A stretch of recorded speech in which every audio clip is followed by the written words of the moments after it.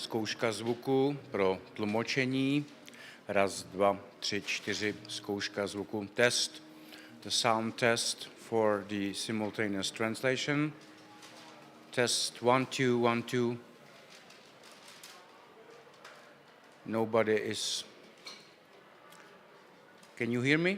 Slyšíte mě? 1, 2, 3, 1, 2, 3. Paní ve francouzské kabině. No jo.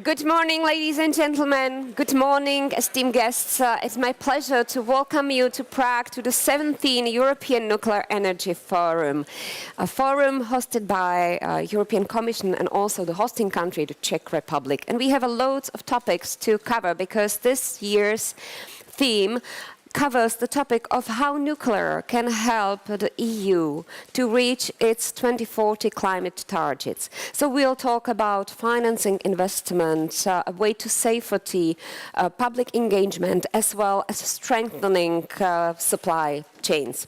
We know that the energy sector is expected to fully decarbonize shortly after 2040. That will happen by using renewables, nuclear efficiency in energy consumption, and also new technologies such as carbon capture. And right now, nuclear energy globally provides about 10% of electricity and almost a third of low carbon electricity. And if we succeed and expand its capacity, nuclear could help avoid up to 70 gigatons of CO2 emissions by 2050. That's a huge step towards net zero. But today's discussion comes in challenging times because in the last 2 decades, there hasn't been any big new build nuclear project built in Western countries. So many countries nowadays face delays and significant cost overruns. It's mainly because there are no experience. We lack people, we lack even financial model because in the last 20 years, the energy market got liberalized and we don't have the financial models for such a big investment for today's reality. So we will look for that as well. And we will talk about new technologies, which is obviously small modular reactors as well, because it holds great promise, expected to come online by early 2030s, offering lower cost and flexible nuclear solutions. So we'll focus on those as well. We have the whole day ahead of us to discuss the most up-to-date topics, but first, let's open the 17th European Nuclear Energy Forum properly, and it's a task for our special guests. It is a tradition that this meeting is opened by the top representative of the hosting country, and it is my pleasure now to introduce the Prime Minister of the Czech Republic, Petr Fiala, who sent us a video message. Milí přátelé, mám velkou radost, že vás mohu pozdravit na další. Dear friends, I'm happy to be able to welcome you to another European Nuclear Energy Forum. I am sorry I cannot meet you in person, but at least I can greet you through this short video. Every year it is a great opportunity to have a look how we proceeded in supporting and developing nuclear energy, and the changes are really great. They are huge. Last year and even before that, I spoke about two topics. The first one being the efforts to restructure the European regulations and maintain fair conditions for nuclear. And we have done a lot of work. We have done a great job. Nuclear is a recognized and supported source in our European taxonomy. The structures have been changed recently, which was confirmed by the nuclear summit, which I also attended. The second topic I used to speak about was the tender for the completion of the Dukovany nuclear power plant, a project which is essential for our energy security and energy independence. And this year we have succeeded, and moving forward we selected our preferred supplier, the KHNP Korean company, and we also decided about a parallel completion of 2 new units. These are huge successes, but not everything has been done, not everything has been completed, because these goals which we have achieved open up a huge amount of new opportunities. The Czech companies have a chance to participate in the completion of Dukovany up to 60%, but they should not consider this automatic. Our government and I personally, we are doing everything to accomplish that, to accomplish the fact that Czech companies may participate, but only those that will provide the most sophisticated technologies for good price. But also the state must make every effort to achieve everything which is being offered by the nuclear energy. So we need to enforce and strengthen our infrastructure and energy grids, but also we need to develop a training system to prepare enough skilled and competent experts. Another goal that we are supporting is the development of the newest nuclear technologies, especially the modular reactors, which is important not only for the Czech Republic, for Europe, but for the whole world. Our company is negotiating with the Rolls-Royce company, and we are on a good way to achieving a strategic partnership. After 30 years, this system in the Czech Republic will grow, and the capacity of nuclear power plants will grow 2.5 times, and it would be a big error to ignore these opportunities. And this will help developing also other areas like hydrogen, health system, or space industry. It is a chance for further growth, for going towards clean energy, and also a chance for a complete restructuring, transformation of our economy. So in this way, we need to view our current steps and the memoranda which we are just negotiating or concluding.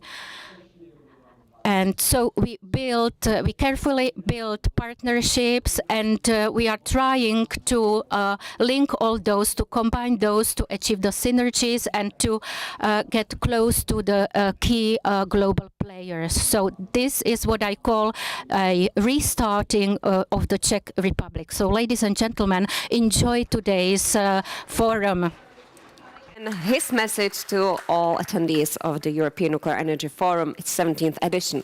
And as we heard, also Czech Republic is going through the process of building a new nuclear power plant, but it's all about cooperation. And I'm happy that I may invite now to the stage the Minister of European Affairs of the Czech Republic, Mr. Martin Dvořák, and ask him for his opening remarks.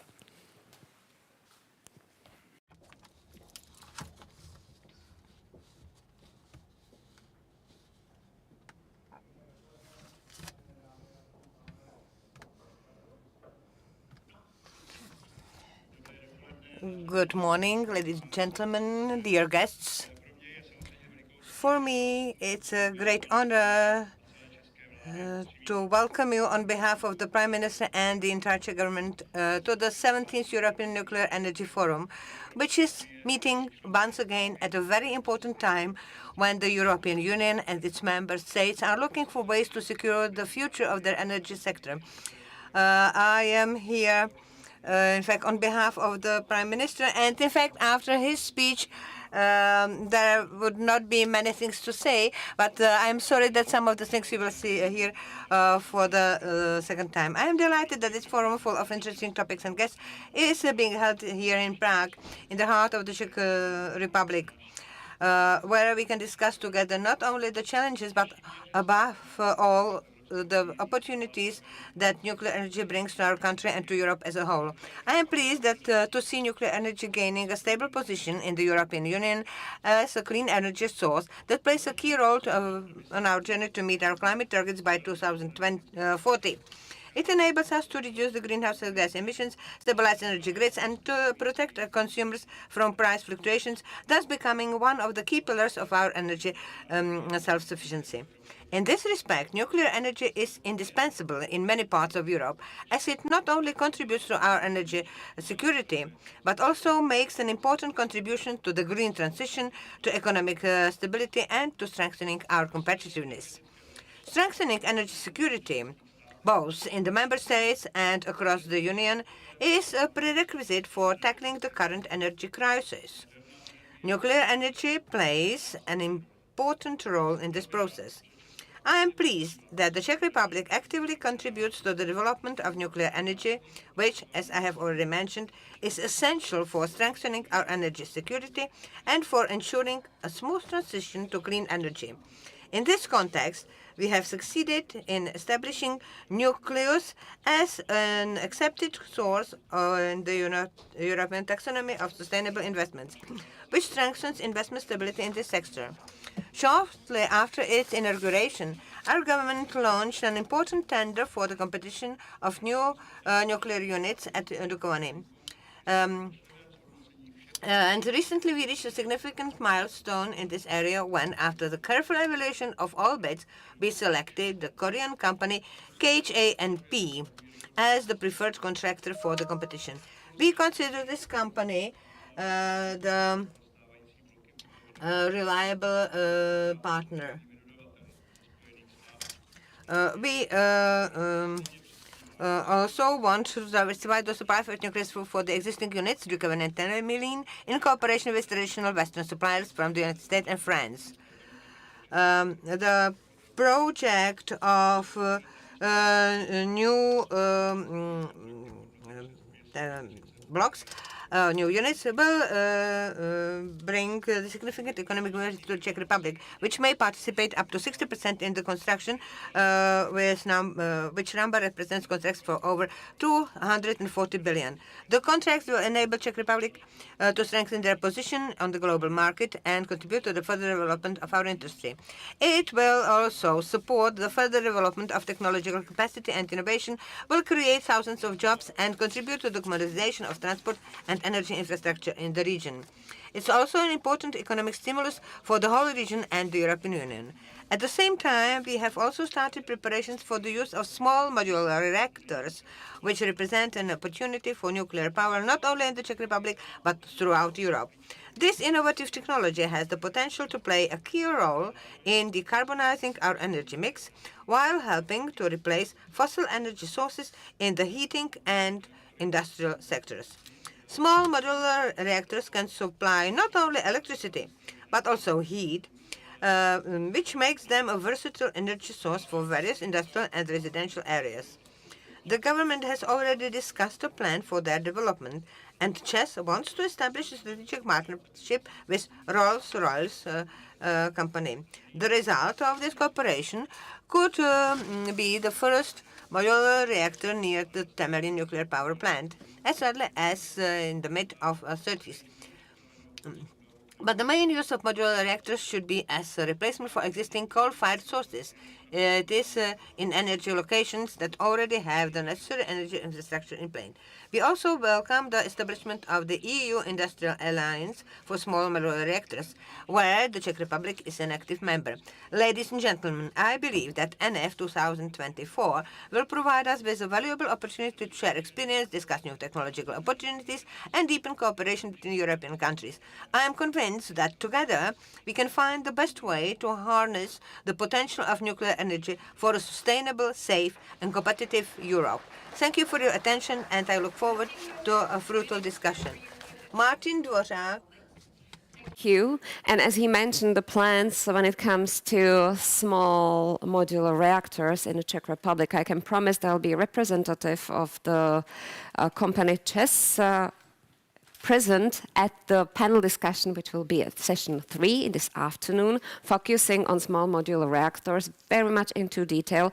So if you're interested in that one, you definitely shouldn't miss the session 3. But now, as NF is a forum that meets every year alternatively in Prague and Bratislava, and that since 2007, when it was founded, we also have a video message from the Prime Minister of Slovak Republic, Mr. Robert Fico. Vážené dámy a páni, ctení hostia, kolegovia, dovolte mi, aby som vás všetkých aspoň touto formou. Ladies and gentlemen, distinguished guests and colleagues, allow me to welcome you all at least in this forum to the 17th European Nuclear Energy Forum. I am very pleased that the Slovak Republic, together with our partners, has once again been able to co-organize this prestigious event, the importance of which is demonstrated not only by the number of participants and the extremely distinguished guests, but also by the topics and importance of the topics that NF deals with every year. At the same time, I would like to apologize that I am unable to attend the forum this year due to my important visit to South Korea. The development of nuclear energy is gaining momentum not only in the Slovak Republic within Europe, but also in the global context. I consider the development of international relations and cooperation with countries that have great experience in the field of nuclear energy to be the strategically important step. Nuclear energy is a proven contribution not only to the energy security, the stability of energy system, and ensuring the availability of energy resources, but is also in line with the decarbonization policy to which we have committed ourselves within the EU. We are currently witnessing widespread climate anomalies. In this context, the development of nuclear is seen as the sensible, pragmatic choice that will contribute to mitigating the effects of climate change. This is also confirmed by the conclusions of many international forums, including COP28, which was held in Dubai last year. I am pleased that the EU's position in this regard is also developing positively. There is no doubt that the European Nuclear Energy Forum has developed into an inclusive format since its inception in 2007, and its popularity places it among the discussion platform for transparent, expert, and factual dialogue on the most topical issues in the field of nuclear energy, which plays a key role in the energy policies not only in our countries, but is currently resonating positively throughout the EU and also globally. The Slovak Republic is a leader in nuclear energy. Slovakia is the second country with the highest share of electricity production from nucleus. Thanks to nucleus, we are among the top 7 countries with the lowest carbon footprint in the EU. Currently, almost 90% of electricity production in Slovakia is carbon-free. In 2023, we started up the 3rd unit of Mochovce nuclear plant. We are preparing to launch the 4th unit of this power plant. After the startup of Unit 4, Slovakia will become an electricity exporter. We have been successful in obtaining 2 grants from the US government to examine sites and options for the use and implementation of small modular reactor technology in the conditions of the Slovak Republic. And we are preparing a concept for the construction of a completely new nuclear power plant. Slovakia is ready to share its experience and know-how in the international arena, and the Nuclear Forum is one of these opportunities. I would like to declare once again, at the conclusion, my strong support for nuclear energy and its peaceful use. I wish this event that it runs successfully, and I believe that the discussions will bring the necessary benefits and will inspire the work of EU member states leaders in the coming period. Heard he's recently visiting South Korea, which is also a topic for nuclear because that's another cooperating country. But I have the pleasure to welcome here the Deputy Prime Minister of the Slovak Republic, Petr Kmec, and ask him for his welcoming remarks.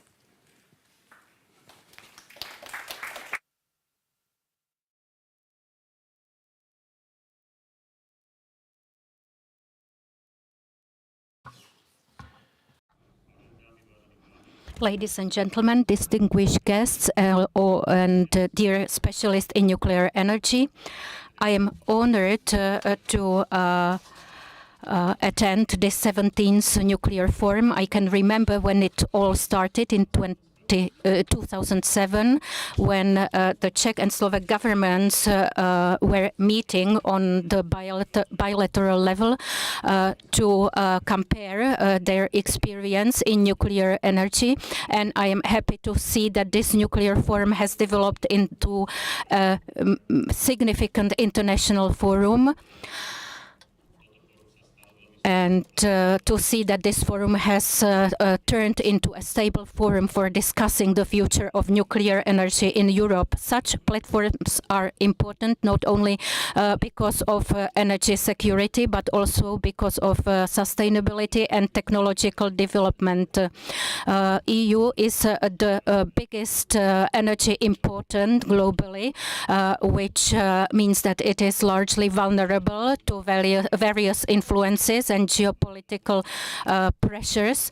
Therefore, we have to focus on clean and also stable sources such as nuclear. Recently, the importance of nuclear energy, not only in Slovakia but in the whole of EU, has becoming more and more clear. Slovakia is producing 62% of its energy in nuclear power plants, being the second biggest producer after France in Europe. Currently, we have 5 nuclear reactors in Slovakia, and last year we have commissioned the 3rd unit in the Mochovce power plant, and we are finalizing our 4th unit. At the same time, we are preparing the construction of a new nuclear source in Jaslovské Bohunice. All the projects which we are preparing are important for our energy security, but also they represent a signal or a symbol of the Slovak Republic's contribution to our independence. Thanks to nuclear energy, the energy mix of Slovakia is one of the cleanest globally. Also, we are increasing the contribution of low carbon sources. It is in Slovakia at the level of about 80%, and as such, we rank among the top 7 countries in the EU. As the implementation of these sources in Slovakia are shared within the knowledge sharing projects, we want to share our experience, including expertise in phasing out nuclear operations, where 99% of all the metal materials get into the environment. So the issue of clean decommissioning processes is very important. We have also mentioned the small modular and advanced modular reactors, which represent a new way towards solving the performance or capacity regulation, and also tackling the issue of spent fuel. We are also investing a lot in investment and research, and therefore we can keep our energy on a high level technologically. We also need to attract the capital needed to execute our nuclear projects, and because of that also nuclear diplomacy is very important to establish partnerships globally, and therefore our Prime Minister is visiting South Korea. Private investment in nuclear projects can be strengthened or supported by banks by implementing guarantees or including nuclear in the European energy models. Currently, these are not covered by the European Regional Development Fund or Invest EU or Innovation Fund, and this is a great obstacle for those countries of the EU who want to develop nuclear sources in their energy strategy and strategy of decarbonization. We are part of the group of countries friendly or nuclear friendly, and therefore we want to make effort for nuclear energy to be recognized by the EU.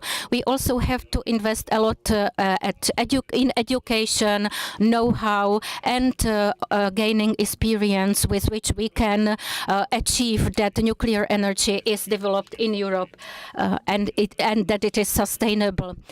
Nuclear energy is probably the top regulated one, but at the same time there are small projects or smaller projects in the individual regions and countries, but they often have to face the not in my backyard aspect, and therefore we have to tackle these worries of the local people. Nuclear energy should not be the one to separate the experts from the public and to create fear. We have to achieve compromise, which will be the best for our people, while at the same time following the European principles. So, and for that, diversity is important too. So, by way of conclusion, I would like to thank all those who have been involved in the organization of this event, and also I would like to say that we will be looking forward to the next year in Bratislava. And also I would like to extend my thanks to all those who are involved and participate in the development of nuclear energy. And I believe an event like this can contribute to achieving sustainable, safe and clean energy. Thank you for attention. Peter Kmec, Deputy Prime Minister of Peter Kmec. Invited to the 18th European Nuclear Energy Forum that will be held next year in Bratislava. Thank you for that. And we are getting to session 1. We are discussing here how the nuclear energy could help with meeting the 2040 EU climate target, but also the energy and industrial targets. Or even the Mario Draghi's report underlines nuclear energy's task or contribution to reducing greenhouse gas emissions and talks about it as a stable and reliable baseload power. And energy is a base for competitive Europe, for competitive industry. So we need to do something there, because as we can read in the Draghi's report, the situation with the competitiveness in Europe is deteriorating since early 2000s. A topic for our session 1 and for its panel moderator, I would like to invite here Massimo Gariba, Deputy Director General of DG ENER of the European Commission, who will be moderating the first session. And I would also like to welcome his guests, Mr. Tomáš Ehler, Acting Director General of Nuclear Energy and New Technologies section of the Ministry of Industry and Trade of the Czech Republic. Mrs. Evelina Penková, Vice Chair, ITRE Committee, the Industry, Research and Energy Committee of the European Parliament. Also, Baiba Miltovića, President of the 10th section, the Transportation, Energy, Infrastructure and Information Society section of the European Economic and Social Committee. Welcome. And Markus Rauramo, President and CEO at Fortum and Vice President of Eurelectric Association representing European electricity industry. Welcome, and Massimo, the stage is yours. Thank you very much. Good morning to everyone. It's nice to see a filled room, as usual.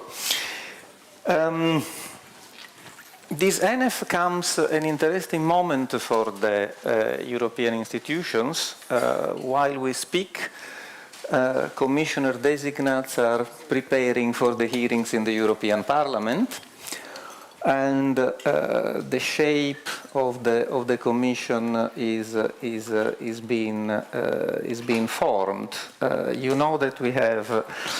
For the energy portfolio, we have a nominee commissioner, is Mr. Dan Jorgensen from Denmark, and he has an interesting mandate, you know, bring down energy prices, invest in clean energy, and ensure that Europe cuts its dependencies. I think that these are points that this panel may want to look at if we want to see things in the optic of the 2040. Draghi report was mentioned. Draghi report is also, looking at energy as indeed an engine for competitiveness of this continent. And what he says we need massive deployment of clean energy sources with low marginal generation costs, such as renewables and nuclear.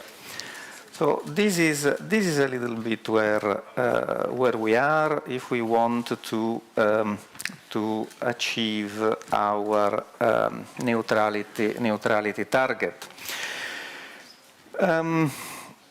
There is an increasing interest in nuclear energy. We have all witnessed that. We've seen the summit, Nuclear Energy Summit in the month of March, organized by the Belgian government and the IAEA, with lots of high-level presence. But, you know, to counterbalance this enthusiasm, there is the reality on the field. There are some new power plants which are going online, but it's not exactly what it should be if you want to have a massive regeneration. So let me recall also what the Commission President said in March, which is very dear to my heart, is that the main job of industry, and I'm looking around to a few people that know that I always say this, but I will say it again, the main job of industry is actually to build to cost and time. This is very important, and this is what I think we are all looking forward to in order to ensure that we can move forward in all this. It is true that there are barriers to development of nuclear energy, but it is also true that we have moved quite a bit. We had the Taxonomy Delegated Act. We had the electricity market reform that also, you know, I think I can thank Thomas for all the work that the Czech presidency did on this file. We have also the Net Zero Industry Act that includes nuclear technology and the training, which is quite an important part of it. And let me stress that this incoming Commission is also looking into a clean industrial deal. And this is where I think the industrialization, let me say, of the work that has been done in the Green Deal in the past 5 years can actually open additional opportunity for this industry. Nevertheless, I think it's important to recall a few key principles. The first one that I would like, that is very near to my heart, is the fact that we have developed in the past decades a Euratom legal framework, which is dedicated to safety and security, and is of the utmost importance that whatever is done with this technology is using the highest standard of safety, radiation protection, safeguards, and safe management of spent fuel and radioactive waste. This is, I think, the first prerequisite. The second is that we need to keep our eyes extremely open to ensure that we do not create new dependencies, and that we have all the time the possibility to choose our sources throughout the value chain of the industry. And this is important when it comes to the other hype that there is now in this industry, which is small modular reactors. The first small modular reactors that will come to this continent, I very much hope by 2030, most likely will not come from the EU. And this implies that if this has to be an industrial success for this continent, we need to have local supply chains that are actually able to ensure that there is local knowledge, local manufacturing capacity, and therefore local jobs. We have acted from the Commission. We have set up the SMR Industrial Alliance, which has received, I would say, an outstanding level of interest, with more than 300 companies that have applied to be there. I'm not shy to say that we didn't expect even 100, so it is actually an excellent result. Projects are being selected at this stage, but again, the proof of the pudding will be that the projects which are associated with this alliance have to be realized quickly, and as I said, by 2030. So this is what I wanted to say in order to set the scene. We have a very nice slide out of distinguished guests in these panels. Let me start with Tomáš. You, through the Czech Republic, have contributed quite a bit consistently to the energy forum. We have lived through an energy crisis, which may be subsidizing a bit now, but I think that we are still on the edge to see what happens with security of energy supply, restoring European energy sovereignty, and ending dependencies. So we have responded from the EU with Repower EU, for example, but member states and industries are still facing increased global competition. So can you tell us how factors such as competition in the global energy sector, decarbonization targets, security of supply, or your country's industry situation were taken into consideration? Thank you, Massimo, and good morning to everybody, to the Deputy Prime Minister, dear colleagues. Thank you for the floor. Actually, the ladies should start, but I will perhaps, in the first intervention, I will not remain general because we have the major paradigms and targets we have heard by our members of government. So let me pick up a few cherries and underpin where we are and what's important, having this 2040 framework on mind.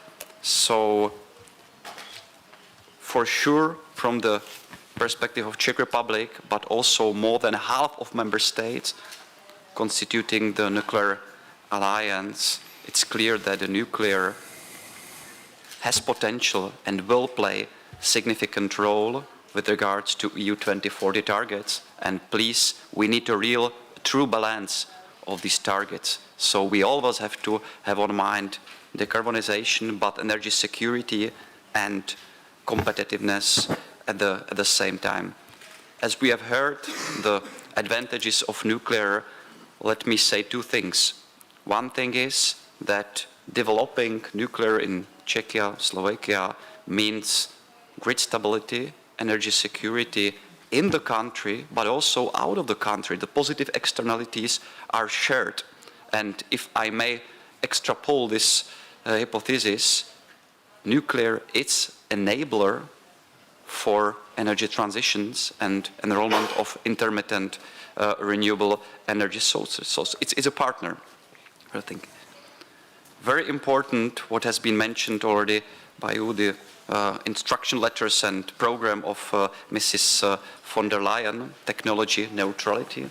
That means level playing field and really fair conditions. I perhaps use the idiom of the parallel. We have for many years said nuclear is like Cinderella, hardworking but disregarded.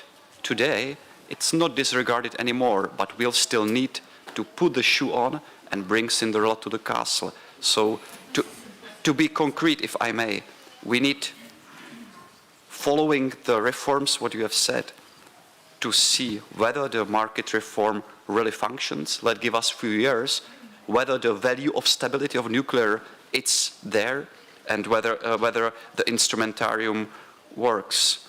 We definitely need fair financing options. I think this is a must. Any new EU fund supporting scheme needs to be nuclear eligible.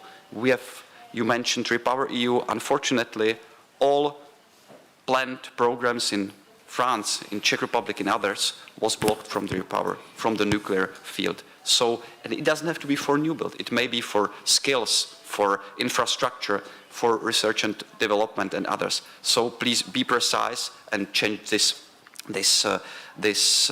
paradigm. For the industrial competition, it's clear. We see that in the competition, in the final energy and especially final electricity prices, Europe is not competitive anymore as we would like to. So this is the role for nuclear.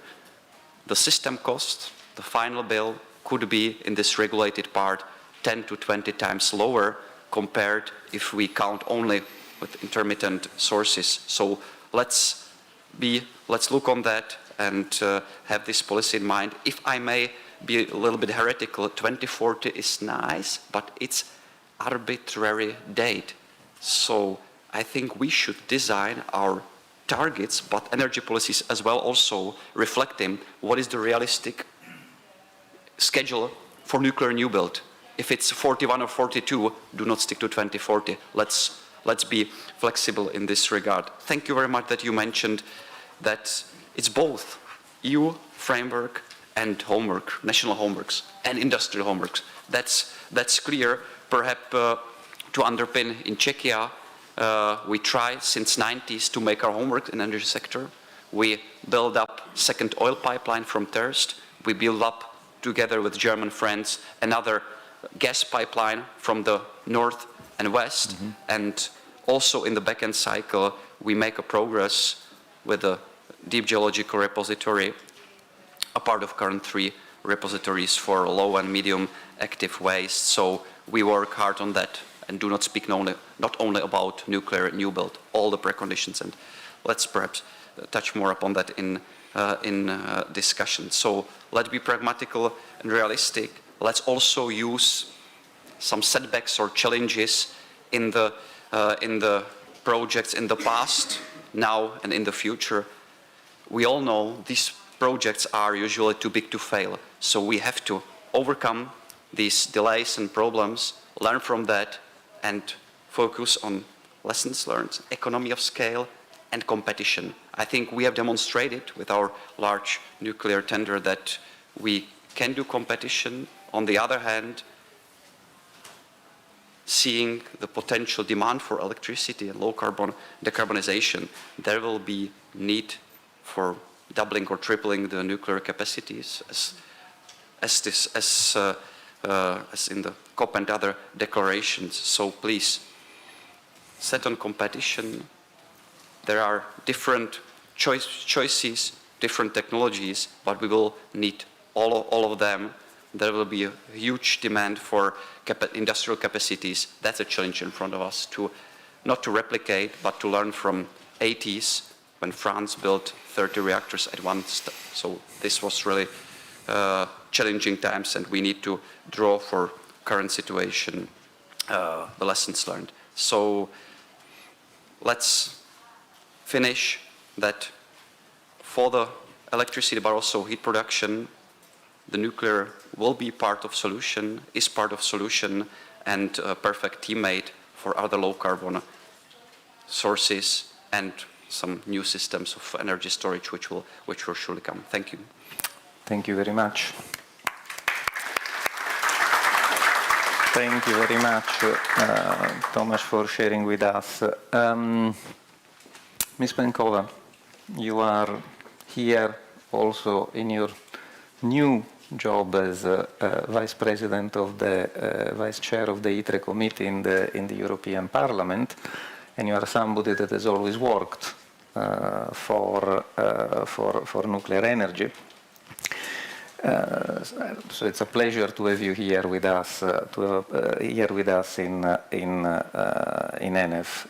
I think that what we are hearing is that we need to use all possible ways to decarbonize, to increase competitiveness, to increase security of supply, and so on. Do you think that we are doing enough in the EU as of today? Thank you, Massimo. Dear Deputy Minister, dear colleagues, guests, the short answer to the question is we've done a lot. It's definitely not enough, and we still have a lot more to do. So I think it's not going to surprise anyone by saying that probably the path of the last mandate of the legislators was a bit too ambitious when we were saying that we should be the global leader in the climate transition by solely relying on renewable energy. This is an impossible task. So it's been already very clear that we need all available, safe and mature technology if we want to achieve that climate neutral industry, climate neutral energy. So I'm sure that in this legislature of the European Commission and the European Parliament, we are also going to have much stronger voices when it comes to the fact that we should not be picking up the winner of one or another technology and then basing the policies and the legislations around that winner. It should be done exactly the other way around. And I'm sure we've done quite a lot of effort together with the European Commission, even in the last mandate, to make sure that that message is clear, especially in the second part of the mandate. Draghi report was mentioned a couple of times, but he's also pointing out that competitiveness could only be achieved if we follow the technology neutrality principle. Because if you want to be competitive, you should use everything available to pick out which one is the best for a specific region, for a specific country, for our union. So, and nuclear power is, without any doubt, the base load power that can guarantee the stability of the energy and electricity grid in the EU. In addition to that, this is the only energy source that can guarantee long-term, predictable and low prices, both for the consumers and for the industry, and this is key. Of course, it is one of the most innovative technologies. This was already been mentioned in terms of we have a lot of European companies already working on the SMR technologies and the development of that next generations of nuclear power.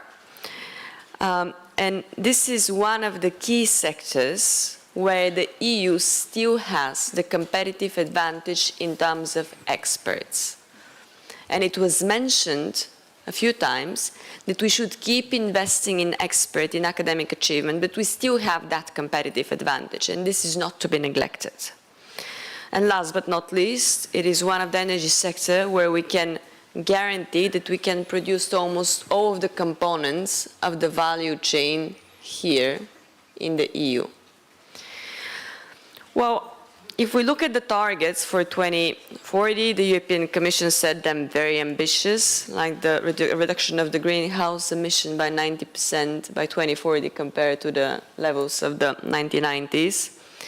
The targets for 2030 are 55%, which basically means that we are left with quite ambitious decade after 2030. And this is also an opinion for a lot of stakeholders from the industry and the energy sector. We cannot achieve those targets without massive investments in baseload power and large nuclear power plants. And don't get me wrong, I think SMRs are useful in this path forward. And we do welcome the SMR, the launch of the EU SMR Alliance. However, if we want to be successful in the heavy lifting we have planned ahead of us, I strongly believe that we will need large nuclear power plants. Of course, that have passed the highest safety standards, because they're going to be the main source. And the supplementary and the complementary could be SMRs, but European economy needs are going to be mostly focused on large nuclear power plants.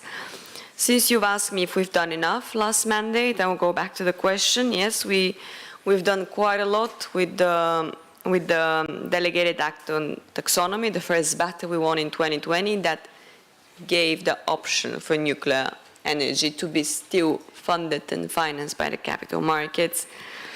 We formed in the first time in the European Parliament a European nuclear support group, where we had united members from all member states that do support the development of nuclear energy.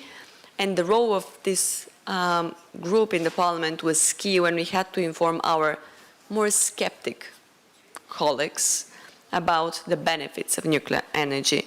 The Net Zero Industry Act laid the foundation of the future investment in the nuclear supply chain, but now we have to see how the Clean Industrial Deal would answer the biggest question and the biggest challenge, which is financing. So what I'm hoping to see in the next mandate of the European Commission and the European Parliament is really that strategic thinking about allowing EU dedicated strategic funding that would help and support the development of the nuclear technologies in the EU. Still very sensitive topic, but quite needed. Thank you. Thank you very much. Thank you very much, Ms. Penkova. Now, let's move on. Ms. Miltovic, you are now president of the 10th section in the European Economic and Social Committee. Indeed, you know, we are moving towards the industrialization of the Green Deal, and I think this is at the heart of the work of your committee, the European Economic and Social Committee.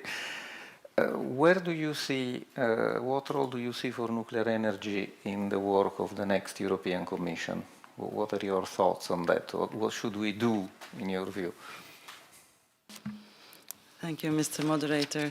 Very good questions. And indeed, good morning, ladies and gentlemen, and the Prime Minister, Deputy Prime Minister. It is really a pleasure, already third year in a row, to participate in the NF meetings. And I really support the idea, since I'm not very new in this position. It's already 4 years, so it's a bit time ahead, but behind. And actually, in the beginning already, when I started my mandate, I initiated idea that energy mix is up to each member state's choice, geographical, historical, and many other aspects.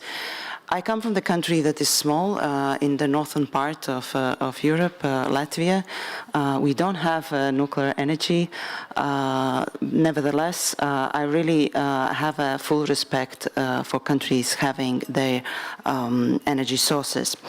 Yes, you said rightly that in the last mandate, legislators adopted really quite ambitious targets, and actually there were a lot of initiatives that are now on our tables because we need to embed them in national legislation, and in many cases this creates a lot of challenging lessons for the industry, but also for the trade unions and many other civil society organizations. I represent an organization that is European Economic and Social Committee, and there are 329 members from businesses, from trade unions, and also other civil society organizations, including environmental, consumer organizations, and many other organizations that are there. Of course, we understand that there are ambitious climate targets adopted in the last mandate, but we also realize that this will be really very demanding to achieve these targets. We will need policies to ensure the competitiveness of European industries and viable paths towards a just transition through utilizing all zero and low carbon technologies cost effectively. Of course, these targets should be linked with the aim to build stronger economy, increasing European energy security and providing high quality jobs. Nuclear power is undeniably important piece in the energy mix of the European Union, responsible for generating 23% of our electricity. There were numbers about worldwide, so in Europe the share is even 23%. As we build our path towards decarbonization, nuclear is bound to have significant role in several member states, particularly in the electrification of our economy. In addition to energy, nuclear technologies are also crucial elements of Europe's Beating Cancer plan. We adopted recently opinion on radioisotopes and activity that is closely followed by ESC, and we are supporting a lot of stakeholders in this regard. It was introduced yesterday in my colleague Alenas Mastantuono speech, and also I'm really pleased that we have very good members working a lot on these topics. To maintain the competitiveness and sustainability of our nuclear industry, which have a fundamental transitional role, achieving the climate targets, a number of initiatives are in place, like Net Zero Industry Act, European Industrial Alliance on small modular reactors, and possibly the upcoming Clean Industrial Deal. We need to turn attention also to radioactive waste management, and therefore we are really proud that Joint Research Center, European Joint Program on Radioactive Waste Management, EURAD-2, already agreed with us to work for the next 5 years to collecting civil society views about radioactive waste management. Even the countries that are not having nuclear power plants and nuclear waste, they are producing nuclear waste from the hospitals, polyclinics, and many other operations. So this is very important to turn attention, civil society organizations' attention to this decision-making regarding radioactive waste management. We need to look at ensure safety of disposal that is a key to circular economy and increase economic sustainability of the industry. Nevertheless, technological neutrality must remain a priority. It is important to avoid focusing too narrowly, promoting certain technologies. We saw with solar energies that are expanded a lot, and actually each individual after energy crisis tried to find a solution to integrate solar energy. And we see also negative prices of this consequence.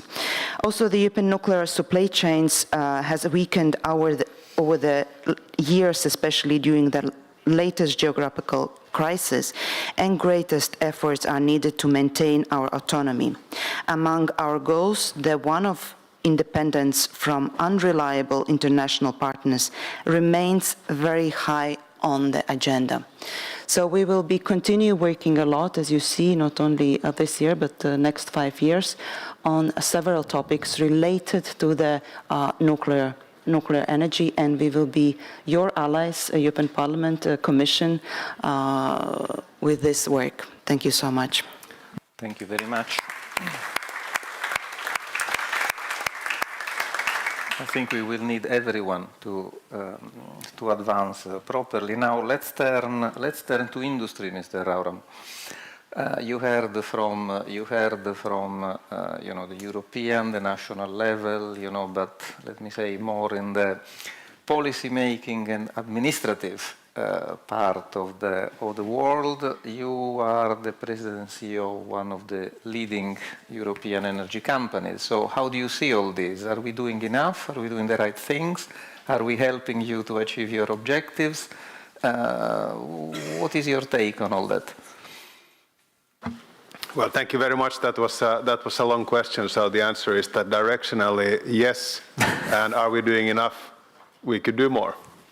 But I'll elaborate a little bit. So I start with saying that I'm really happy that the chair recognized the importance of safety, safe operations, which are the foundation for public trust and confidence. That is something that I think we all cherish every day. So that is the foundation of what we are doing.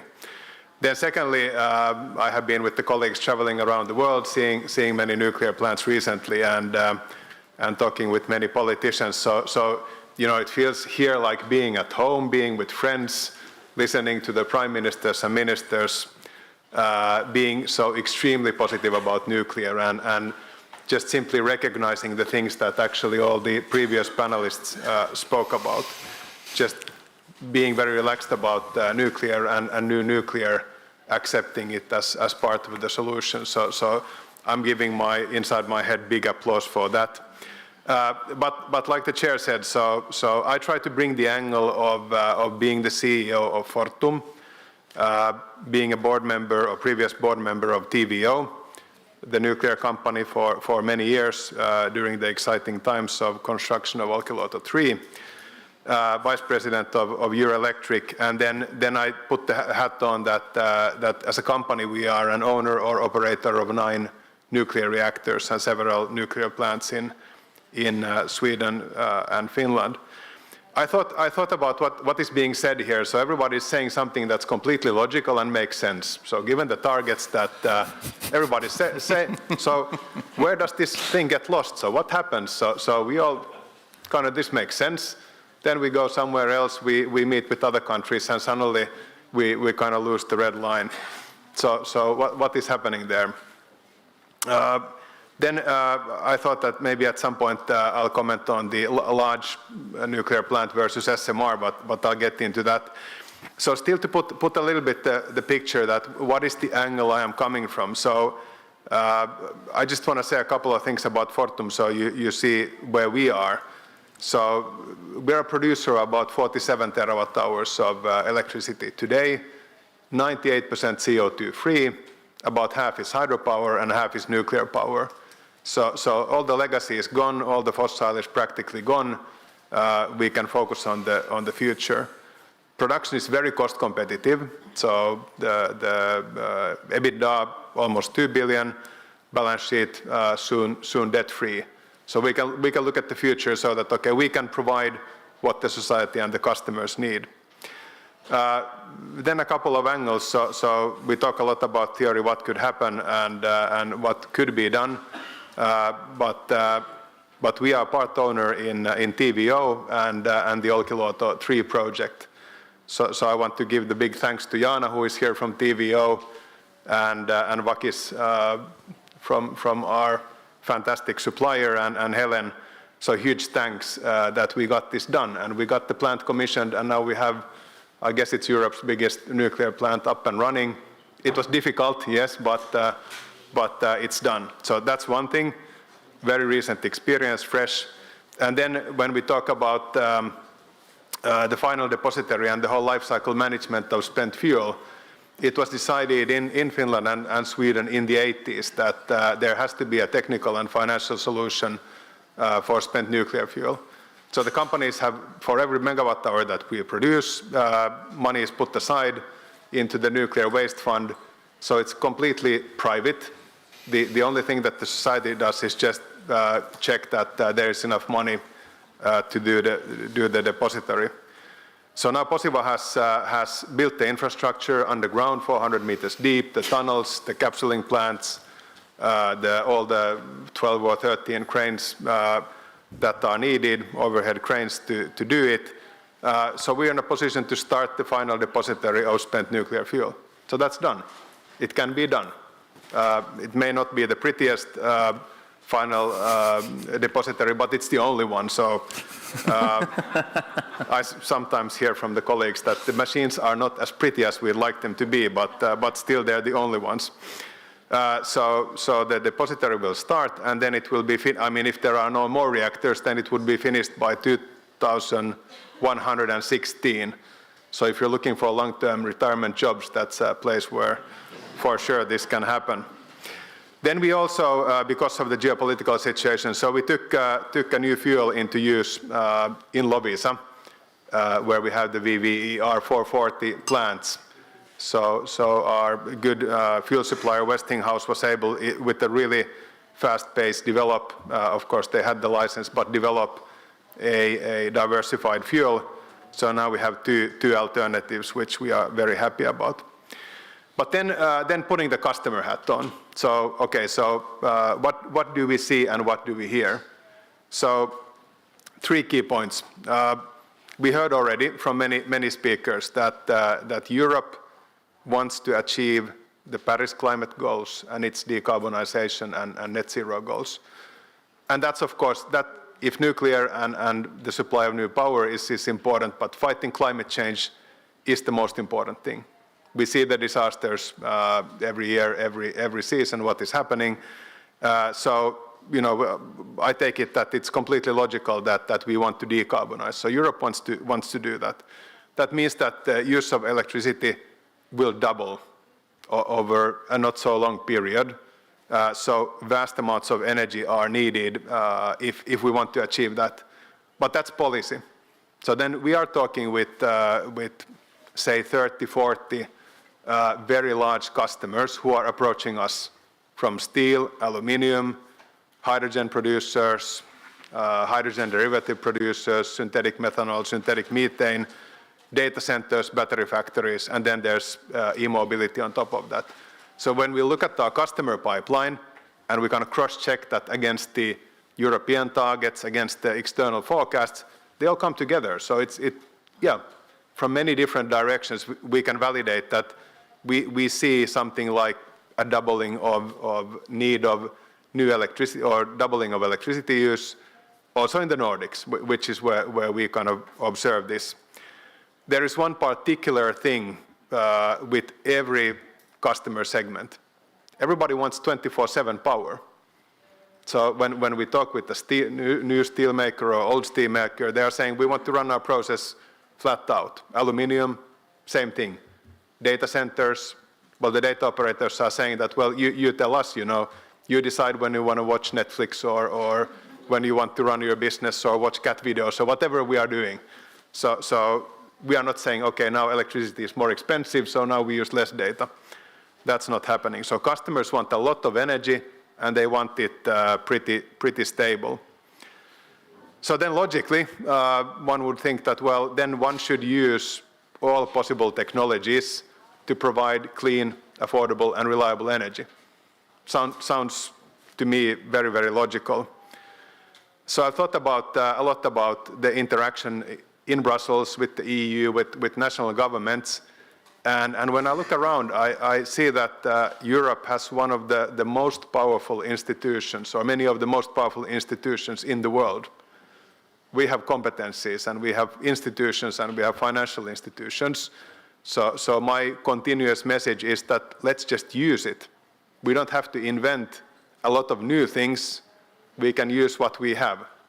And that's where my kind of cognitive problem is, that I don't quite see where this message gets lost. And that is what I'd like to bring to kind of into your thinking a little bit today, that, okay, so I think if we spend the day here, we'll all kind of see that we all think alike. So the question is, what can we do to bridge the gap and nudge people to move? And then it's a real issue, because if you look at US, if you look at China, if you look at other regions in the world, they are pushing ahead. They are using their financial firepower. They are using their institutions. They are educating, investing in R&D, and doing the work that we could be doing. But here I see, of course, complete resolve, that everybody is completely aligned with the messages. But these 3 points: Europe wants to decarbonize, customers need a lot, and they need 24/7 clean power, and we have the power and we have the institutions.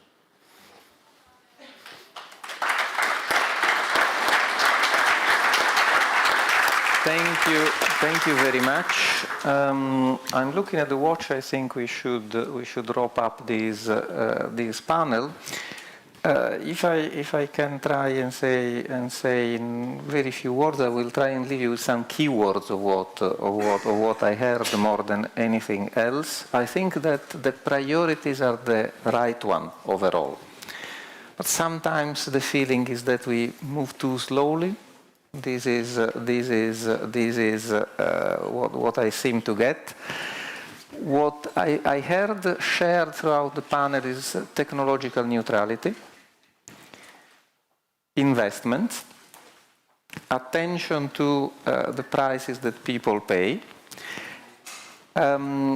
I heard something about large and small reactors. I mean, I have the feeling that there was some opposition there between the two. I think that rather than opposition, there should be synergy, because they might actually fill different category of needs. Both in terms of applications, like industrial applications, like balancing the network and so on, rather than being fully dedicated to production like larger units. And then I heard about social responsibility, which means safety, waste management, I heard about Oncalo getting online. I think that this will be, in my view, game changer in the perception, and the social perception of how nuclear power can be handled. And of course, the issue of public trust. I mean, everything that we do has to be supported by the people. So with these keywords, I will leave you there, and I think we move to the World Café. Thank you very much.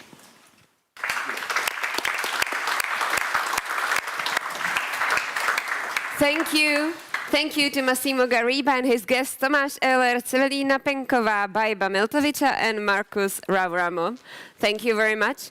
When I've heard Raumus asking where we got lost when we have all the meaningful thoughts and plans, I was just thinking that probably the problem is that loads of the people think that the electricity comes out of the wall, and they don't care what's behind that. So we have troubles to build new sources, being it nuclear or wind, doesn't matter, but still the people don't accept the building because the electricity comes from the wall, and they already have the wall, so what do they need more? Anyway, as Massimo already said, we are getting to the part where you all be active, and I believe so. We've heard that we need secure, stable, and clean energy to reach our targets, but we face many challenges given there hasn't been any big new nuclear projects built in the last 2 decades. So we like expertise, supply chain, experience, and even financial model. And that is what we'll focus on at our roundtables. We start with so-called impulse statements here in the main hall. That will give us a basis for further discussions within 4 parallel World Cafés. Meaning 4 parallel sessions where all of you will be taking part. You could choose 2 topics because each World Café happens twice, so you will have 40 minutes and 40 minutes, and in between that 5 minutes to changing the room and so the topic. There are no panel speakers or keynote speakers in the rooms. It's only a moderator and a rapporteur to sum up what was said. So it will be about your comments, your insights, your ideas, and your discussion. And I'm very much looking forward to do that because as we've seen in the last 2 editions of NF, it works really great.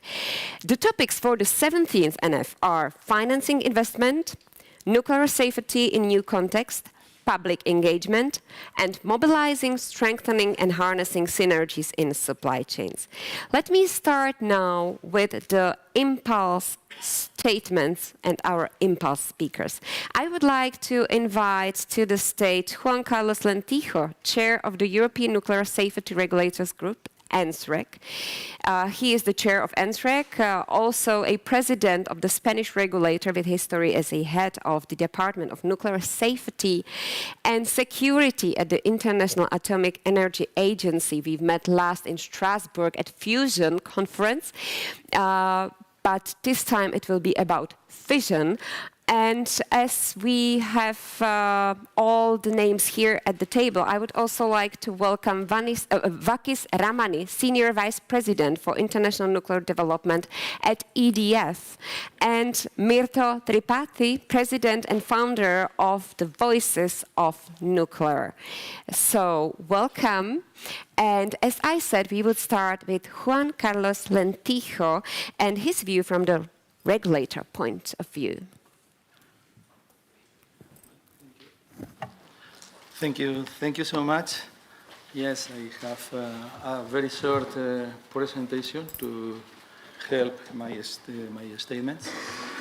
Firstly, thank you so much for having invited me to this 17th European Nuclear Energy Forum in my capacity. Direct to your mouth. Okay, in my capacity, thank you so much. Thank you. Of NSREC chair. In fact, I would like to start with, if you allow me, with a few words, I don't know where to, okay, about NSREC as such. Maybe you are familiar with ENSREG. ENSREG is a European Nuclear Safety Regulators Group.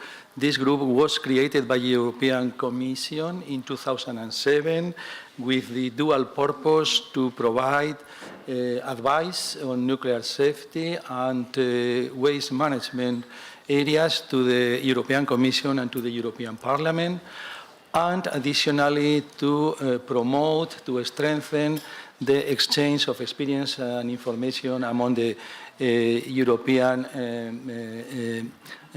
nuclear safety regulators, national regulators. As such, we develop a work program that tries to address our mission through several lines. First one is to support the implementation of the European directives on nuclear safety and on the safety of waste and spent nuclear fuel management. We promoted the stress tests after Fukushima accident and the development of national action plans, both especially for the European Union member states, but also we are doing that to those other countries who are not belonging to the European Union, but voluntarily decided to complete this stress test. We promote also peer reviews. For us, peer reviews are mandatory through the European directives, specifically topical peer reviews, which are focused on specific matters. Now we are in the middle of conducting the second round of these topical peer reviews. In this case, is focused on fire protection. And of course, we promote, as it is mandatory for us, the conduct of IAEA missions, both for the regulatory framework, IRRS, and for waste management, Artemis. We discuss on how to better optimize the, let's say, benefits from completing these missions. Of course, we promote, as it is essential in this sector, our activities in a context of openness, transparency, and communication. Yes, but for any reason, okay, now, thank you so much. And something that we also promote is the ENSREG conferences, which are biennial conferences with the idea to develop opportunities, additional opportunities for strengthen the cooperation and exchange of information among not only the regulators, but also other parties, including the industry, NGOs, and others. Last one was the 7th ENSREG conference that was conducted in Brussels between the 24th and 25th of June this year. It was attended by, more than 200 participants, as I mentioned before, not only regulators, but even the industry, etc. And it was focused on a topic which is fully consistent with the topic of this conference, of this NF conference. It was about responding to the growing interest in nuclear energy. It was developed through 4 sessions. First one about how to continue adapting nuclear regulatory frameworks to the new context which has been created. Second one about capacity and skills. Then we try to address also the challenge imposed by the climate change in our nuclear installations, how this could and is already impacting safety of nuclear facilities. And last but not least, we address the issue of SMRs. Let me just provide an overview, a short overview of the main conclusions we achieved. First one was we confirmed the growing interest in the development of nuclear energy will require regulators to be up to the challenge. We need to follow very narrowly how things are developing and adapt our capacities to be sure that we will deal with it in a very successful way. It's obvious that for doing that, we need to strengthen our staff as regulators, and specifically the education and training of our staff to deal with the new technologies that they will need to deal with in the future. For doing that, as for many other things, we are not isolated. We need the strong support of the governments. It's obvious that the international cooperation among the regulators was identified also as a matter of great interest for that, and specifically also the interaction between regulators and the regulated parties. That means the dialogue between regulator and regulated party is essential to ensure nuclear safety in the future in a way which is commensurate with the risks associated to the new technologies. Climate change was also confirmed as a global challenge, specifically challenging the nuclear safety, so that it has to be addressed in the periodic safety assessment, the periodic safety reviews that we conduct in all our nuclear power plants according to the European directive in a more, let's say, systematic way. Of course, there were some conclusions about SMRs. Fortunately, we could listen carefully to the views both of the industry and the regulators. Regarding the industry, and regarding the Industrial Alliance on SMRs, the industrial sector highlighted their expectation for an importance for pre-licensing activities of these new technologies, as well as their expectation to optimize, it is reduced there, but to optimize the procedures, the licensing procedures, and even the timeline for those processes. Regulators concluded that we should continue interacting with the industry in a sense of early engagement, so that we will be able to better understand the challenges associated to the new technologies in an early phase and be ready to prepare our system to deal with them. And in this area, for example, I would like to share with you that NSREC has already decided to participate in the governing board of the Industrial Alliance as an observer status. But in addition, we are working internally in NSREC to develop our own structure of more detailed interaction with the different topics that need to be addressed. And well, other topics were the traditional ones in our industry, to continue building confidence in the whole industry, in the whole sector, but in particular the regulators, to encourage public involvement in any future development, and to develop a specific training program for the new nuclear workers. I think it's very important to attract young professionals with the appropriate skills, but they will need to be trained in the specific technologies that they will need to face in their professional development. Just to finish, I would like to just express my, I would say, gratitude even to Massimo Garriga in his statement this morning, that given the growing interest for new nuclear technologies, etc., we shouldn't forget that nuclear safety will be always at first, a top priority to ensure sustainability of these technologies. NSREC will continue working to, let's say, address these challenges, and of course we are at the disposal of our clients, licensees, but also the European society, to provide our better, let's say, solutions for this challenge. Thank you so much. Thank you. Thank you. That was Juan Carlos Lendijo from NSREC. And we also have here Rakis Ramani, who leads the international new nuclear development activities for the EDF Group, encompasses the development of new nuclear projects, of international strategic cooperation in the nuclear domain, and of export nuclear technology. So in the last month, he also spent quite a lot of time here in the Czech Republic. But now we ask you for your impulse statements. Thank you very much, distinguished guests, ladies and gentlemen. I'm really honored to have the opportunity to address such a distinguished audience today.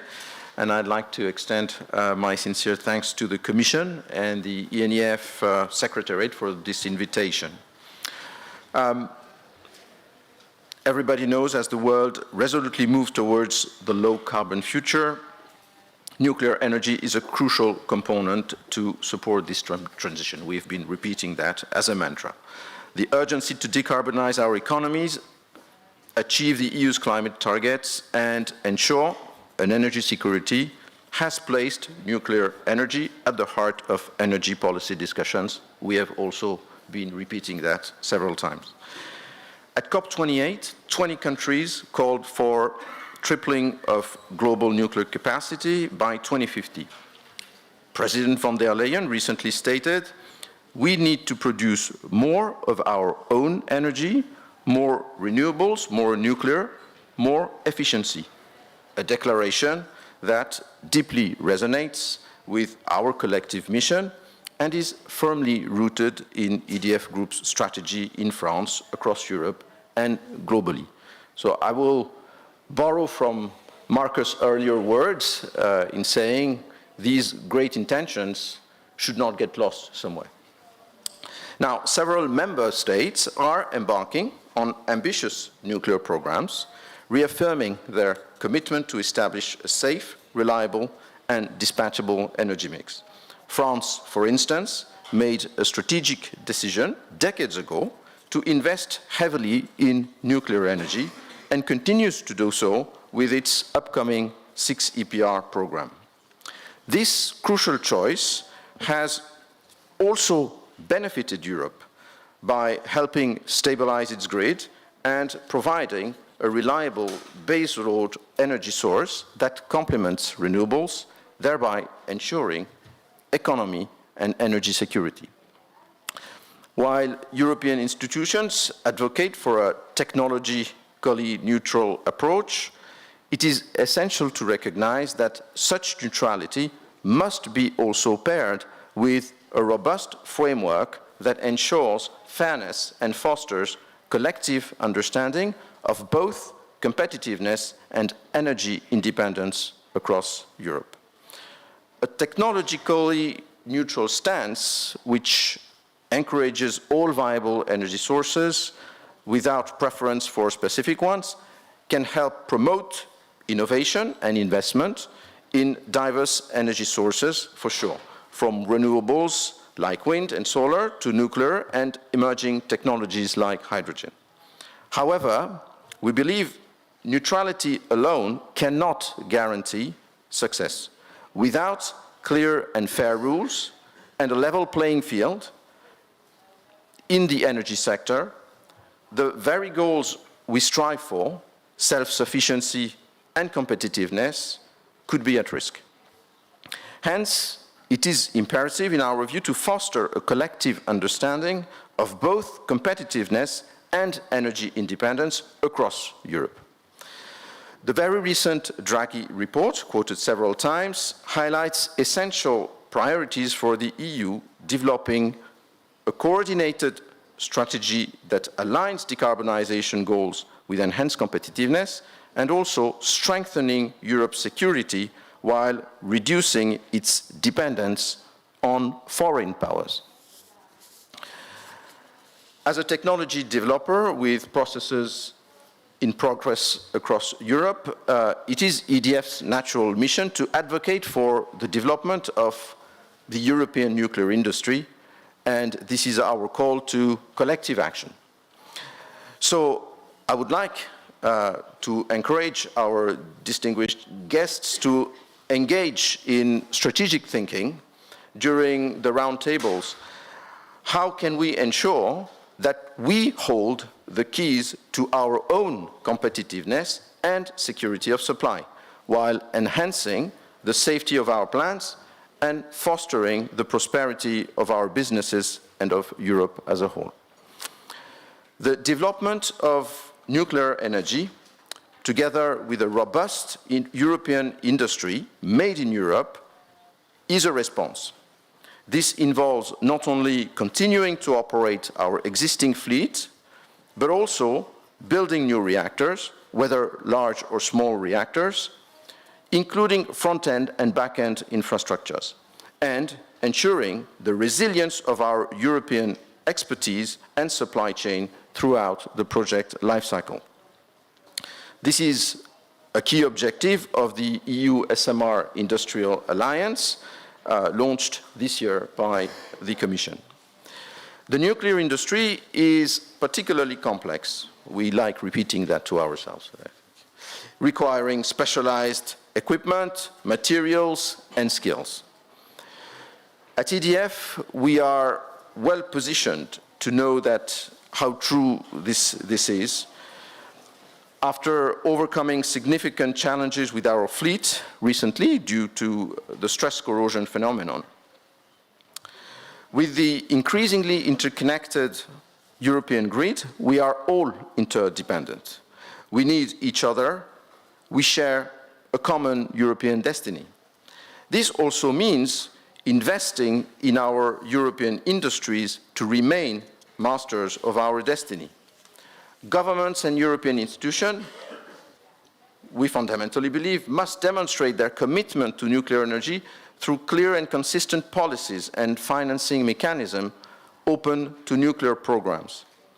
They must support also and invest in upscaling strategies, while the nuclear industry must be ready to invest in modernizing and expanding its capacities. Now, investing in industrial capacity means taking risks.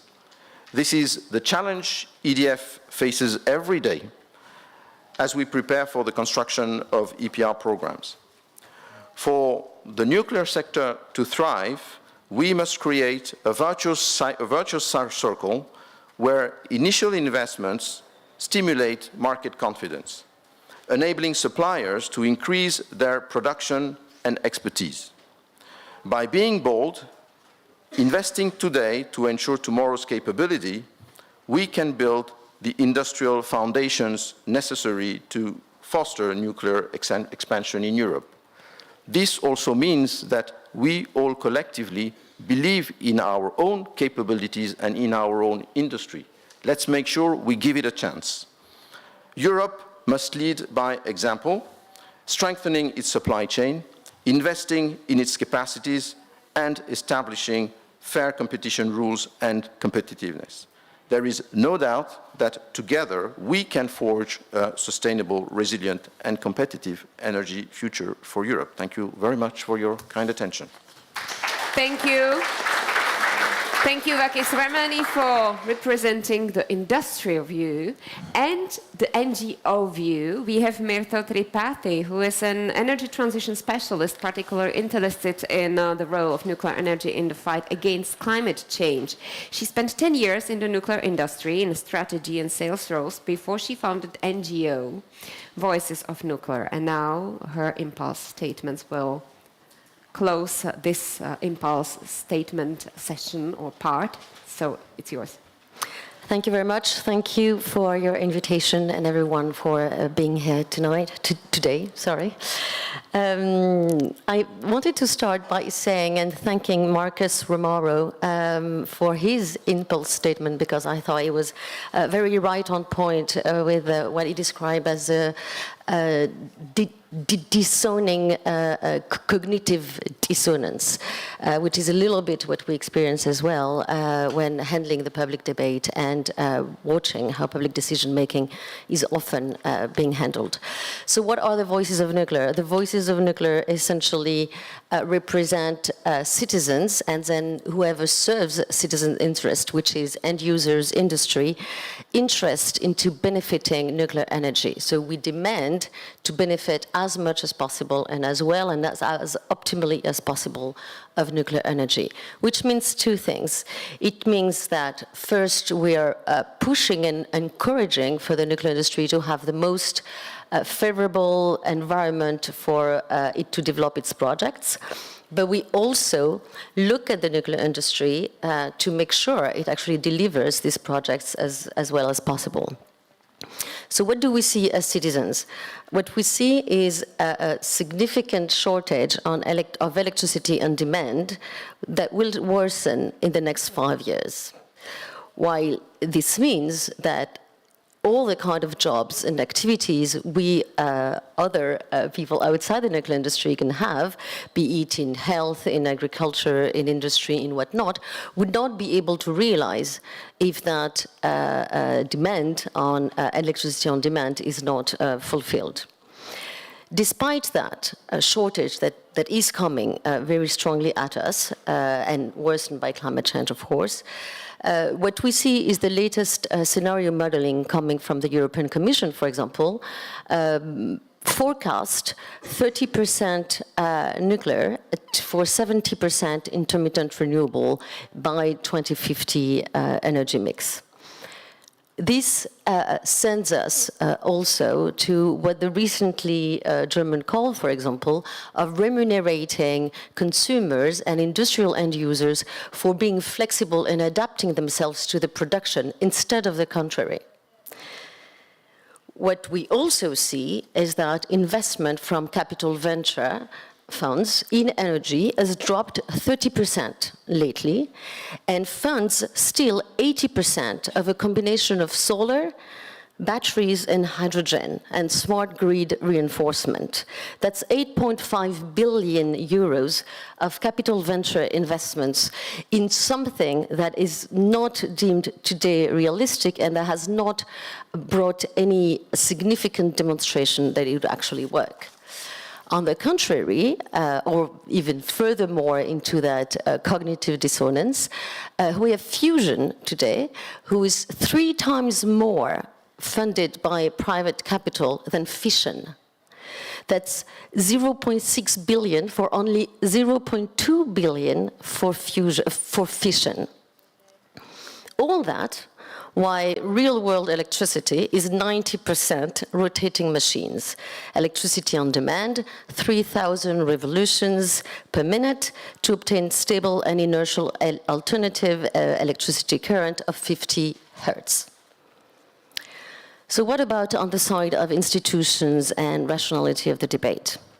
Well, the anti-nuclear movement, I can confirm here in front of you today, has not backed down, contrary to my own expectations, actually. And they're being still supported by some institutional parts in part of the decision-making in France and elsewhere. We can also see that the European Union has fostered the appetite of foreign powers, like as Akis has underlined earlier, that do see in the European Union the most mature market, mature ecosystem, wealthiest customers for their first run of their nuclear power plants. Don't mind the energy sovereignty of the continent. We can see that the EU Commission is struggling still to find a clear path and align all of its commissioners and actors into a clear direction pro-nuclear. We can also see that the nuclear industry is going from being afraid to sometimes being a little overconfident. We have numerous actors making ambitious and bold calls, threatening a hard-won, refound credibility. We also have a significantly new development, which is an entire new world of actors interested in nuclear that weren't in the landscape before. Those are certification companies, insurers, private investors, individual companies that can by themselves and for themselves procure their own power supply. With entire new industry sectors, like maritime, for example, that we've been talking about a lot if you followed the news, local authorities, local communities as well. Those people know very little of what the nuclear industry is, of the time it takes, the constraints, the challenges, even still the advantages they don't have quite a clear picture of. Now, the people counseling those new actors sometimes know as little as well. I've happened to meet with partners from EY in charge of counseling those people that were really happy sharing with us the newfound awareness and knowledge that SMRs were different from AMRs, and those could be different things. So those are people counseling the people that don't know. So the call here is to streamline, continue to make the effort to rationalize the debate. Clarity, responsibility from the nuclear industry to keep on opening itself up, explaining itself, and becoming a regular industry, even a boring one in some case. This will bring funding because people will know what priorities are and will understand the rationale behind it. Public engagement and a strong supply chain. Our call to the nuclear industry is to support its nuclear supply chain without always waiting for states or institutions to do the work or streamline it for them. Open up to end users, I said that before. Support your civil society because participatory democracy is here to stay and will continue to play a role in the decision making. I believe we all in this room don't want to go back to a situation where that third leg of democratic decision-making, which is civil society, will be back to people trying to encourage a slow or rapid death of the nuclear industry. So open up to the world, make yourself readable, and let's pay attention to this new teeming ecosystem. Probably the biggest threat today may be confusion. Thank you. Thank you, Myrtle. So that was Myrtle Tripathi and her call for being more trustable, predictable, and more open to those that know really little about nuclear. So thank you for your impulse statements. Those were the statements that we should consider while talking about the different topics at our roundtables. Now you can see that we have the 4 topics: financing investment, nuclear safety in new context, public engagement, and mobilizing, strengthening, and harnessing synergies in the supply chains. You also see the rooms where you'll find those, but already now on the rooms at the door you will find the name of the panel, so you don't need to look for Euphoria or Forum or Harmony, but you look for your topic. When we speak about financing investment, is there any model suitable for all, or what possibilities are there, how to share the risks so that nuclear is possible within the time and within the cost. A topic for a room called Euphoria. Just down the stairs on the left, you will see the room. I'll be looking forward to meeting you there together with Gianfranco Brunetti as a rapporteur. Nuclear safety in new context. How does the renewed interest in nuclear energy in the EU and worldwide, and the ambition to develop new nuclear technologies such as SMRs, change the way we look at nuclear safety? That will be a topic for a moderator Matouš Lázňovský and Lenka Budinova as a rapporteur in the room Forum. Again, all those breakout sessions will be taken downstairs. Public engagement as a topic number 3, how to build trust, demonstrate accountability, and involve civil society in decision-making process. Topics for Miroslav Hajnoš as a moderator and Margareta Djordjevic as a reporter. They will be look for her. You will look for harmonia in those relations, so the room is called Harmonia as well.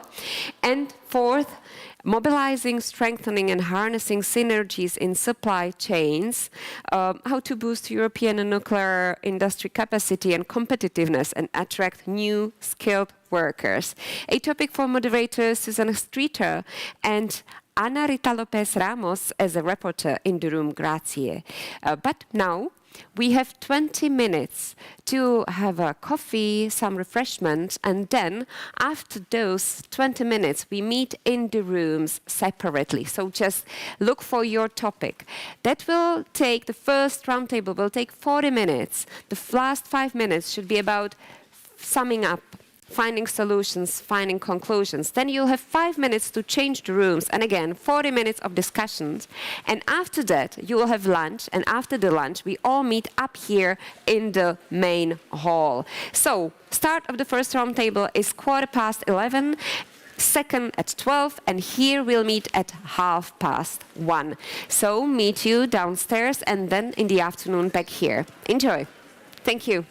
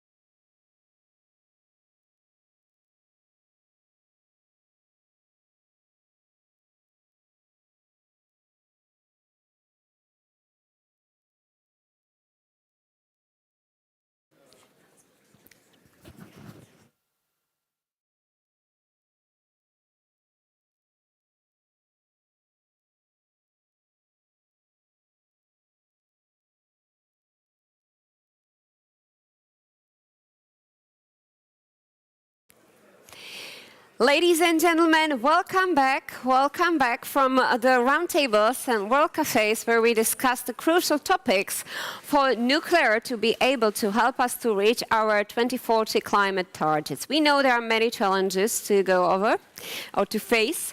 We were discussing it in the separate sessions. We were focusing on financing investment, on nuclear safety, public engagement, as well as supply chain. It's all interconnected. So, for example, we at our financing panel, we touched upon the supply chains as well as public engagement, as well as regulation and safety. But we'll be very happy to hear what was said in the next door panels, because we obviously couldn't manage to visit all of them, but only two. So we start with the financing investment, where as a rapporteur was Gianfranco Brunetti, acting head of Unit Nuclear Energy, Nuclear Waste and Decommissioning of DG Ener, and he has the conclusions and 4 minutes to go through them. Thank you. Thank you. Good afternoon. I'm very pleased to be here, having carried out this task. Overwhelming a bit for me. It's not really my cup of tea. And the discussion were quite lively and open, so we collected a number of inputs. So I hope I will be able to deliver them back as accurate as possible and to summarize it. So I will start from this, that we have heard that access to financing is indeed difficult. So there is a lot said about revamping, relaunching nuclear projects, but there is this sense of difficult access to financing. And anyway, we saw recently some good signals, for example, from Brussels as well. But the system does not appear yet geared to deliver against the ambitious targets that we have. For example, pricing methods for electricity were mentioned as a key issue, as they are based on a primary source we want to suppress. Or, for example, the correct taking into account of system costs in pricing was mentioned as well as an issue to tackle. But on the other hand, we have also heard that banks do assess projects all the same way, so regardless whether they are nuclear projects, and that is that they check the risk distribution, cash flows, future revenues, so the principle that are the basics, for financing decision from a bank are regardless of nuclear. So we need to prepare, or there is a need to prepare projects that meet these expectations. So indeed, investments in projects in nuclear, especially for large NPP, where the amounts are very important and not, let's say, standard, if I may say so, needs to fit into this scheme to be attractive for financing. And the main point is that risk is the main keyword all around the discussion. Risk was the main keyword, and the risking associated to that. So indeed, there is a need to de-risk those projects in terms of construction risk, prices risk, risk related to licensing conditions, and the political stability and commitment towards those kind of projects. So in fact, if I may link to this last element of risk, early and consistent engagement of governments has been identified as a main tool for de-risking, actually in two ways. First, as a risk shareholder, so the public as a sharing risk, but also sending a strong signal as a guarantor of stability for this strategic project. So for construction risks, the state aid or governmental involvement are seen as an effective tool. But also on the industrial side or operator side, lessons learned are also very important. Here we noted that, for example, replication of projects, including the right involvement of experienced supply chains are de-risking factors, as well as standardization of components, possibly, if I may say so in inverted commas, denuclearization of components. On the demand side, we also had some elements like power purchase agreement. The Mankala example was discussed at large. And indeed, this is a de-risking tool for the price element. And this engaged private investor. Both large consumers, and here big tech companies were indicated as a potential, well, not even a potential, an actual important demander for energy supplies, but also households, possibly or perhaps in the form of energy communities, as far as I understood it. But also contracts for difference and regulated asset base were listed as effective in setting sufficient guarantees for covering price risk and construction risk, respectively. Also, the EU, so I will not escape as an official the messages that were sent to the EU, was called to provide more risk support, setting conditions that are conducive to the risk landscape for the financing. So we need every instrument possible. Reduce duration of state aid case decisions, for example, was mentioned. Increase applications to banks, for example, the EIB. There was a colleague from EIB present all over the time in this World Cafe. And this would be a signal that there is a thriving ecosystem out there launching new projects. Also, taxonomy rules were mentioned, where there is an expectation from some that also nuclear fuel cycle activities should be included as enablers. And last note, and then I quit, there was a comment on the role of overseas investors or promoters of nuclear projects like small modular reactors that could facilitate investing in our continent. And I mean, this, in terms of financing, might be an additional source, but we need there to ensure that our interests as Europeans are protected and there is a proper involvement of the EU industry. I hope I could cover the full discussion in this short term, and thank you very much. And I thank you, Gianfranco Brunetti. Summed up the financing investment topic. And we move to nuclear safety in new context. And the rapporteur Lenka Budinova, Deputy Head of Unit Radiation Protection and Nuclear Safety of DG NR, has the conclusions for us. Thank you. Good afternoon. It was a pleasure to be a rapporteur in that panel or discussion. Thank you very much for everyone who participated to this very lively discussion. I would like to sum up this discussion and around the three questions which we were dealing with. The first question was if the legal framework is apt to this challenge, if it's ready to accommodate SMRs and other advanced technologies. So those challenges were identified. The regulatory framework exists for, of course, large-scale NPPs, so we have a general legal framework, but the alternative approaches for the SMRs and other technologies are not yet present in all legal frameworks. Also, lots of participants stress that also its legal frameworks, they exist, but they are very rigid, so they would need more time to react. Then another challenge identified with this first question was licensing. This is, of course, a key issue for a successful rollout of SMRs and other advanced technologies. But as far as now different technologies exist, so for now it's very difficult to define the detailed safety regulation. Then also another challenge was identified that all around Europe we have a different culture. Different member states, they support the government support or not. We have also support from public. It differs across the EU.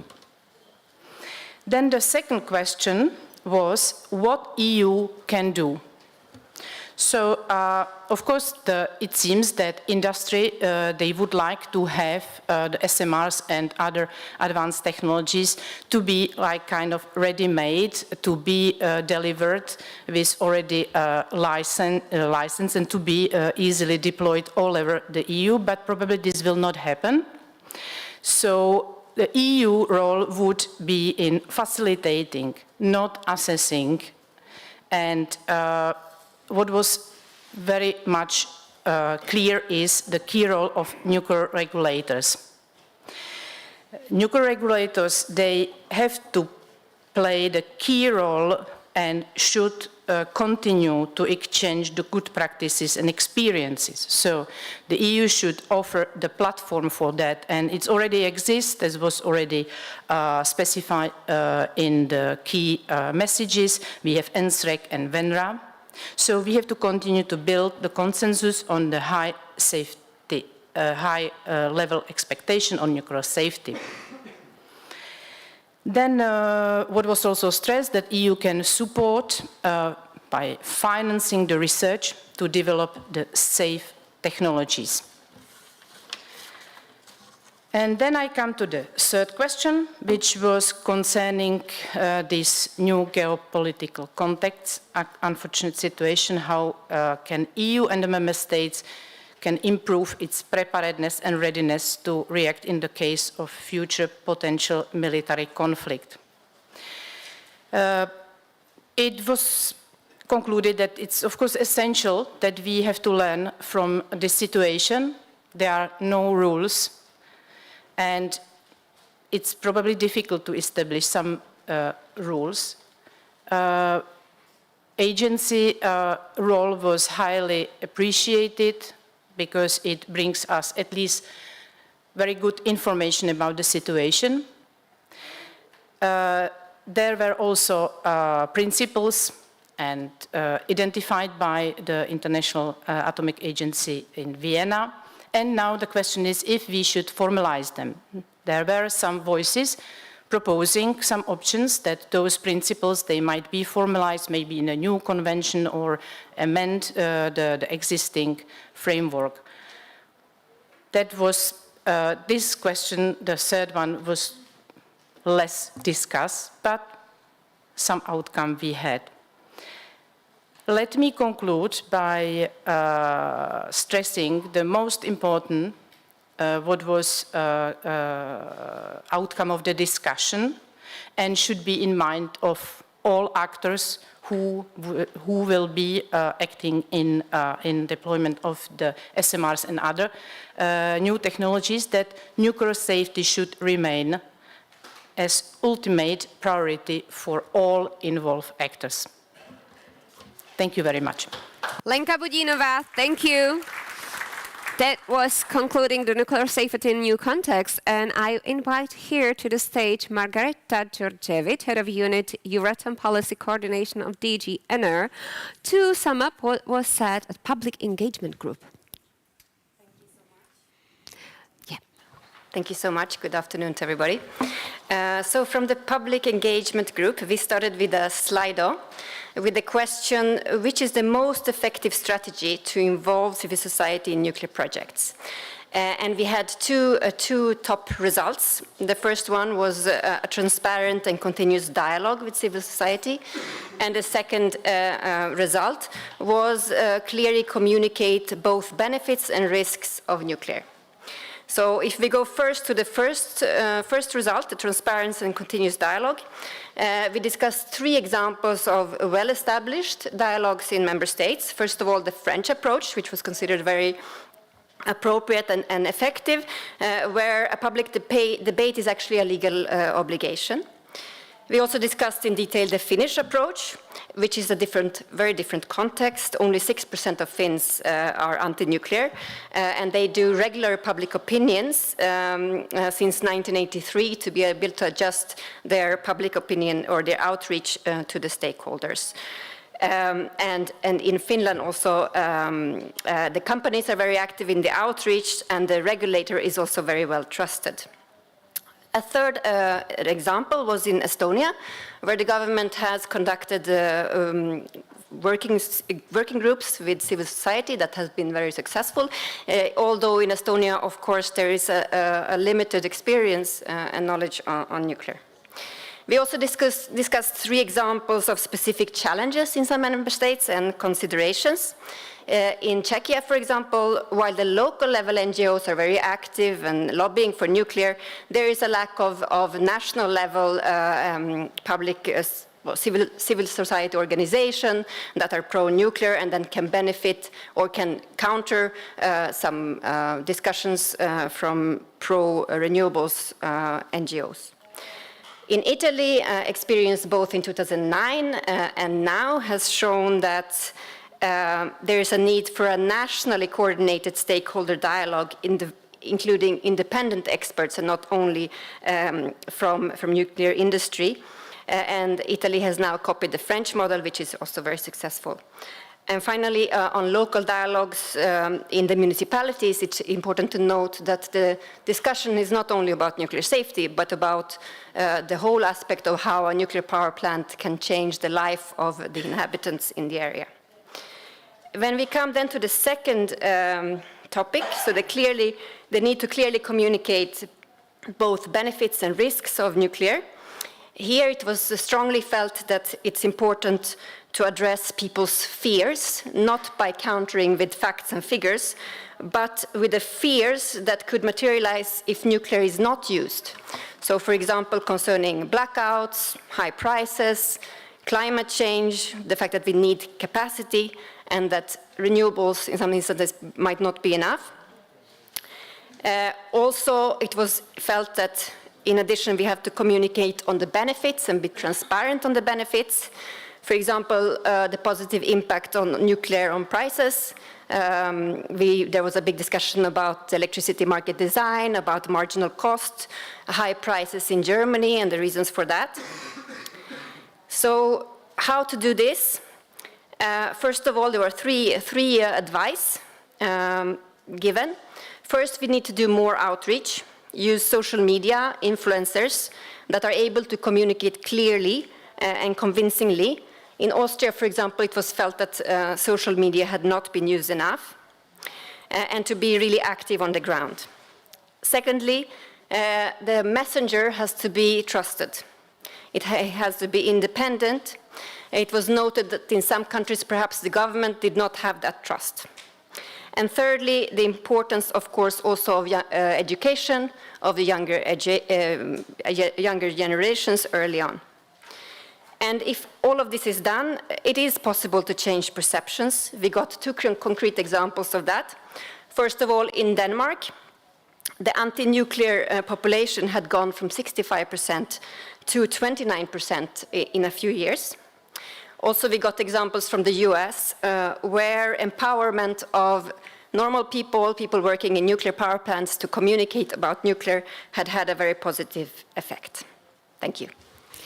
I thank you, Margareta. There was Margareta Georgievich and the topic of public engagement. And we move to the last one, but very important one, mobilizing, strengthening and harnessing synergies in supply chains. And I welcome Ana Rita Lopez Ramos, Head of Unit Radiation Protection and Nuclear Safety of DG INER. Thank you. Well, I had the pleasure to be rapporteur for this workshop. I must say that everybody gave a wonderful contribution, and I am really, really thankful to Susanna, who was able to steer everything very well in an excellent manner and made my life really so easy. Thank you, Susanna. So the conversation we had focused around 3 topics: boosting capacity of the supply chain, skilled workforce, and cooperation between the different actors. When it comes to boosting capacity and cooperation, I could summarize our findings in the following.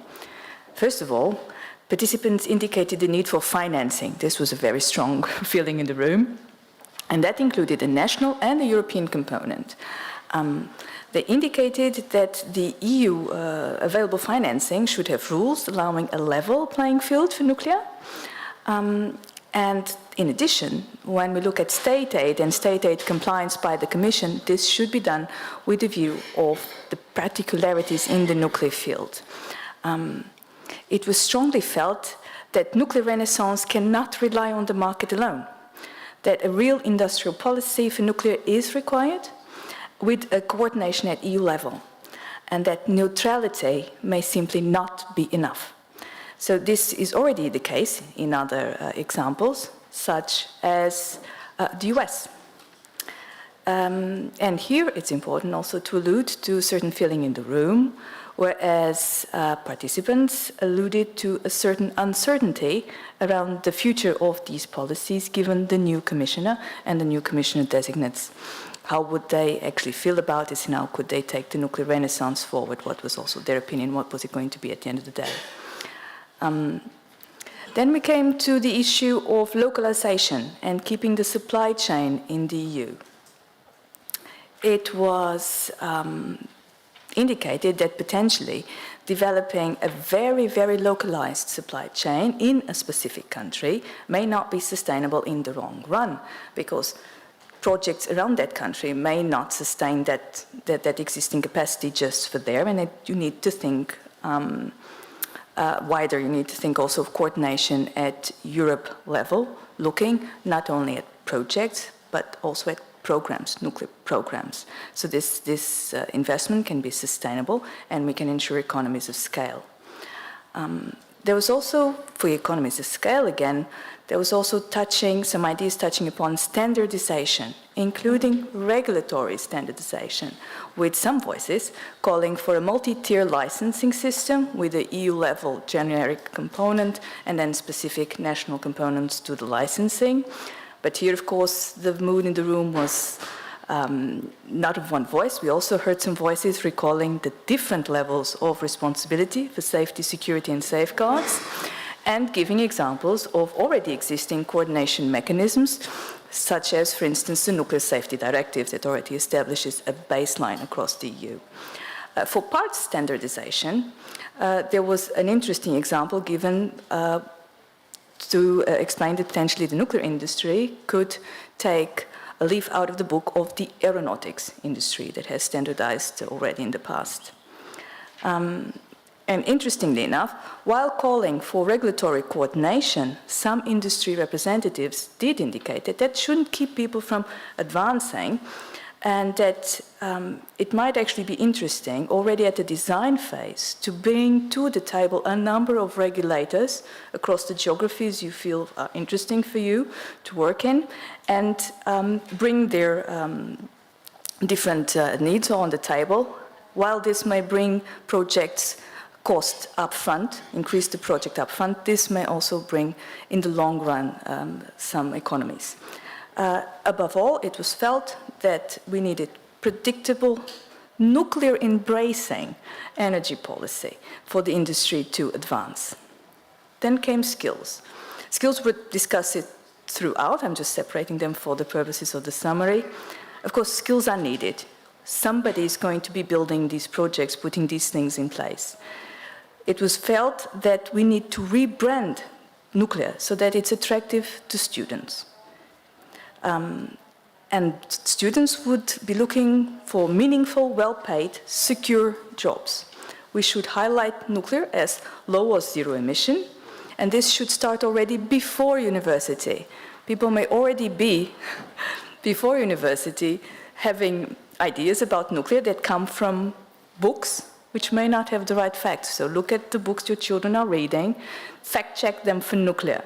So there is a need to have the right facts out there, including in secondary school books about nuclear. Interesting, there was a comment about how modular construction of reactors, specifically, for instance, SMRs, could help in skills by focusing industry or supplier investments into building workforce competence around a specific area or around a specific element. Finally, there was also a role mentioned for the EU in research and funding, including through the Euratom research program, which was felt small, could be increased, or around other actions such as the Marie Curie scholarships. That was it. Thank you. Thank you. Thank you, Ana Rita Lopez Ramos, and synergies in supply chains. Thank you. I would also like to hear our Impulse speakers, how they are satisfied with Roundtable's conclusions. So I would ask only for really prompt reactions within 2 minutes each. And I welcome here to the stage Vakis Ramani, Senior Vice President for International Nuclear Development at EDF.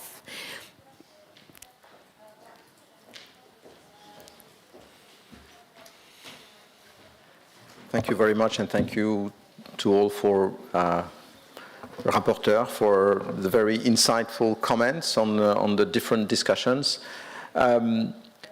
One thing which comes very clearly out is that Europe is really leading when it comes to public engagement. I think it's absolutely clear that in most countries, in every country around Europe, we have an approach to nuclear and related to public engagement which is really leads by example worldwide, and I think that should be acknowledged and reinforced. The second aspect, and then trying to encompass all the three others, is at the end of the day, we all aim for competitiveness and sustainability. It boils down to having a significant type of project that we can deal with, lead with our own supply chain. And it's interesting that when we look at other countries, and I think this has been mentioned, the US investing heavily into innovation, China supporting significantly its industry projects, India goes the same way, South Korea goes the same way. We are actually the only market where we all look, the different member countries look at each other and trying to create some, common ground, but we struggle to create the right conditions for our own companies, industry, to strive and be successful. So there is an element in the overall considerations related to standardization, harmonization, but also creating an approach to decision-making which allows us to go more towards a fleet of reactors, a path for a series of projects which really will provide visibility and ensure that our industries can get into and get the confidence to invest in their own capabilities. That's what I get from the different reports we got. Thank you very much. Thank you. Thank you to Vakis Ramani.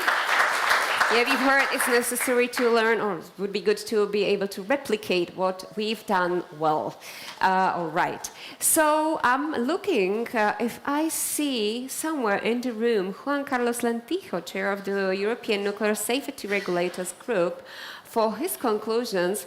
But as it is normal in nuclear field to be delayed.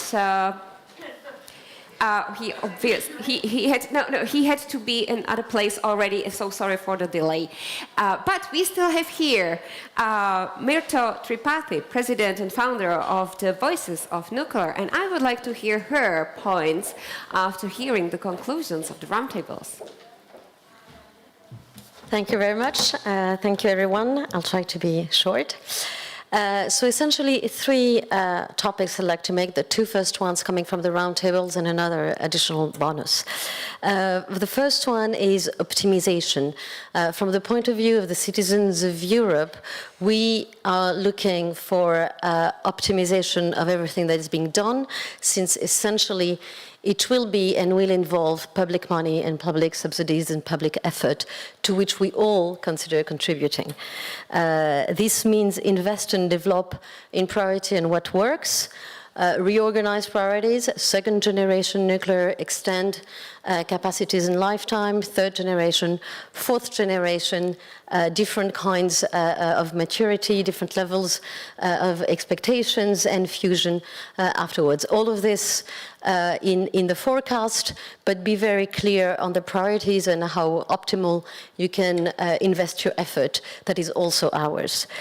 Also, the concept of abatement cost. euros per gram of CO2 avoided, it is something that is very keen and should become much more a criteria of evaluation.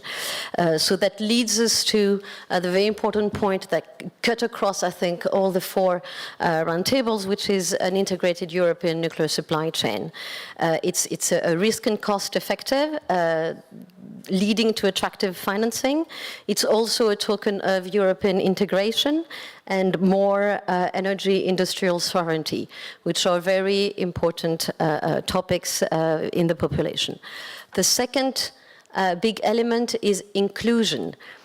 Do not exclude, and I know you don't, or you don't intend to, but tend to, as little as possible, exclude populations because they are your final decision makers at the end. They will enable the decisions making in your favor by the states. If the industry needs financing, if it needs support, if it needs authorizations, at the end, the states will be able to go forward with that kind of decisions if the population support it. The population, they can also participate directly into financing. I mean, we've discussed the Mancala issue. Local communities can be involved, and that de-risks as well the projects, and that embarks the populations with it. Finally, they will authorize directly or indirectly all the novelties that you will want to put forward, that they be technological or regulatory novelties if we want at some point to bridge the gap between all those different safety authority requirements. And that brings me to my third bonus point. I think there's a very strong feeling about the fact that the European Union needs to be a very integrated one, and that will be very hard to do so without at least a common vision for an energy policy, energy independence, and the inclusion of a very important country as Germany that I think we should all try to bring back together in this common vision. Otherwise, it will be hard to attain and achieve this European integration vision. Thank you. Thank you. Thank you, Mirta Tripathi. And her reaction on what was said at the roundtables. But now we should discuss it a bit more, and I'd like to invite our speakers for the next session up here to the stage. So I'd like to welcome back Massimo Gariba, Deputy Director General at DG ENER from the European Commission. Also Laurent Cooney, Director of Energy at the French Ministry of Economics, Finance and Industrial and Digital Sovereignty. Welcome. Also, Csaba Dohocki, Vice President of GMF, a group of European municipalities with nuclear facilities. We also have Iga Pocztarek-Tofil, Chair of NSREC Working Group on Nuclear Safety and International Cooperation here, so I'm very happy to welcome here to the stage as well. And we have Yves Desbazet, Director General of Nuclear Europe here, as it is a tradition at NF not to miss the representatives of industry.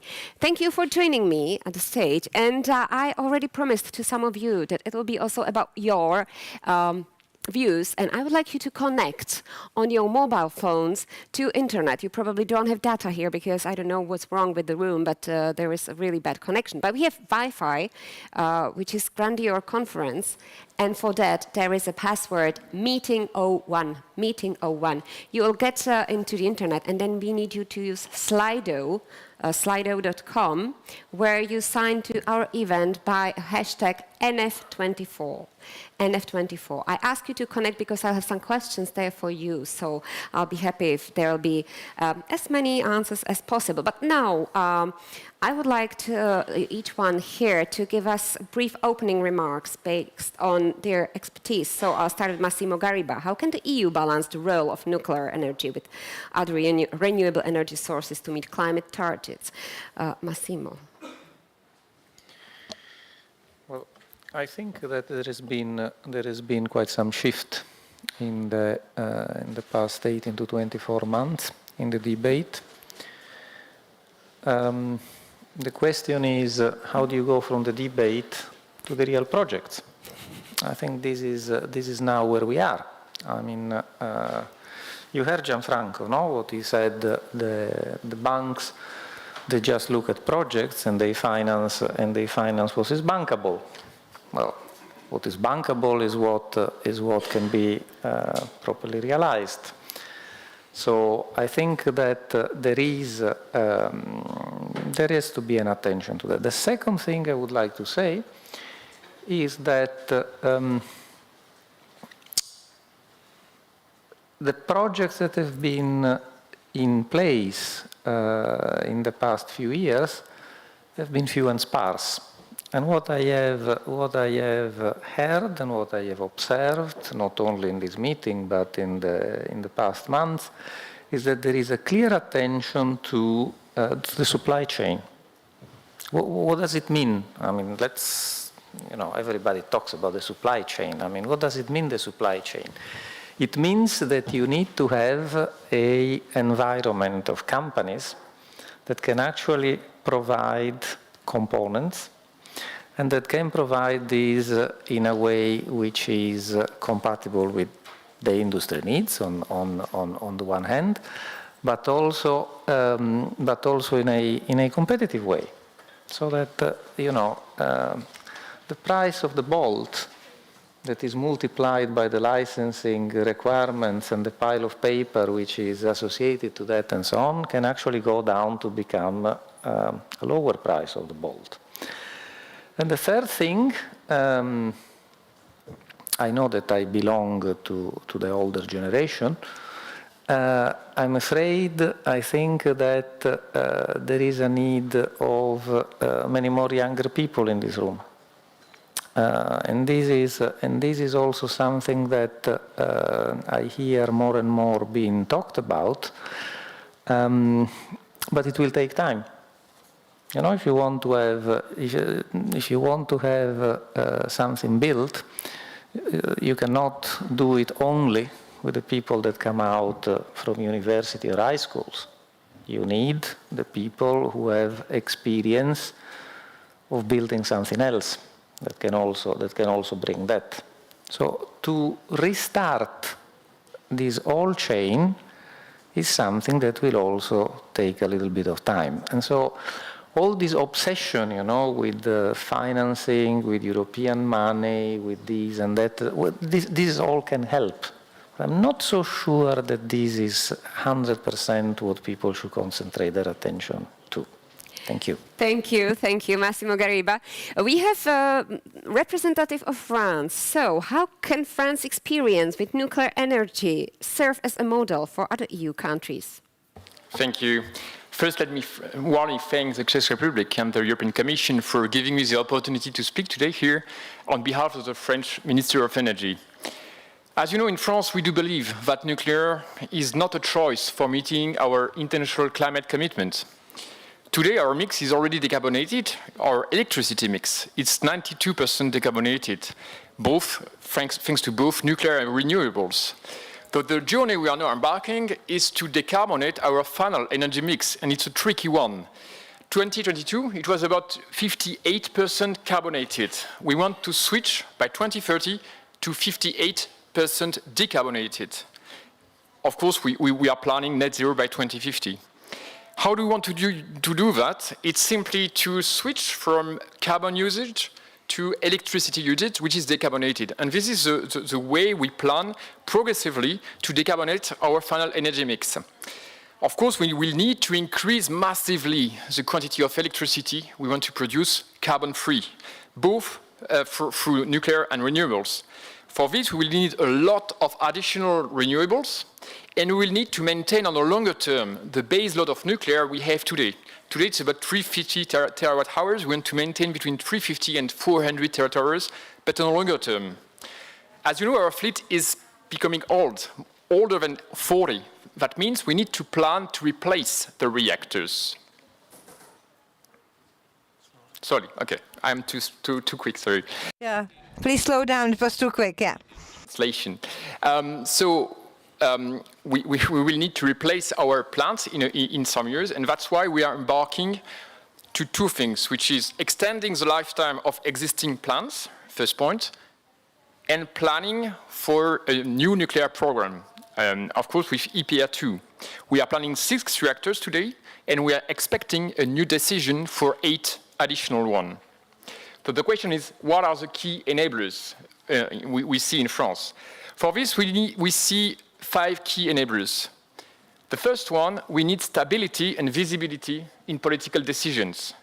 To develop nuclear, we need a strong and stable commitment for the next 20 to 30 years, clearly recognizing the role of nuclear together with renewables in our climate strategy. In that regard, we do think that the only priority should be less CO2, whatever the technology is. As a consequence, we would like the Commission to consider defining 2040 EU targets in terms of decarbonation of final energy mix, rather than focusing only to renewables targets, as we can achieve much more results in terms of decarbonation if we focus to fossil-free technologies. The second point is access to funding mechanism. As you know, 76% of a nuclear program is financing. So obviously, we need access to financing. Together with the Czech Republic and other member states, we are calling to open access to EU funding mechanism to nuclear, as well as access to multilateral financing mechanism like EIB. Third point, it's an important point for Massimo and for us as well, we need the industry to deliver on time and on budget. And for this, we need to rebuild our European nuclear industry. This is key for the success of our new nuclear programs in every country in Europe. We need for this to support the development of our European supply chain. And for this, I want to stress one very important point, which is the point of code standard. This is a huge burden for a supplier to qualify against code standards. And if we took the wrong decisions in Europe, the risk is we multiply the type of technologies we will embark on, and then bringing the burden to the supplier to qualify for each technology in each country. That's why we really need to discuss, to cooperate Europe-wide, to choose what code and standard we want to use in Europe, and to build competencies on it by educating and training the young generations coming. The fourth point, as a former regulator, I need to stress that, is nuclear safety. We need to increase the investment in nuclear safety to streamline and accelerate the licensing processes all over Europe, and there is a link to the code and standard question, obviously, and also to build on good practices Europe-wide and beyond. My fifth point is that, of course, we need innovation. SMR and IMR bring new opportunities, and we commend the industrial alliance set up by the Commission to increase cooperation in that regard. Fourth generation technologies also need further investments to clarify important contribution for the future of energy in Europe. These were the 5 key enablers we see in France for the future of nuclear energy in Europe. Thank you.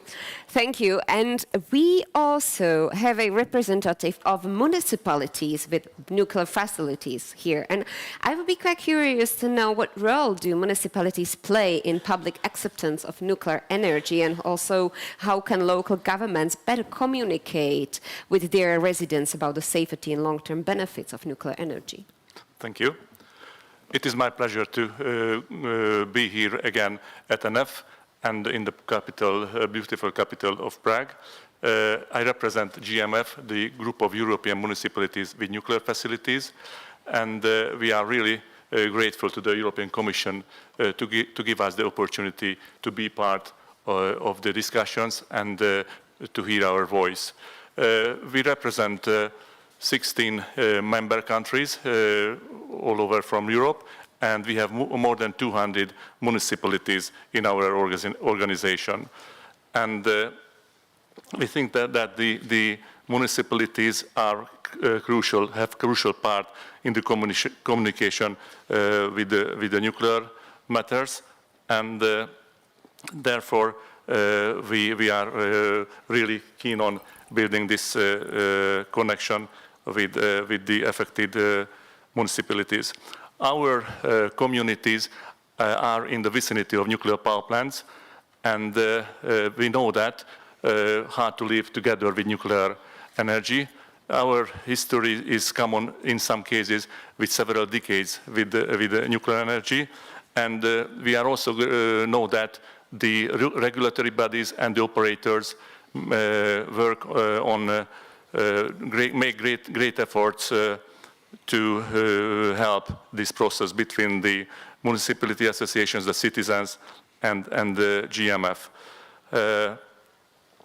A couple of weeks ago, there was a side event organized at the International Atomic Energy Agency in Vienna, and the topic was the sharing of experience of the communities which host nuclear facilities. And Director General Raffaele Grossi, in his opening speech, mentioned that they think that a partnership is crucial between the operators and the municipalities. And he emphasized that the operators should work on this partnership in future. And he also asked the municipalities to be more inclusive. We also have an important role in the Industrial Alliance on SMRs, because we chair the ENGAGE, the technical working group of ENGAGE, and we would like to start the dialogue, all the affected parties, to have their voice in this process. Of course, we are neutral from that point of view. We have to represent all the opinions of the municipalities, citizens who are for nuclear energy, or those ones who are not really in favor of using nuclear energy. Therefore, we would like to be neutral and help the process. Many times it is mentioned our associations work as a bridge between the municipalities, the citizens, and the operators. And although we do not we do not support the use of nuclear energy, but we think that the use of nuclear energy, from the point of view, it has many benefits. It can be crucial in future. And that's all for the moment. Thank you. Thank you. Thank you. Now we move to the regulator, because we have the representative of the regulators here, and I would be quite curious to hear what hurdles need to be overcome with a larger scale of projects, but also how the regulators, I take it with me, how the regulators can, in a way, help to probably make it more fluent, and so that we can reach it on time, the targets we have. So please, Iga. Thank you very much. Good afternoon to everybody. First of all, I would like to say that I'm very happy that the voice of the European nuclear safety regulators can be heard in this group. It was mentioned in the beginning of the forum that NF is about cooperation, and I would like to say that to make nuclear energy deployment in Europe in a safe and smooth manner is also about cooperation within the group of all stakeholders involved in the process. And this cooperation, to be successful, it needs to start with a good understanding of each other tasks in this nuclear energy deployment.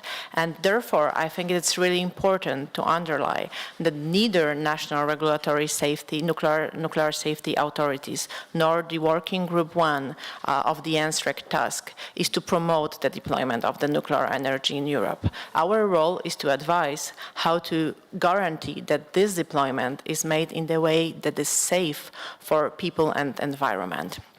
Starting from this point, now I will move to the hurdles and challenges that we face as regulatory authorities. But I will still be talking about cooperation and communication between stakeholders, because this nuclear safety regulatory authority is not operating in the vacuum, is operating in the certain political and economic circumstances. Of course, in its decision making, it needs to be independent and it needs to be free from undue influences.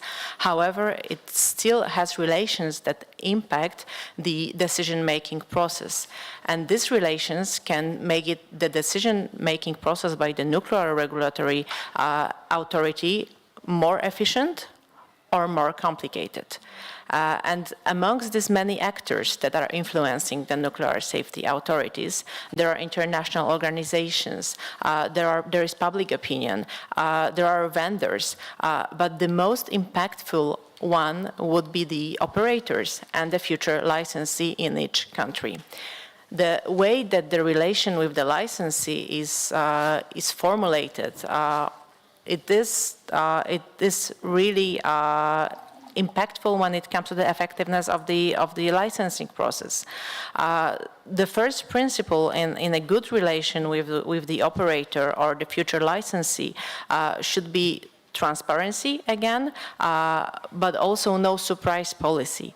That's why, as the representative of a regulatory authority, I would advise all the entities interested in nuclear energy project to start the dialogue with nuclear regulatory authorities as quickly as possible. This dialogue, when it's based on a no surprises policy, it is beneficial for both sides, because for the Nuclear Safety Authority, it is possible to plan the use of resources for the licensing process, which makes it smoother and more efficient. But also it is beneficial for the operator or the investor, because investor can gain some clarity how the strict safety requirements should be understood. So that's why it is advised that this communication, which is crucial for the smooth deployment of nuclear energy in Europe, is done in the most efficient and transparent way. And now coming to the second challenge that I would indicate is access to financial resources. This is equally important for the Nuclear Regulatory Authority, that there is enough resources to finance the development of infrastructure which is necessary for the licensing process, but also to employ people and to train them. Without proper financial resources, similarly to the private entities, we will not be able to perform our task in the manner this is expected by the private entities. So mobilization of financial resources is crucial to be effective in licensing process. And I can just give you as the example some numbers coming from Poland. During the last 3 years, the staff of the Polish National Atomic Energy Agency increased by 30%. I think this is quite a big number. Also, the number of people who are dealing with preparation for licensing of the first NPP in Poland, it was doubled. And it wouldn't be possible with understanding from the government that we need to be financed in a proper way that is allowing us this preparation for the licensing process.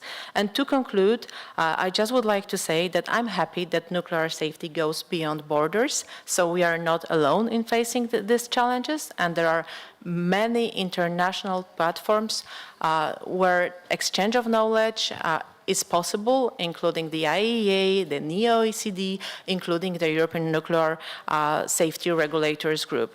And I really appreciate the fact that we can face challenges together, but together it does not only mean the nuclear safety authorities from around the world, but it also means you, all people gathered here in this room. Thank you very much.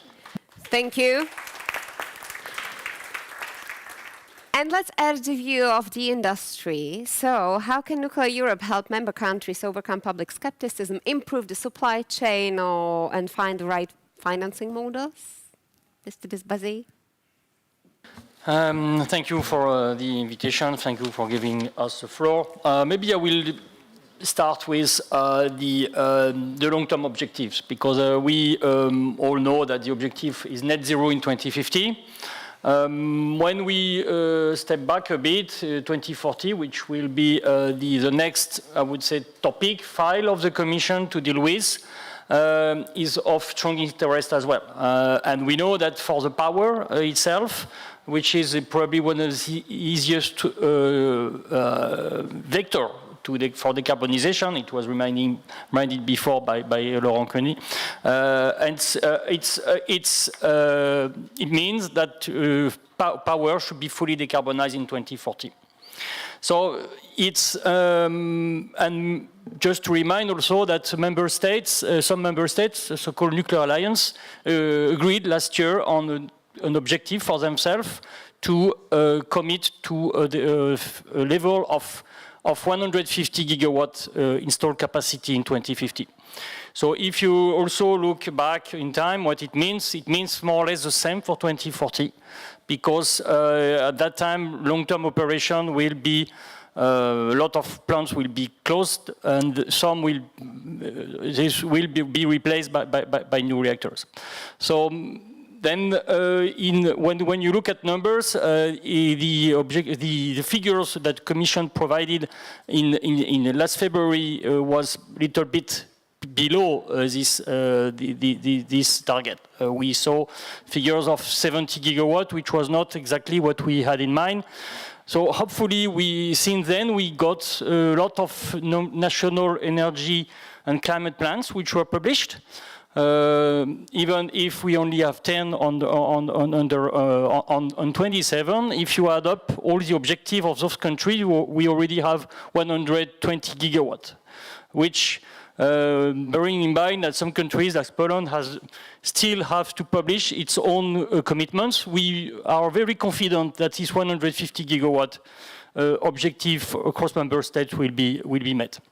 So I think on that it's really important to have this political objective. Then what we did also at Nuclear Europe, we've looked at what would be the benefit to get to these numbers. And we haven't even considered a higher scenario. But 150 gigawatt, and I'm not going to unveil all the results of the study we are about to be published, but just to let you know that we have some very convincing numbers, which that show that basically you have a lot of savings with 150 gigawatt installed capacity, and savings are including CO2, obviously, because nuclear allow a quicker decrease of emission across Europe, but also savings in infrastructure, because when you have, for example, 50 gigawatt more of nuclear than we have today, with the same achievement, which is fully decarbonization, you're saving 300 gigawatt of other infrastructures. So 50 against 300. And then also the last thing which to be borne in mind also is in 2050, there will be a very high residual value with nuclear, because you will have a relatively young fleet of reactors that will still be operating for the next 50 years at least, to be compared to other scenarios where you have more solar and wind, and those facilities will have to be replaced much quicker. So that's basically a very important result that everybody should bear in mind. Then the question of enablers, how we can get there. It's clear that we need a very strong mobilization of nuclear industry, supply chain, I think is one, and skills. Those are the main bottlenecks. We have to address them. We know that they will not be addressed overnight. We need to think about ramping up and of those capacities, and the need to have a vision, a programmatic vision of where we need to go. And this vision has to be made at national level and shared at European level. And also we need support from the Commission. We need to share the same concerns on the issue of financing. It was discussed a lot. I'm not going to repeat it. But we have a broad range of topics to be addressed. And I will finish up here on innovation, which is absolutely essential, because we know we need innovation also to address, say, how to abate sectors to produce industrial heat, high temperature industrial heat. And this is where innovation is needed with advanced reactors in particular. I will stop here. Thank you. Thank you. I stand up now because that's my call to you. I would like you to go to Slido and ask a first question we have there. We have very limited time, so after we get your answers, I would like you to shortly, really briefly react. Because first question is about funding. So which funding model do you think is best suited for new large-scale nuclear reactors in the EU? You may choose one possibility: or contract for difference, power purchase agreement, Mancala model, regulated asset base, some other one that I haven't mentioned, or you don't know, that's also an answer. And I probably start, before we see the results, but you may look, Massimo Gariba, at the voting, but I would like to know what model goes the best with the assumptions of the European Commission. Is there any? That's an interesting question. No, I think that if you look at the recent work which has been done in the electricity market, I think that contracts for difference and PPAs, they have been combined to be one of the possibilities that are there. I mean, we will have to see what is the pickup of these. I mean, I think. Thomas Scheller also said it earlier. You know, we've done quite a bit of changes in the regulatory framework. Now we need to test and see whether they work or don't work. And you know that there is a whole debate on how the electricity prices should actually be formed. And so this is something that we will need to see in the coming months, how the policy debate develops on that. Thank you. It's also visible that I don't know is the most often chosen one. So yeah, we need to see, as you've said.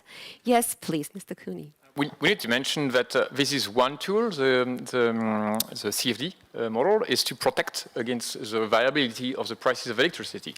But it's only one part of the problem, because it only comes when you are operating and you're selling electricity. So you can protect the operator by giving a fixed price, and then the government will come and make the difference. The point is, the second problem you have is pre-financing. So CFD is recognized as a possible tool, but it doesn't answer the question how you pre-finance, how you provide funding during the construction phase. So that's why you need to make additional tools, either a credit or other possible tools. And together with other members of the Nuclear Alliance, we are discussing in a working group all the possible mechanisms, because the aim would be at the end that we can somehow standardize the state aid processes so that we can be quicker in the discussion of the Commission. This is maybe a dream, but we try to cooperate to simplify our work and also to simplify the work of the Commission when reviewing our applications. Thank you. I would also like to know how the industry sees it. Now we see, well, again, I don't know. For a while, it seemed like the contract for difference is getting the front position, but... I will make an answer which is very relatively vague, but I think it pretty much depends on the country and the circumstances. What I think Laurent made the right point, saying that basically the issue is, yes, we need visibility on market prices. The issue is we know that the market prices, wholesale market prices tend to decrease due to the expansion of renewables. Then the question is, what are the market signals we get? And I think this is also an important aspect to be borne in mind. And then we also need to distinguish between construction period and the operation period. And the construction period, we know by the experience we had with recent project that it's perceived as one of the most difficult phase to deal with because of the risk of cost overrun. And then when the plant is in operation, it becomes very quickly a cash machine. So then it's much easier to finance and refinance it. So we need to distinguish between those two periods. Thank you. As you mentioned, the process of building it is the most complicated and most expensive and most risky one. We have a question connected to that one, because we need the right people to do the job, being it planning, counting, building, whatever. So another question for you is, what would be the most effective way to attract young people to work in the nuclear industry so that we have enough of them? And again, offer higher salaries. That was a fast one, the first one. Yes, the first one was offer higher salaries. But how do you see, and probably I would start here with the regulatory view, because you said how many people had to join the regulatory offices to be able to keep the pace with the nuclear renaissance, as we call it now.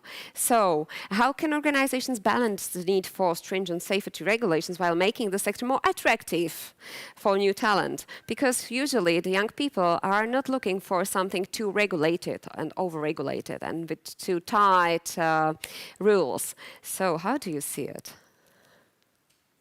I can give you a very simple answer. If you can offer higher salaries for the industry, then it will be much easier for the nuclear regulators to find proper people. So a very direct and most probably not politically correct answer is a very big gap between the nuclear industry and public authorities dealing with nuclear safety. Therefore, again, without proper financing of the Nuclear Safety Authority, it would not be possible to attract young people because young people, they even if they are attracted to work for their country and do such an important thing as guarantee nuclear safety, they will not do it if they are not properly paid, especially if the competition on the market is so high. So once again, if you can remove one of the answers, it will be really helpful. Thank you. Yeah, Mr. Doherty? Well, and I'm sorry for pronunciation of your name. If you say it correctly, that would be... That was perfect. Thank you very much. Well, I can say also some very good examples. As I mentioned, in many countries, both the operators or the regulatory bodies are involved in this kind of education events.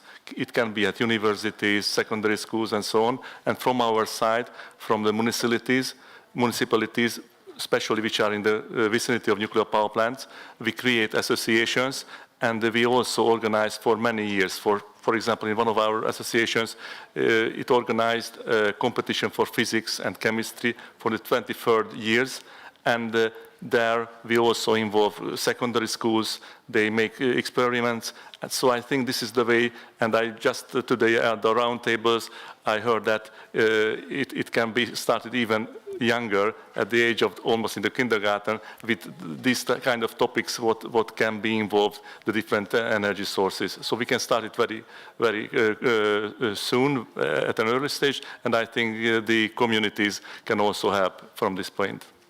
Laurent Clooney? Just one point. I think we have a problem in nuclear, but we have a problem in industry. I mean, during 20 to 30 years, we've just stopped believing in industry in Europe. So many industries just left Europe for other continents. So not only nuclear industry, but industry as such. Nuclear is welding, nuclear is science, nuclear is techniques, it's producing heavy industry. So we need really strongly at the Europe level to believe again in industry, and of course also to provide clear messages how much nuclear will play a role in the climate. It's the fight against climate change, of course, to make it a bit more sexy than during the last years. But more than that, I think really we need to switch to believing again that we can produce industry in Europe. Thank you. And we see invest in education and research programs. It was mentioned here. It's really necessary, and thank you for your answers. And also, as we forgot, or like we stopped talking about industry as something sexy, we lost the supply chain for nuclear. And that's another question I have for you, Slido. What is your view on the mid and long-term future of nuclear material and fuel supply in the EU? And it's about our dependence. So again, you may choose or you may don't know. That's also an option. And what's the EC's standpoint? How do you foresee Europe addressing supply chain challenges in the coming years? What policies could support the development of a resilient supply chain? Is there any that you know could work, or something that probably you tried but was not the right way? Well, I think that if there is all this enthusiasm for operating plants, you cannot forget the front end of the cycle. I think that geopolitics has just shown that we need to have a large shift, on both sides of the Atlantic, both in Europe and in the US, away from one single supplier.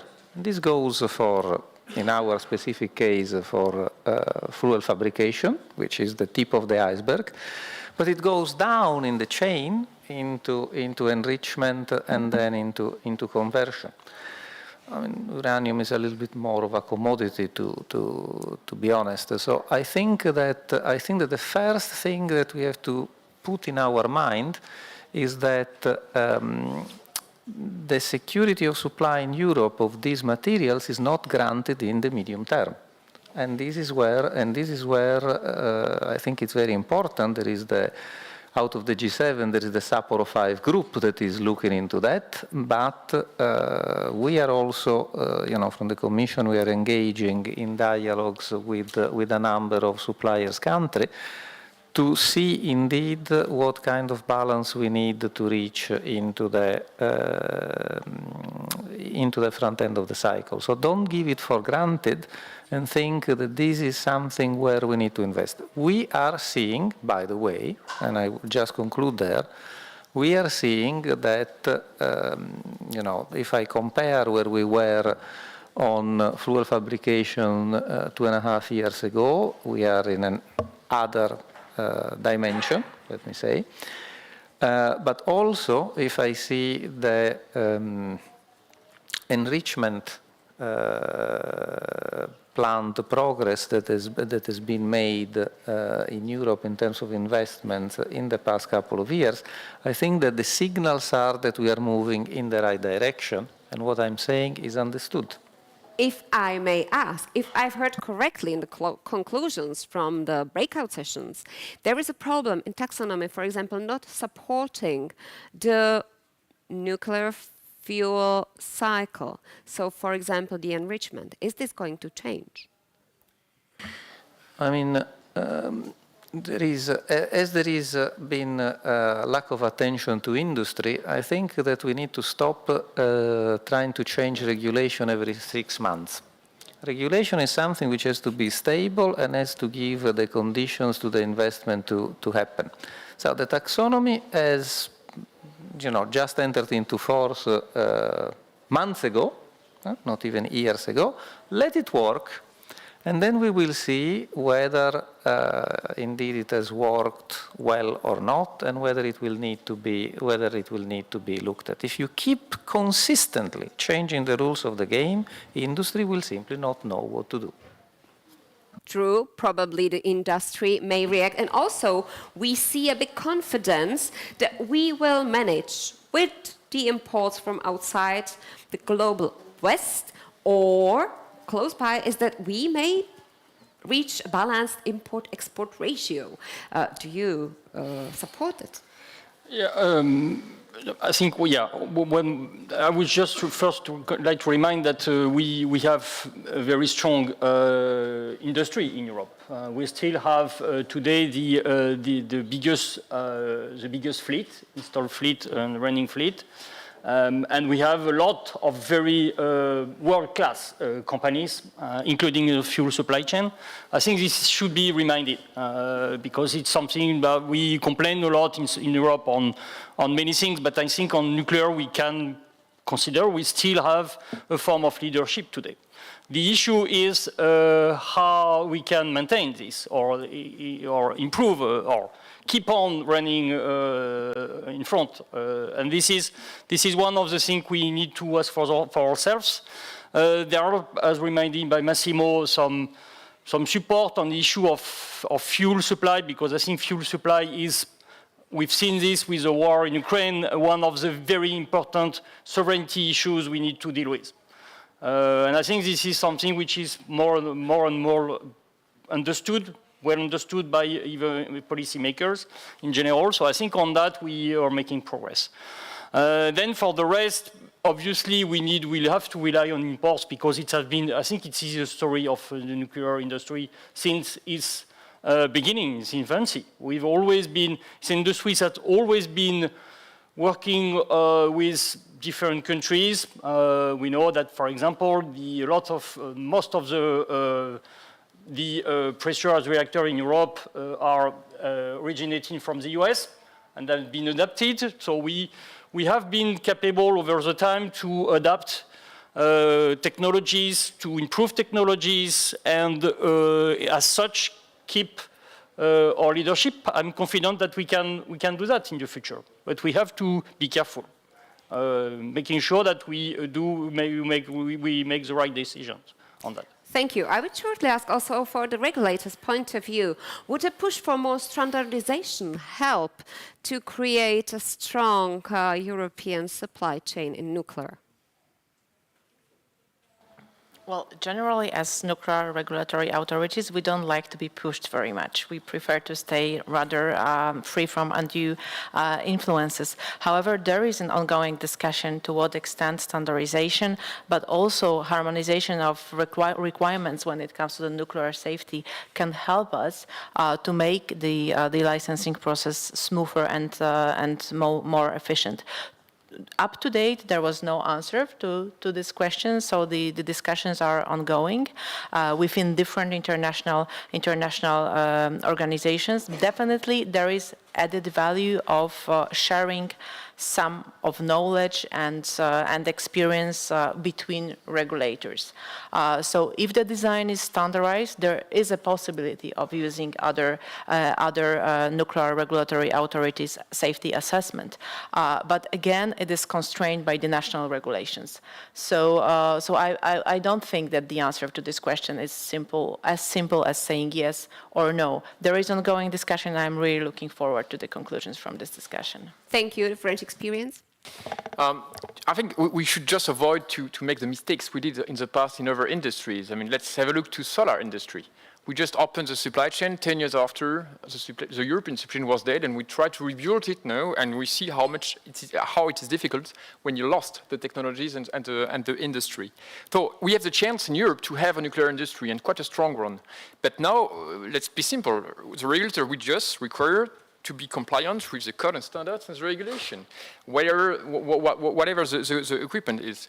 But if we want to comply to provide fuel for EPR, you need to comply to code and standards associated. If you want to provide fuel for VVER, you need to comply to fuel of VVER. We have Framatome, who knows very well the EPR. If they know, try to embark to providing fuel for VVER. But it's extremely complex to qualify for different type of technologies. So my message is very simple. We need really to think very carefully about the diversity of technology we want to embark on in Europe to ensure that the supply chain can follow us.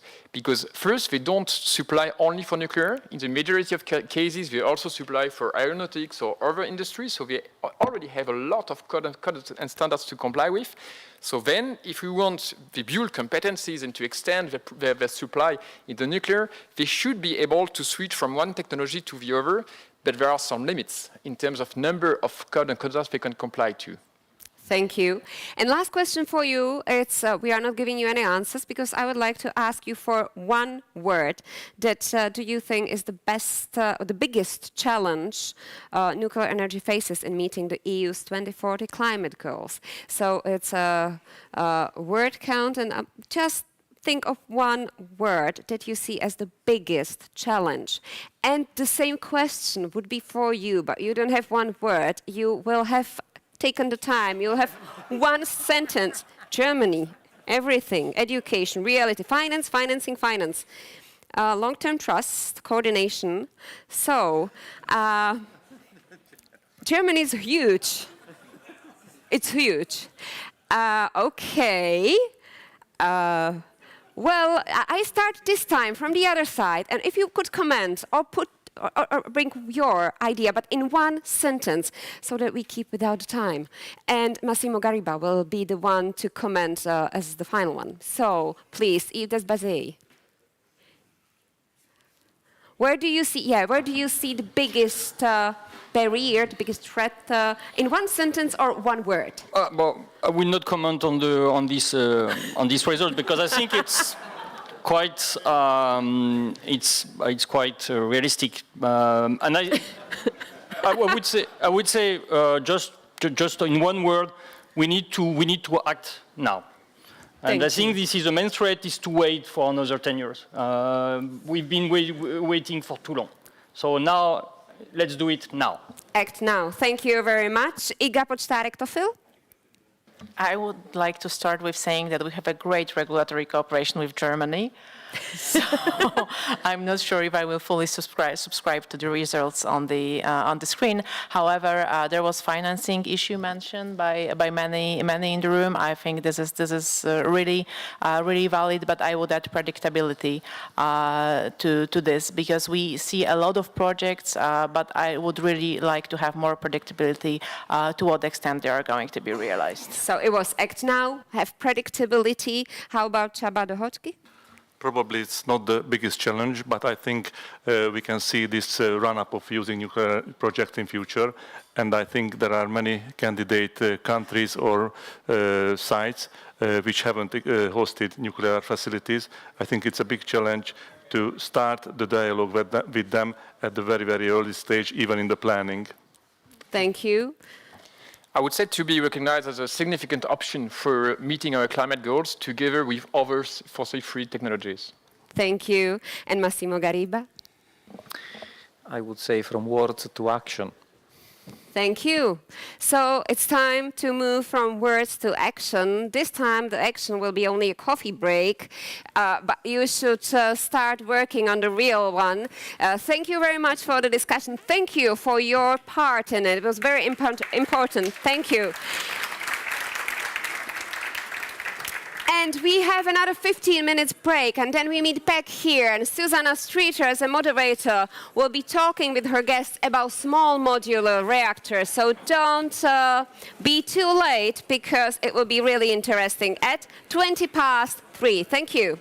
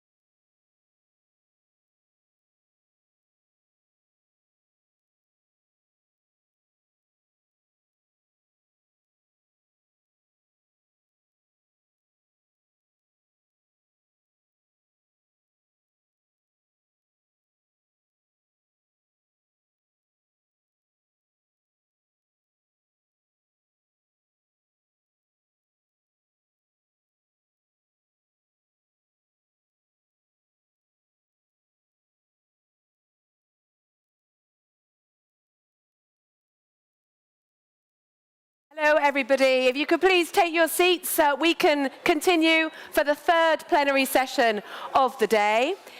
For this session, we're going to be focusing on the European Industrial Alliance on SMRs and the opportunities and challenges posed for the deployment by the early 2030s. Now, with the launch of this alliance, the engagement of key stakeholders, particularly industry, has really stepped up several gears, as we've been hearing already today. Projects have been selected, but they need to be realized quickly. Now, as Massimo Gariba said this morning, the main job of industry is to build to cost and to time. But what support does industry need to do this? If SMRs are to be an industrial success story for this continent, resilient supply chains are crucial. And that was the topic of the World Cafe debate, which I was hosting, and we had the report back just now. So there clearly are challenges, but also lots of opportunities. And when you recognize the benefits that SMRs can bring, it really does help surmount any obstacles in their path. So let's do that now. I'd like you to fire up Slido. If you are using the QR code, this is a new QR code to the one that Michaela's session used just now. But otherwise, do go on to Slido and push in hashtag ENEF24, and you will then be able to bring up the poll that we're using today. So, using Slido, please do let me know, what is the most significant SMR advantage which you think could help prompt faster nuclear project deployment? Costs, lower capital costs, potentially easing the path for investors. Timing, shorter construction and installation times. Risks and safety, reduce construction risk by off-site factory production and standardization of components and systems, and all of that, what that entails. Siting opportunities. So we have lots of different bespoke applications as well for SMRs. That could be another option for you. So, bespoke applications for SMRs, clearly coming out top, desalination, other industrial application possibilities, as well as electricity generation. I'm interested to find out what the other advantages may be that we haven't talked about yet. Does anybody on the floor want to tell me what they think? What other advantages haven't we listed? Hands up, anyone? There's one at the back, yes? The renewables. Yeah, accompanying renewables, absolutely. Well, we're going to be getting into those discussions right now, because I'd like now to introduce the panel for this plenary session. So please do welcome Jan Panek, Director, DG and European Commission. Welcome. Also, Bernard Salha, who is the President of the Sustainable Nuclear Energy Technology Platform. Welcome, Bernard. Please welcome as well Professor Vladimir Slugeng, who's from the Slovak Technical University. Welcome. Madis Vasa, Senior Expert on Small Modular Reactors from the Estonian Green Movement. And Silvana Yurotkova, Head of SMR Development at ČEZ. So thank you very much and welcome to the panel. So we're going to get some introductory statements, but as we're going round, I'd really like to get also, among your introductory statements, your reaction to what you believe the most significant SMR advantages are, and whether you agree with the overriding conclusion of the room, that it's actually for more bespoke applications. So, Jan, if you would like to first give us your views. Thank you. Good afternoon, everybody, and many thanks to everybody who still stayed until this last session. This is quite impressive to have continuity in the presence throughout the whole day. And indeed, thanks for giving a very clear input into our discussion through this Slido questionnaire. So Just to set the basis for the conversation now. First of all, I think it was already mentioned earlier during the day several times that the SMR Industry Alliance has been established earlier in the year.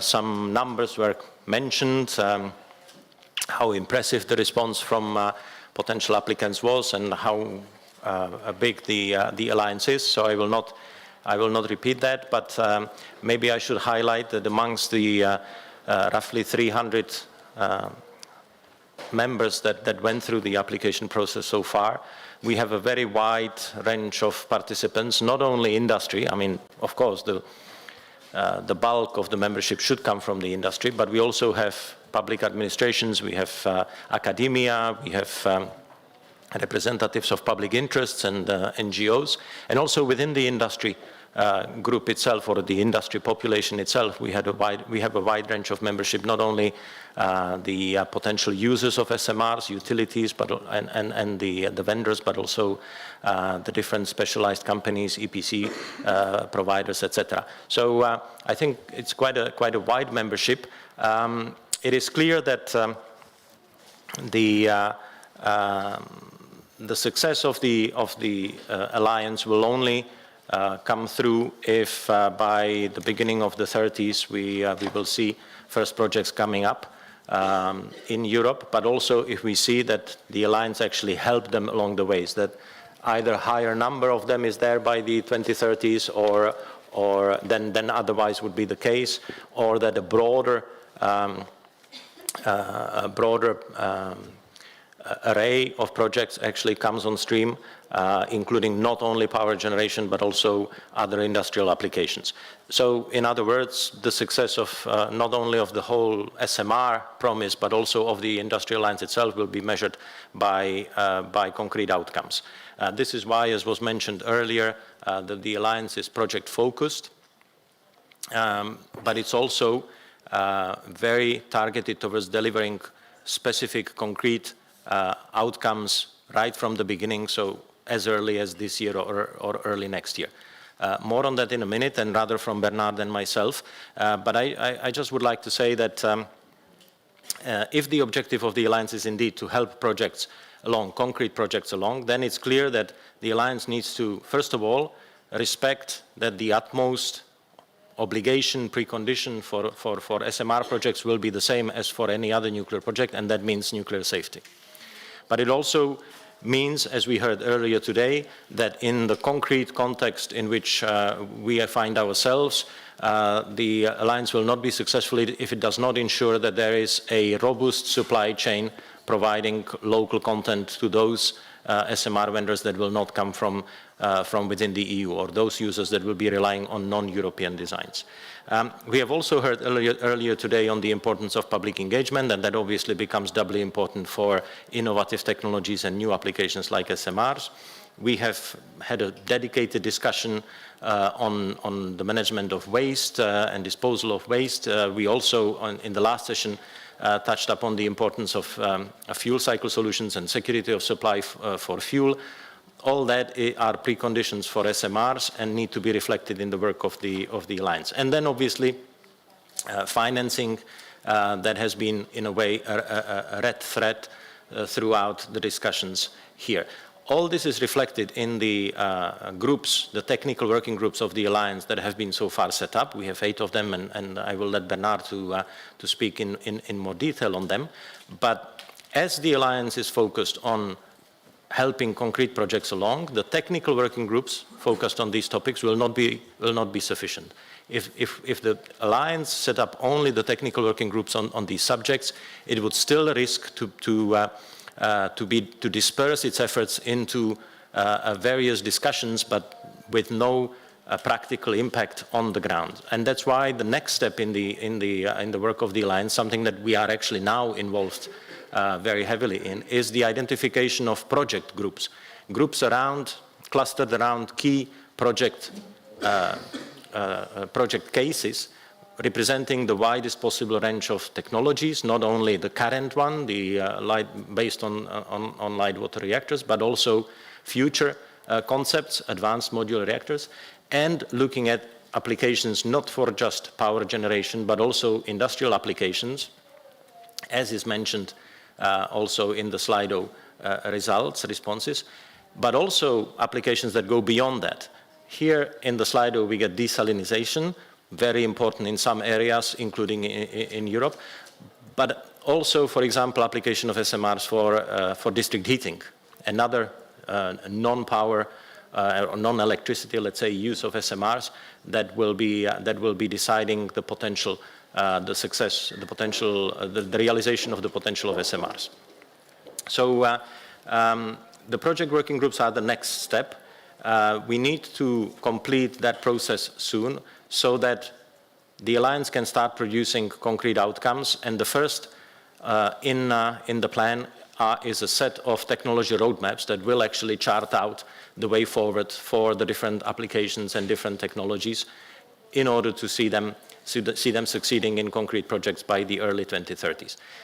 The Commission is very happy to be associated with that work because it is fully in the spirit of industrial alliances that the Commission has helped emerge in other technologies.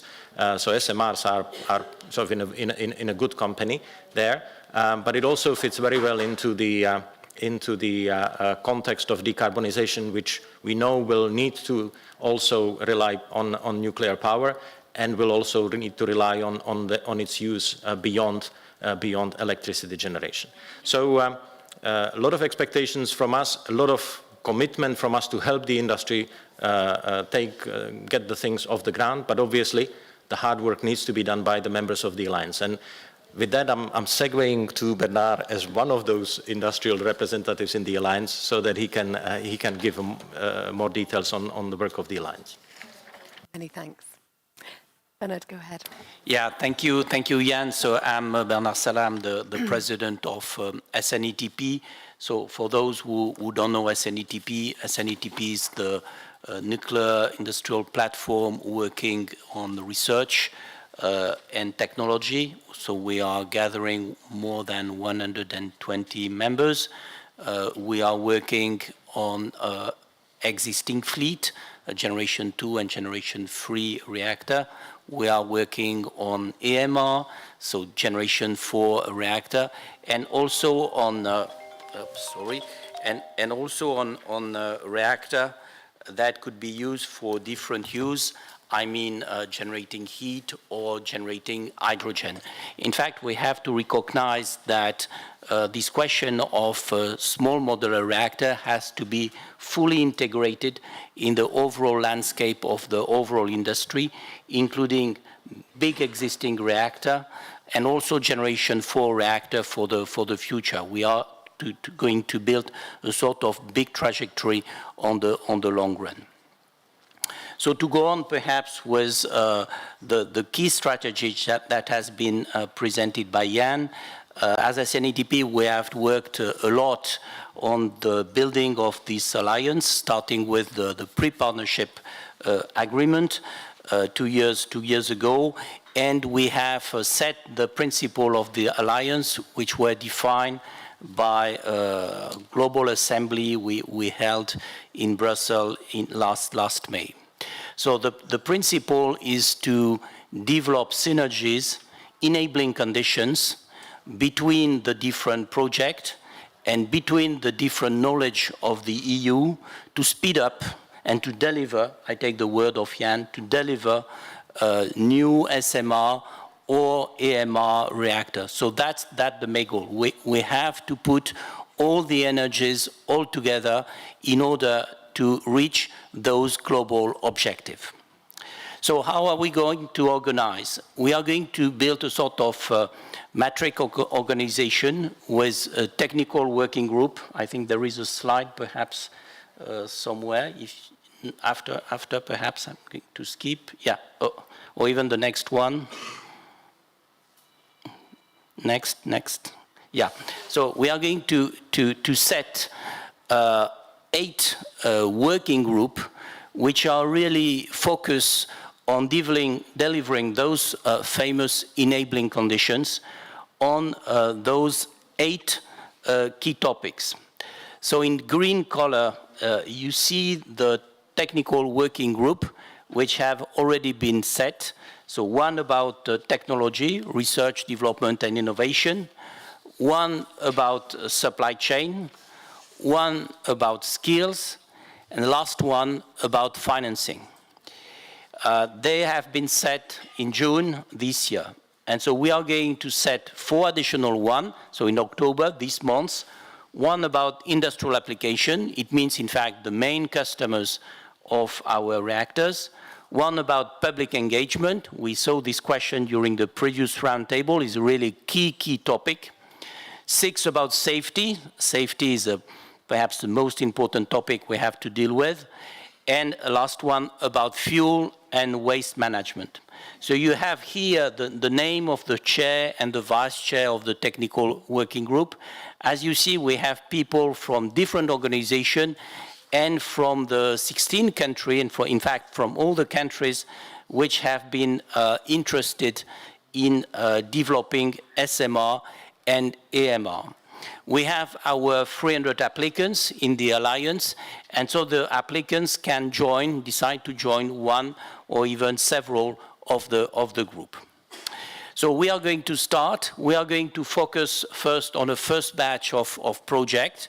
So this first batch of project, we are going to define it following, in fact, the term of reference of the alliance. I advise you to go to this term of reference. We have a set of already more than 20 application of projects. So you see of different type, from light water reactor to SMR, and also a district heating reactor, who are candidate for working with us.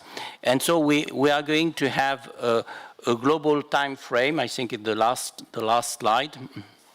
Yeah, working on this next governing board, so next week, by the way, in order to deliver the technological roadmaps by end of 2024, and then the strategic action plan. So the goal of all this operation is really to set enabling conditions for the development of SMR and NMR.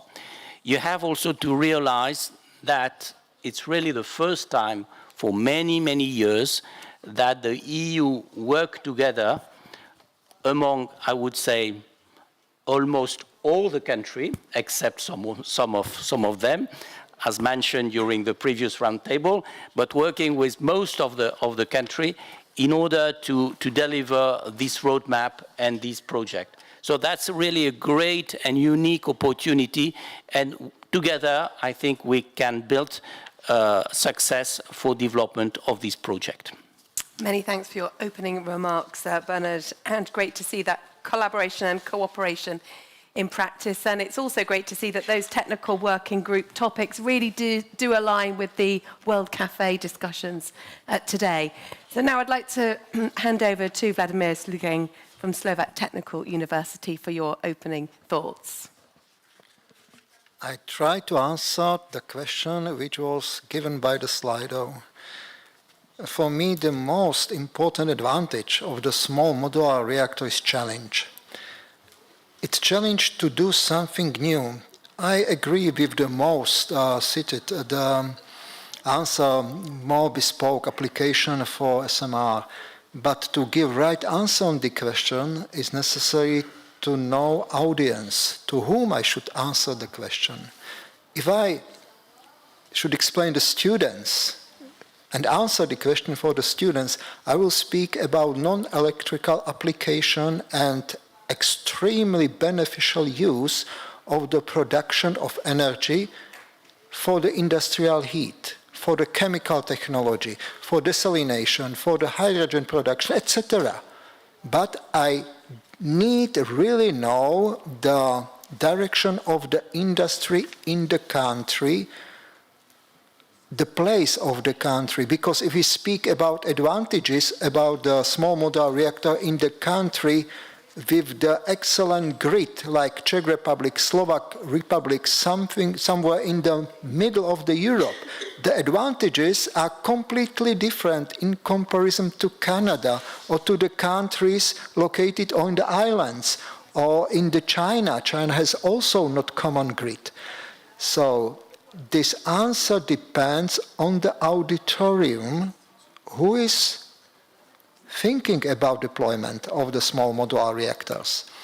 And for the Europe, I completely do not agree that the small modular reactor can replace the big commercial units. It's crazy. It will be every time more expensive. I am several years working on the TechDoc-in agency in Vienna, decommissioning of the small modular reactor. The factor of the waste from the small modular reactor is 2 up to 5 times higher than from the commercial reactor. So something should balance this disadvantage of the small modular reactor. And advantages we can see if you have country somewhere in the ocean, island, and there are big resources of the diamonds. What would you do? Small modular reactor, doesn't matter how much it costs. The diamonds overpay everything. What I should do, the small modular reactors on the island, I'm not crazy. I will hire some swimming platform because I solve my problem with the infrastructure. I do not need regulatory authority. I do not need to create research and development centra and invest to the deep geological repository. Everything we've moved after 20 years to the country, to the origin. Excellent solution for the small modular reactor. Why should I wait for the swimming platform construction? I hire USS aircraft, Dwight Eisenhower or Ronald Reagan. It's protected against terrorists enough. There are 550 megawatt of the power, thermal power on the board. So I hire it for some years, and after growing up the diamonds, you can go, thank you. I will pay for your service, but that's all. So there are big advantages of the small modular reactor, but please do not replace the small modular reactor with the commercial reactor focused on the energy production. Thank you.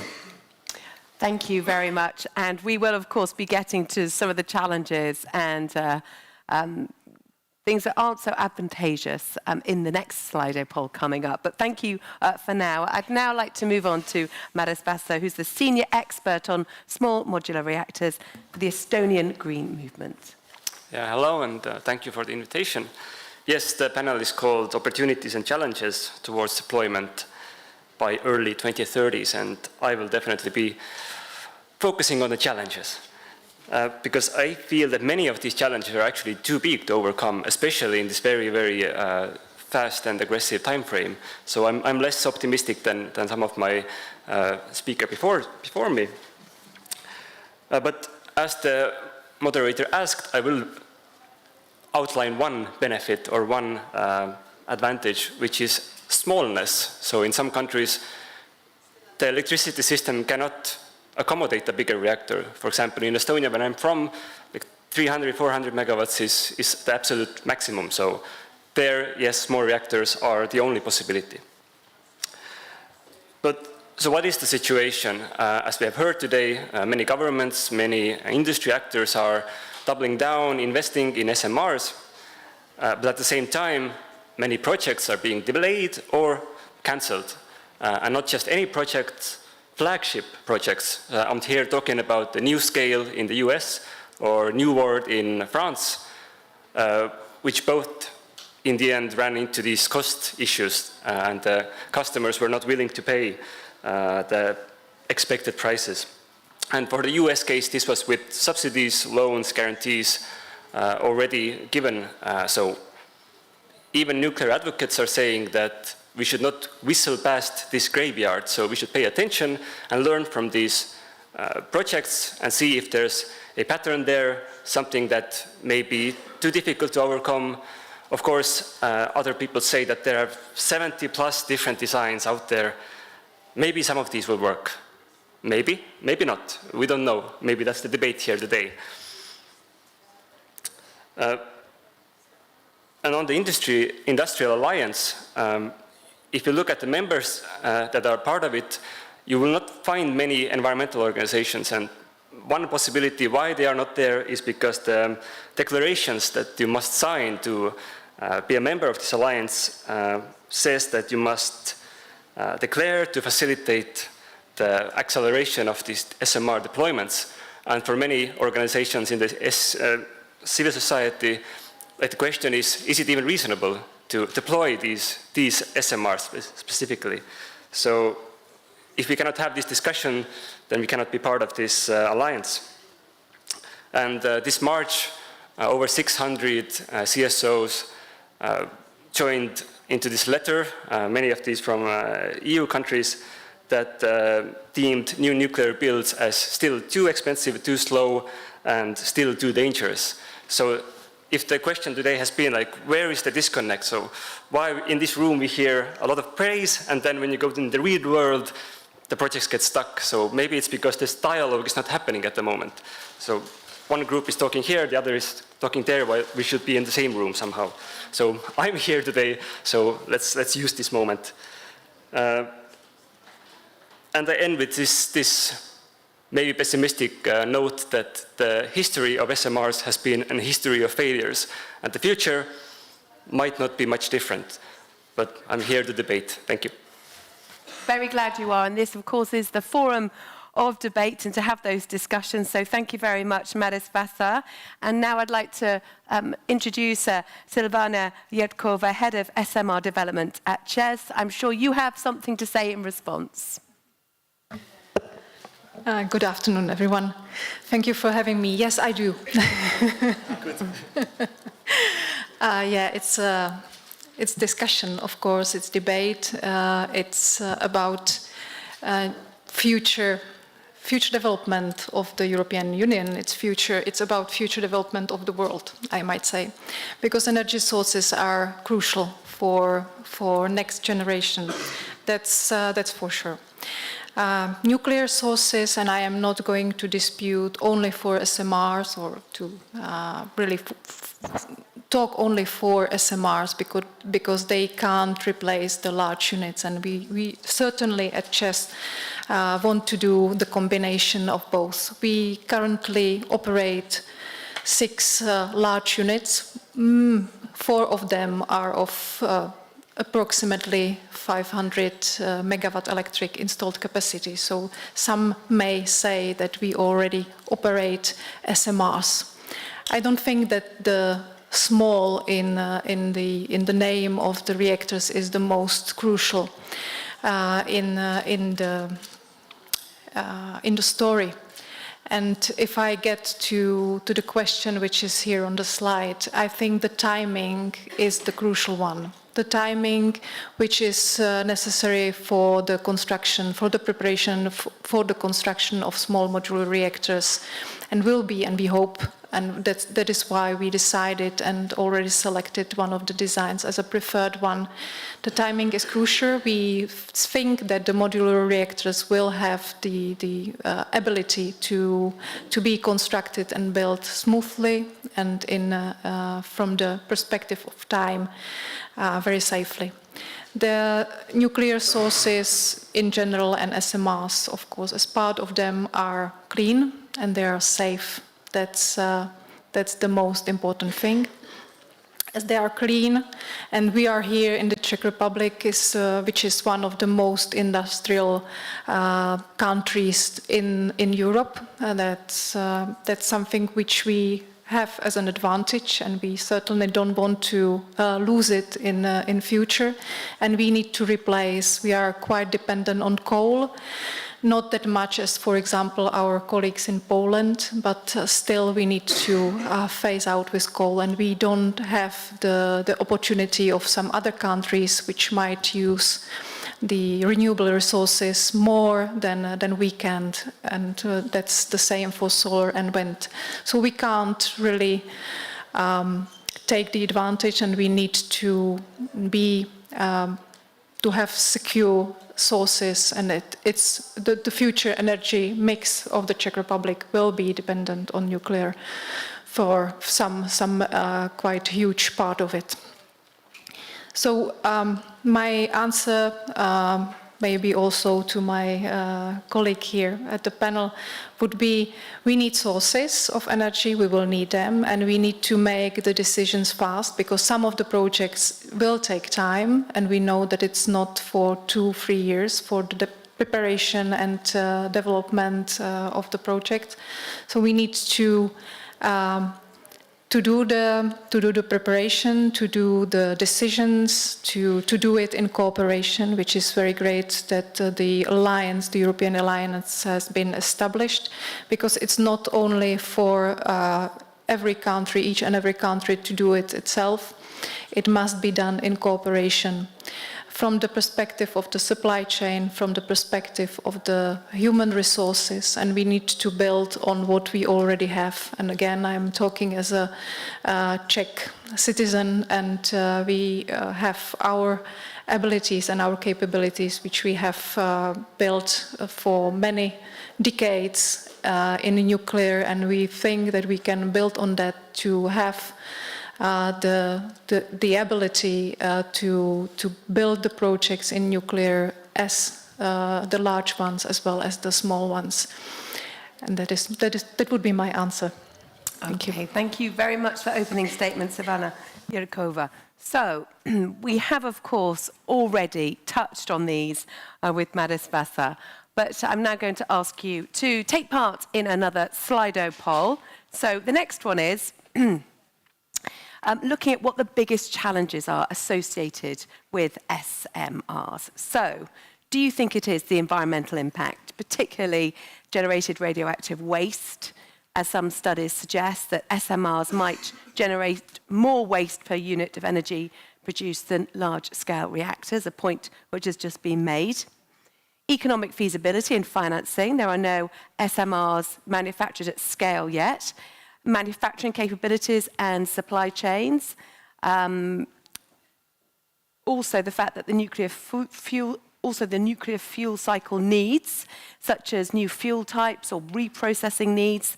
The current regulatory and licensing framework, including the fact that safety, security and safeguards are still evolving. And what difficulties and challenges does that pose? Lack of skills, education and training, insufficient research and development, and lack of public engagement. So there seems to be quite a few challenges to address. Which one do you think is the biggest? And yeah, as we can see here on the screen, it's economic feasibility and financing. There are no SMRs manufactured at scale yet. I'd like to put that to the panel now. Jan Penek, would you agree? Do you think that is the biggest challenge? How easily can this be overcome? What needs to happen? If only I knew. No, but I think it's clear that the economic feasibility is a key driver of future success. It has been mentioned also in this panel, but already earlier during the day, that it's clear that the competitive advantage or the added value of SMRs, if you want, will come primarily outside of electricity generation. They will not be competitors to the large-scale or large-size units. They will provide low-carbon nuclear solutions to other decarbonization needs in industry. District heating is my favorite subject. Desalinization was mentioned earlier. I would not exclude, nevertheless, the use of SMRs also in power generation, in replacement of similarly sized coal-fired units. That's also an important decarbonization need, and maybe SMRs may have a better response than large-size units in certain energy systems. So I think what will determine the economic feasibility will be to find the right niche or right application mode for SMRs. And as Bernard was mentioning, this is precisely why there is a fully dedicated technical working group in the Industry Alliance to this. Coincidentally, technical working group number 1, but I think that's certainly the group that will have to look at these elements. The other determinant of economic feasibility will indeed lie in the supply chain. We have mentioned so far today supply chain mainly in the context of the fact that most of the SMR designs come from outside of Europe, and if we want to keep still SMRs benefiting European economy, we need to be at least able to provide the supply chain. But I think the supply chain question is also, besides the localization, a determinant of economic feasibility, because if the supply chain cannot produce components at scale, with economies of scale, then of course, obviously, the economic feasibility of SMRs will be inversely impacted as well. So for me, these would be the two key elements that have not been mentioned so far, but should be also taken into consideration. Okay, many thanks for that. I do want to pass over now to Bernard to get your response, but also the fact that, as mentioned earlier by Maris Bassa, there are simply so many models, around at least 70. How much of a focus is that in parts of the technical working groups? Yeah, perhaps let me give a view about this question. When you think about SMR, the whole story about SMR is about series of reactors. In fact, the global story that we have about SMR is that we are going to build a very big number of identical reactors. Turning the nuclear industry in something similar with the aerospace industry. Take a big Airbus. It's a very, very complicated equipment, a very, very complicated system. But those big aerospace companies are able to deliver them on a very successful way with limited cost, limited duration of construction, because in fact they are building series. And so we have to build series of reactors. And so it means that we have to find standards, features for our industry. And that's one of the goal of the alliance that we are looking at. Standards for the industry, standard for the supply chain, standards for research development, and if I may also standard for regulation. We have different view about regulation in Europe at the time being. We have different technical features for similar reactor. So that's also a topic on which we have to work. And if you look at the very start beginning of the alliance, I would take 2 reactors, the Newark reactor, for which already 6 safety authorities are working together at a very early stage in order to define in a common way key features for this reactor. That's a huge progress. There is another example for a molten salt reactor called Thorizon, which is a Dutch and French project. And again, for this project, you have both authorities for the 2 countries who are already working together. So I think this question of standard and theory is really the key element that we have to build. Of course, the first one will be difficult to build. That's for sure. But once we have first one country built, there would be a huge market. Let's have in mind that if you look at the long-term perspective of the EU for electricity demand by 2050, the electricity demand in Europe is going to double. So something coming from around 3,000 terawatt-hour up to 5,000 terawatt-hour. And don't remember that one big unit is 10 terawatt-hour only, one big reactor. A small reactor is 1 terawatt-hour. We have to add 2,000 more. So it means that all solutions are needed. All solutions are needed. There is no one preferred. All of them are needed, and especially SMR among them. Thank you very much, Bernard. There's a round of applause there. Anybody would like to join in? Let me bring in Silvana on this point about standardization. Silvana, how would it help your company if there were greater and more harmonized standards? Or would you agree with a point made by Rolls-Royce earlier that actually you just need to get on with the job anyway and stop prevaricating and work with the current regulations, because you can always be waiting for the regulations to be better? Thank you very much for that question. We need to start, or we have already started, so we need to work with the current regulation, and we know that it is feasible.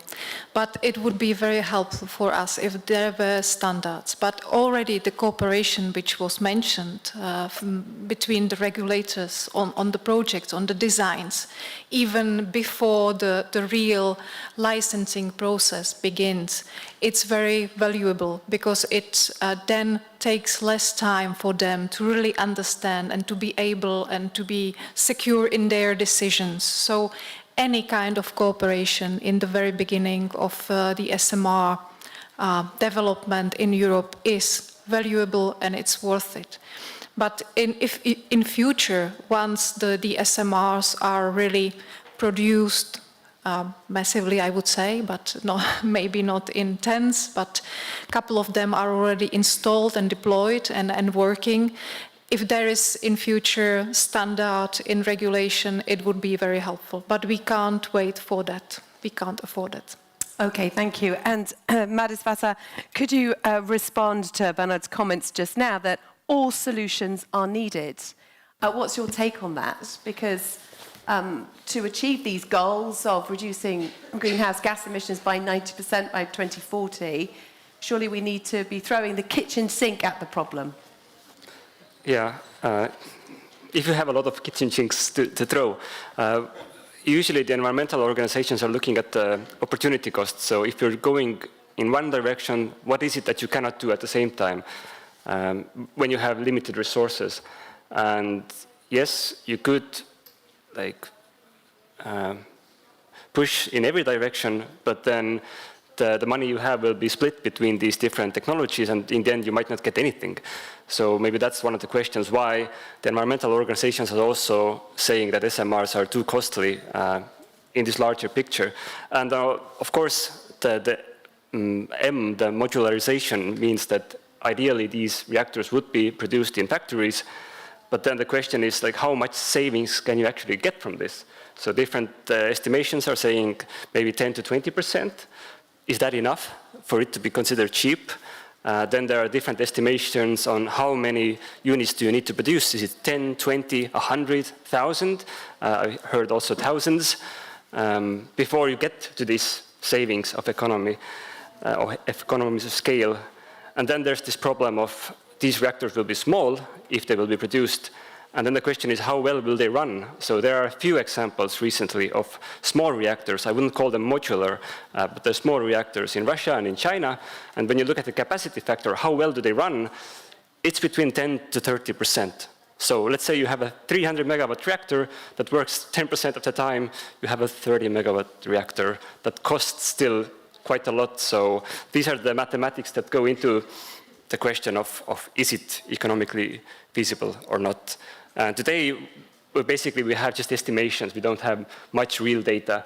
And the question is how much do we believe that this hype, as also Mr. Gariba said in the morning, is reality, or how much of this is like a tech bubble?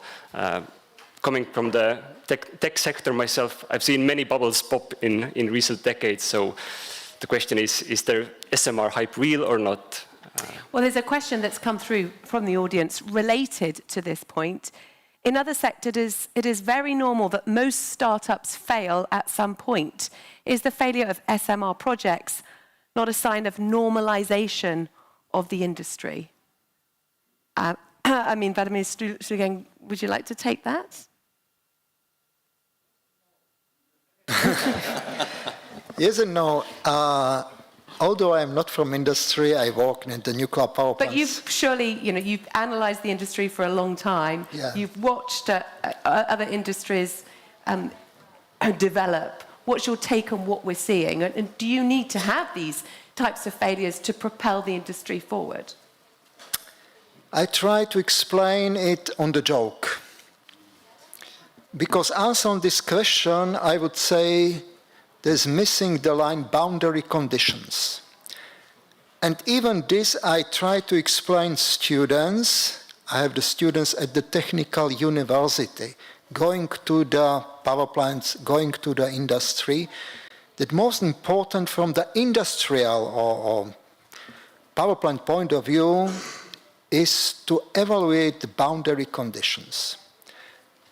Imagine there is a student camp, and there is canteen, and get in the fire, bonfire. The first is waking up in the evening, the student from the political faculty. He wake up the journalist, make nice picture and disappear. The second waking up is physicist. Coming there, see, yes, there is the water pipeline, the wind is not so bad, yes, the task has a solution, get asleep. Because it has solution. And on the way, he wake up the next technician, diploma engineer. It's your turn. You know, I have no practical skills. It's your turn. And this physicist gets sleep, and engineer, technician, quench the fire. And all the time, he evaluates the boundary condition. Yes, there is a water pipeline, but not enough water in the tank. Yes, there is some wind, but the forecast say in 2 hours it will be windy.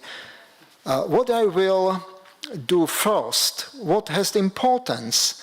The human life. After that, the most expensive things are taken out from the fire. And finally, he quenched the fire because he every time evaluates properly the boundary conditions. But the last is waking up the student from the police academy. And because the technician is only one on the place, he is guilty for the fire. So, proper evaluating and reporting also the activities is very important to be alive. And the same in the small modular reactors from the industrial point of view. And now I am approaching to your question, finally, is the proper evaluation on the changing boundary condition. During the fire, which is quenched in 2-3 hours, the boundary conditions are changed, but not so dramatical as in the case of the small modular reactor deployment, which get over 10-15 years. The boundary conditions are completely different after some years. And we as technicians sitting here, I hope a lot of from you are technicians, know all this risk. That's all. Thank you very much. Fantastic explanation there. Let me bring in Bernard. What's your take on this question?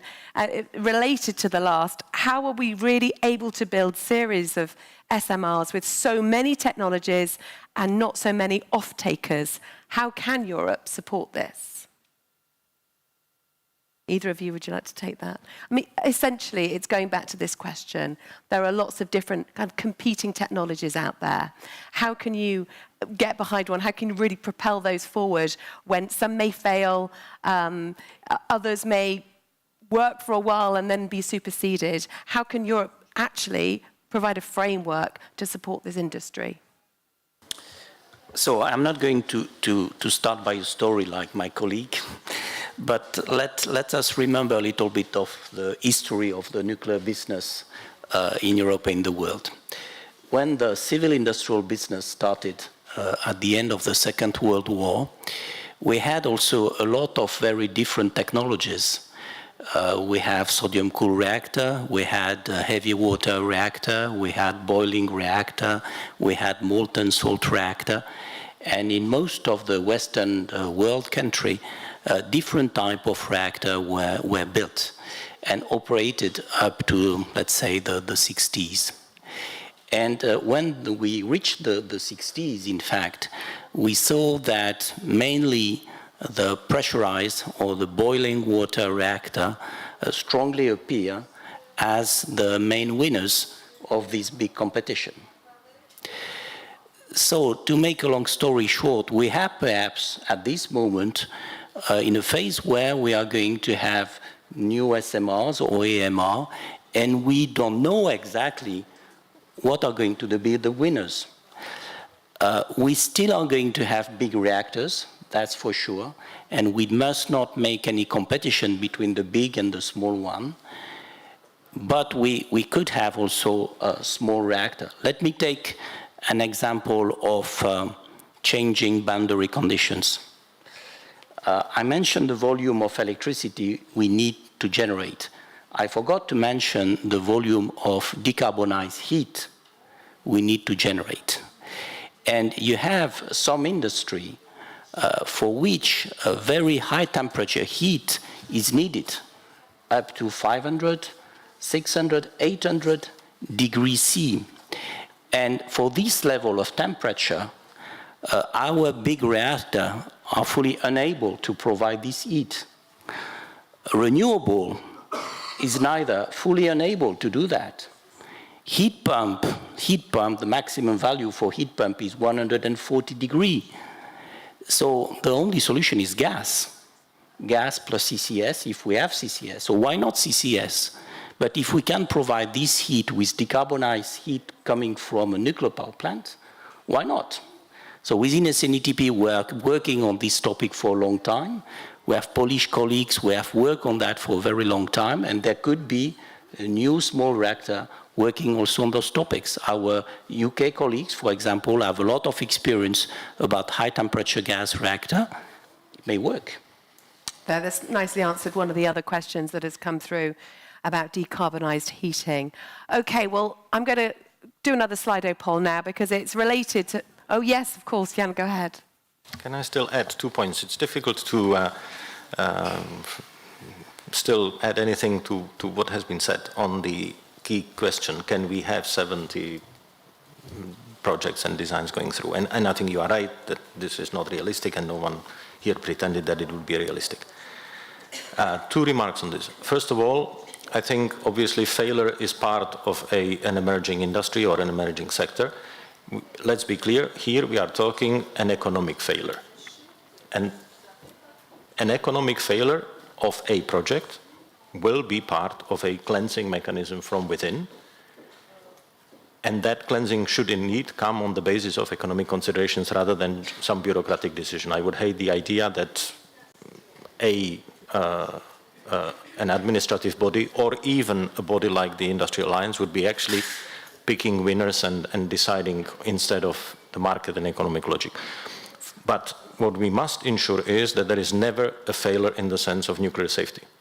There must be very clear guarantee that there will be full compliance with the strictest safety standards for all the players, and indeed the cleansing will come only on the basis of economic logic. That's the first point.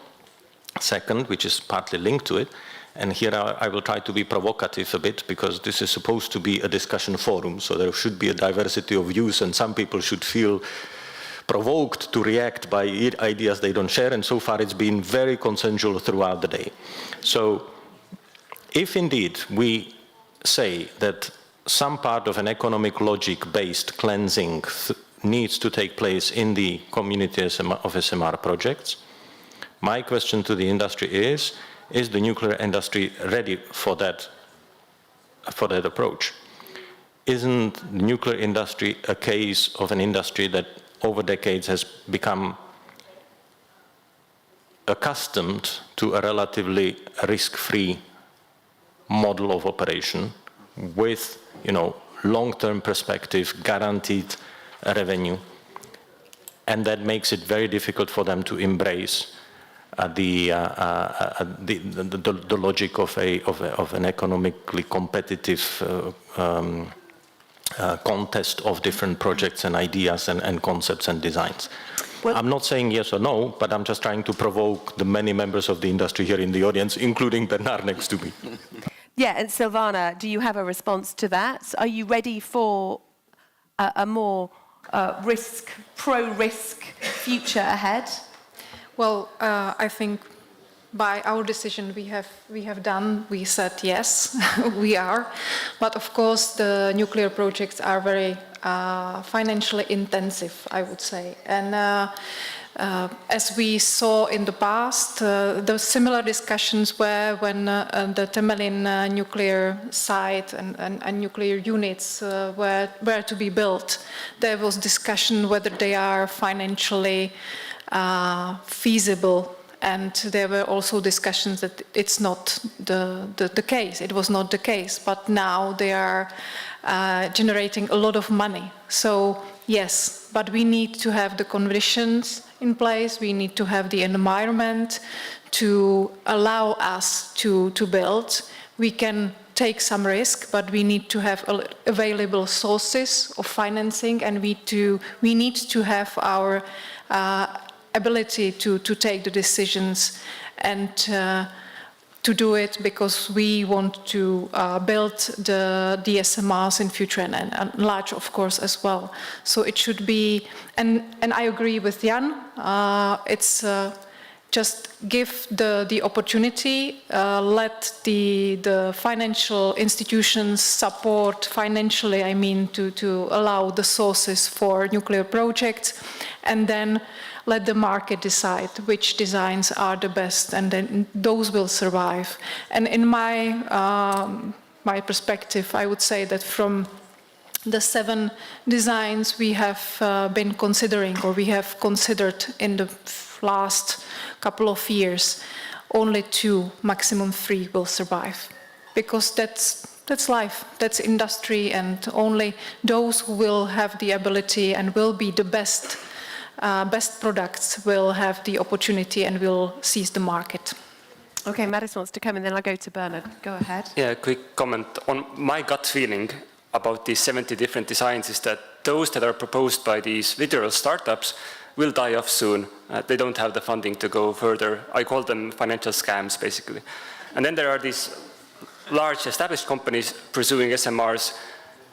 Of these, I think, as they get closer to actual projects, actual deployments, we will also see some die off between these projects, and then some will remain, some will get built as well, and then we will see, do they run well, how much did they actually cost, will they get the factory working to build the next one? So that's where the actual data starts coming in.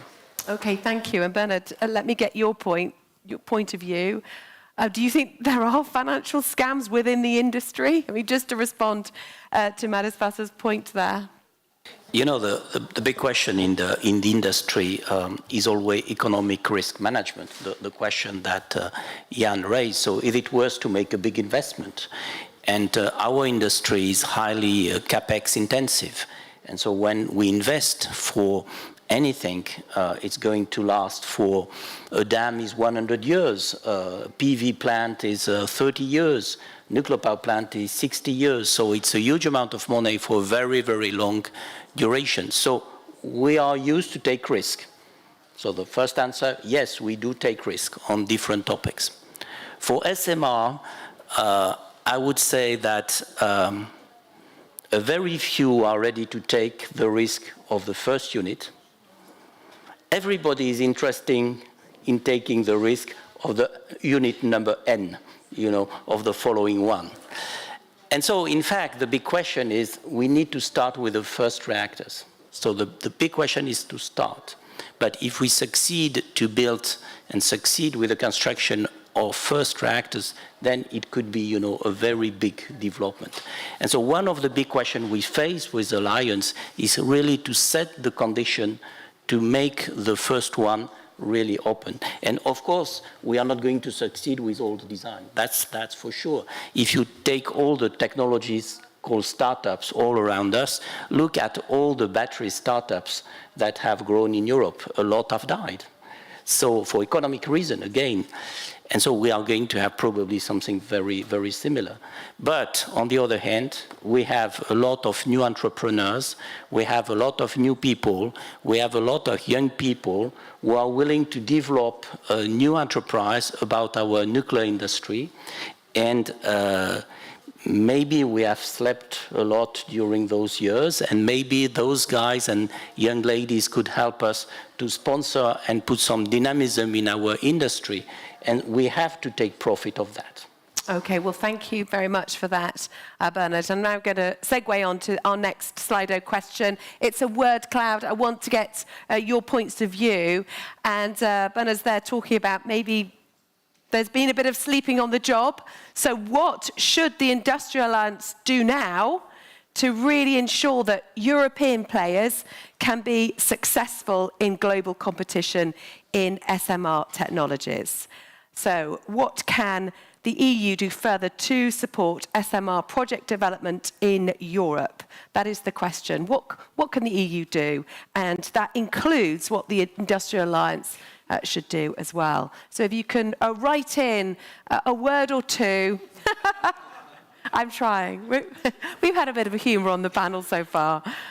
Harmonisation, harmonised licensing, finance. Finance, of course, has been a really big topic of debate here, and harmonisation. Yeah, it's coming through loud and clear. So where are we in terms of harmonisation? What else needs to be done within the Industrial Alliance? How far would you say, Bernard, progress has got on that? Less than bureaucracy as well. Rip up the red tape.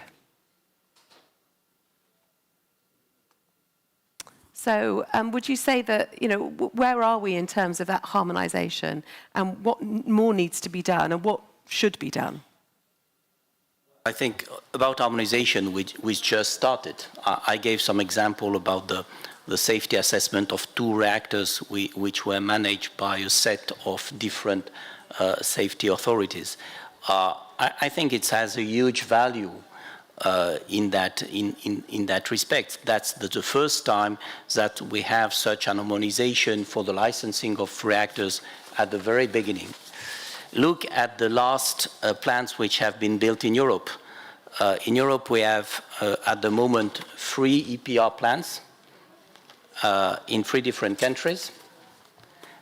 They are all different. The French one is different from the Finnish one, which is different from the English one. Nevertheless, it's the same technology by the same vendors.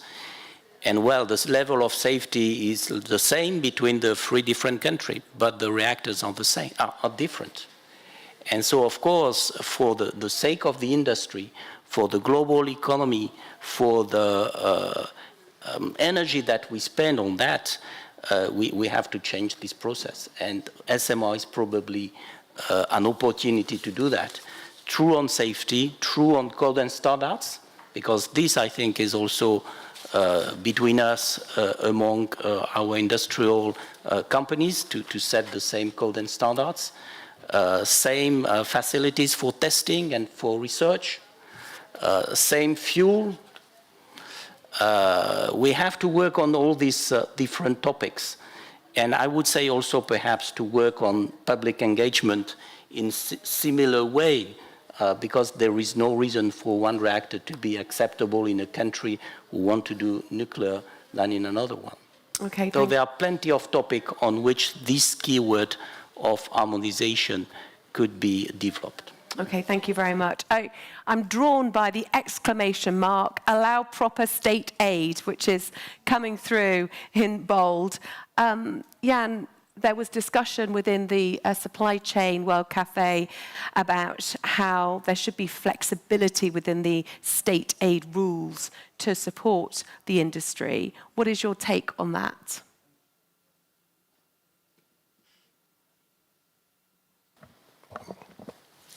I think it's clear that we need surely transparent and flexible, well, flexible to the extent of relevant and applicable rules of state aid for nuclear, like for any other energy technologies. I don't mind that, and I don't mind that exclamation mark. I think it's clear that there is always more to do on the part of clarifying the rules, creating useful precedents, drawing common lessons, etc. So no contest on that. But the question, in a way, again, goes back to my previous attempt at provocative intervention.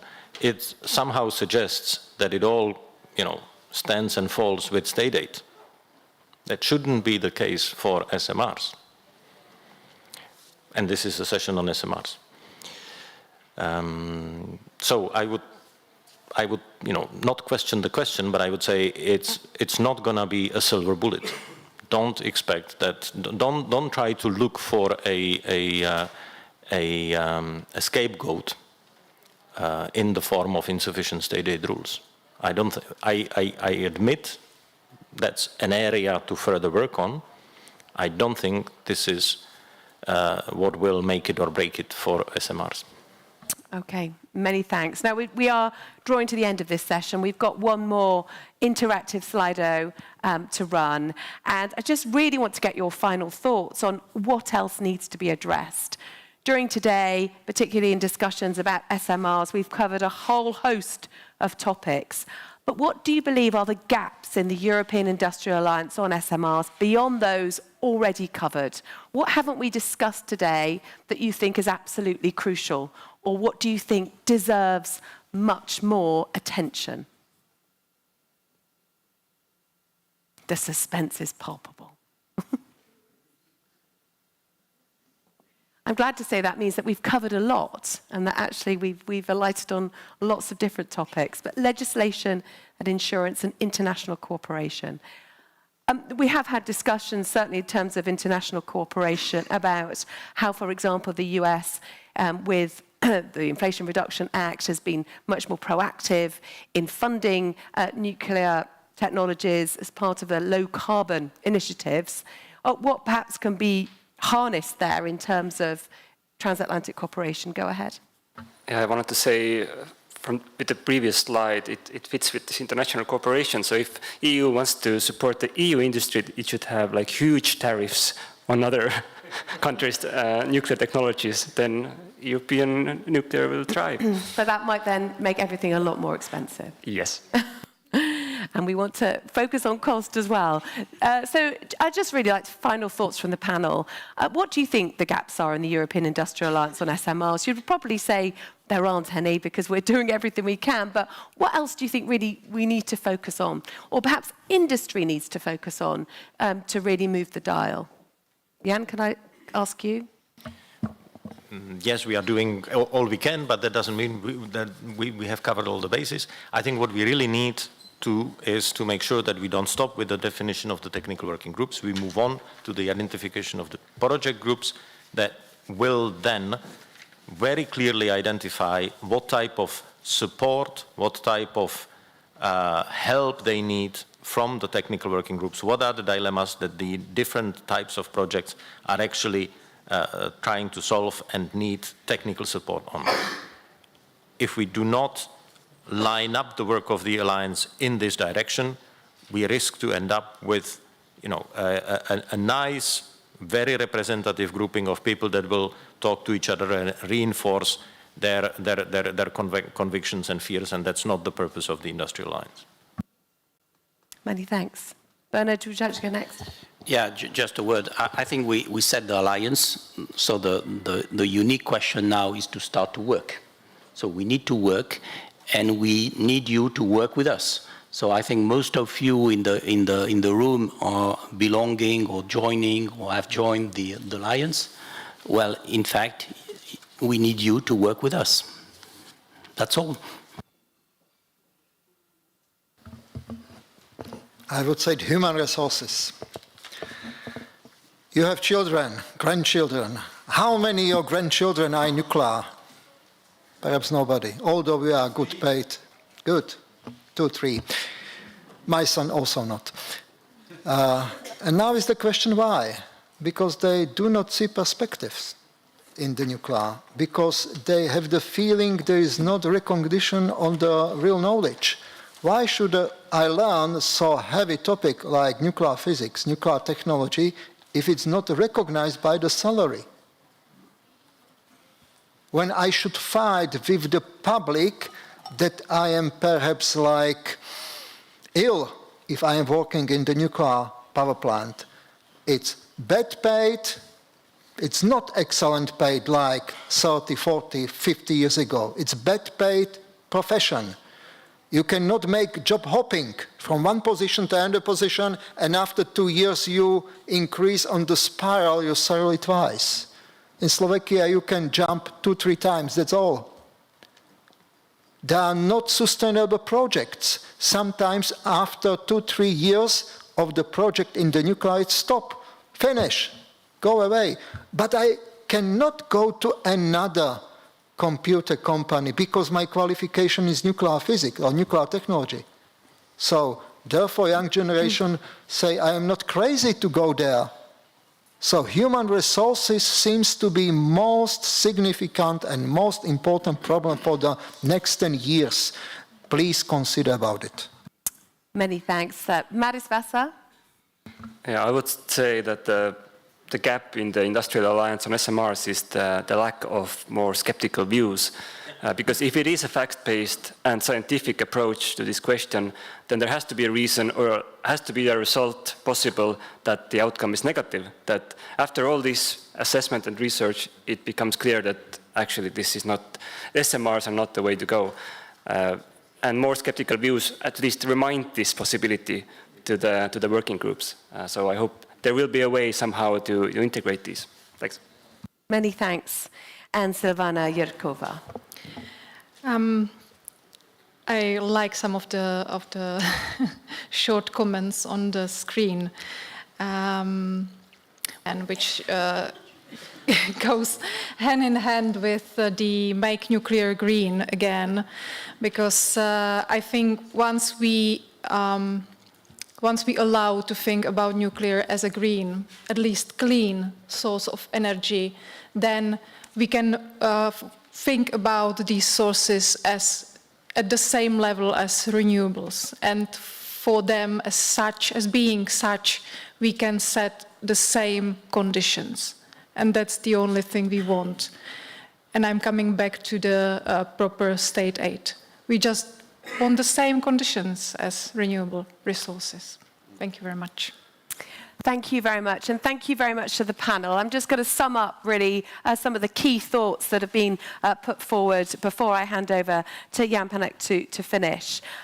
Clearly, there are many benefits that SMRs can bring, and it was really interesting seeing the results of those. But, of course, it's the economic feasibility and financing that really does appear to be one of the biggest obstacles. There are risks ahead, and it's clear that the industry is in a real state of flux. We have, as has been mentioned, 70-plus designs. Some of them will continue, some of them will fail. There has to be appetite within the industry to take more risks, but at the same time, that needs to be balanced with the very fact that the biggest challenge associated with SMRs is the economic feasibility and financing. So if there is too much risk associated with certain projects, that may then be more difficult to get the financing needed. There are still plenty of challenges ahead. Human resources has come through loud and clear, certainly at the end here in this last word cloud. The very fact that we need to make nuclear sexy again. The industry needs a big rebrand, whether it's at school, opening an English textbook, explaining, and this came through on one of the World Cafe panels, that actually nuclear waste in the industry is very bad for the environment, whether it's studies showing that, for example, the nuclear industry really contributes to greenhouse gas emissions, a study that was highlighted in the panel a little bit earlier, and about how the public's perception of the nuclear industry really does need to change. So it's clear that there's a lot of work to be done, not necessarily just on the European Industrial Alliance side, although there's a lot to be said for cutting through red tape, improving regulation, but there also needs to be a lot of effort made within society as a whole, and also from industry to take steps to try and surmount some of these challenges. Lots to discuss, lots to think about as we leave this conference. I'd like to thank you all for your cooperation and your interactive ability during this conference. Slido is great. I really enjoy working with it, and I've really enjoyed working with the panel. So I'd like to hand over now to Jan Panek for his final thoughts. Thank you. No, that's fine.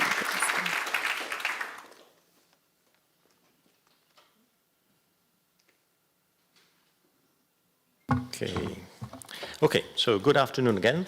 Many thanks, Susanna, and everybody for the SMR session. I'm not going to attempt to summarize any better than you have done the session that just finished. The session is over. Now let's come to the very last point of the agenda, which is the overall summary of the forum. And we are largely on time, so I think those of you who were hoping that by 5 o'clock you will be able to run and catch your plane or whatever else it is that you need to catch, let's hope that you will make it. Knowing that I stand between now and the moment of you being free and ready to go, let me just offer a few thoughts from the whole discussion of today.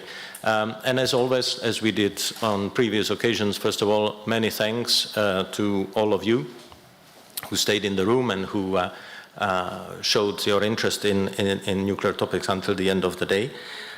Many thanks, first and foremost, also to the hosts from the Czech Ministry, Deputy Minister Třešňák and his team. First of all, thanks, Vice Minister, for staying also with us until the end of the discussions, but also many thanks to all your colleagues for being very diligent hosts and helping to make this forum a good, successful event in these nice premises.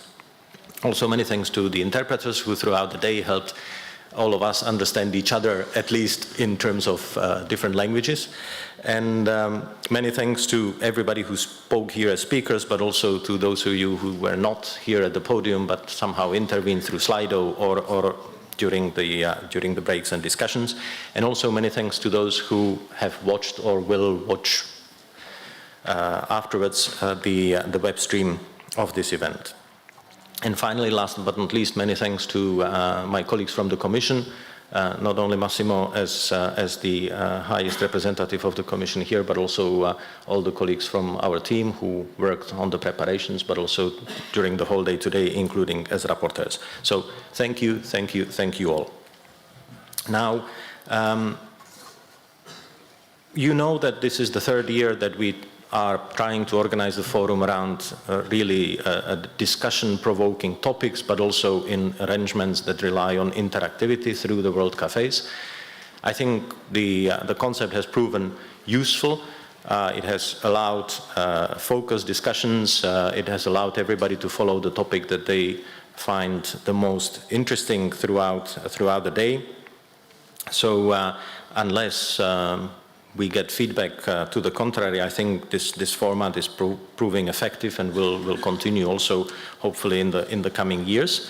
What I see important is to ensure that this format is coupled with as wide, as inclusive participation as possible, with as much diversity as possible in the audience, so that the discussions, particularly in the World Cafés, can be dynamic, provoking, and there I pick up the word of Madis. First of all, many thanks to Madis, who is one of the few of today's participants who come from the part of society that wants to question nuclear's merit and credits. I think that the rest of the audience are largely here from those who have a very clear positive view. And I think we need to make sure that the forum remains very representative. I hope that next year again we will be able to bring more speakers that will show skepticism, pose questions, provoke debates. On the specific topic of SMRs, we are trying to make sure that indeed the Industry Alliance does receive those inputs and suggestions from any part of society, and therefore I'm happy to say that one of the forthcoming events of the Industrial Alliance is a stakeholder forum in probably at the end of this year or very early next year, which will be an event, a gathering precisely for those who are not members of the Alliance, but who are passionate about the subject of SMRs and want to give their input, no matter whether it's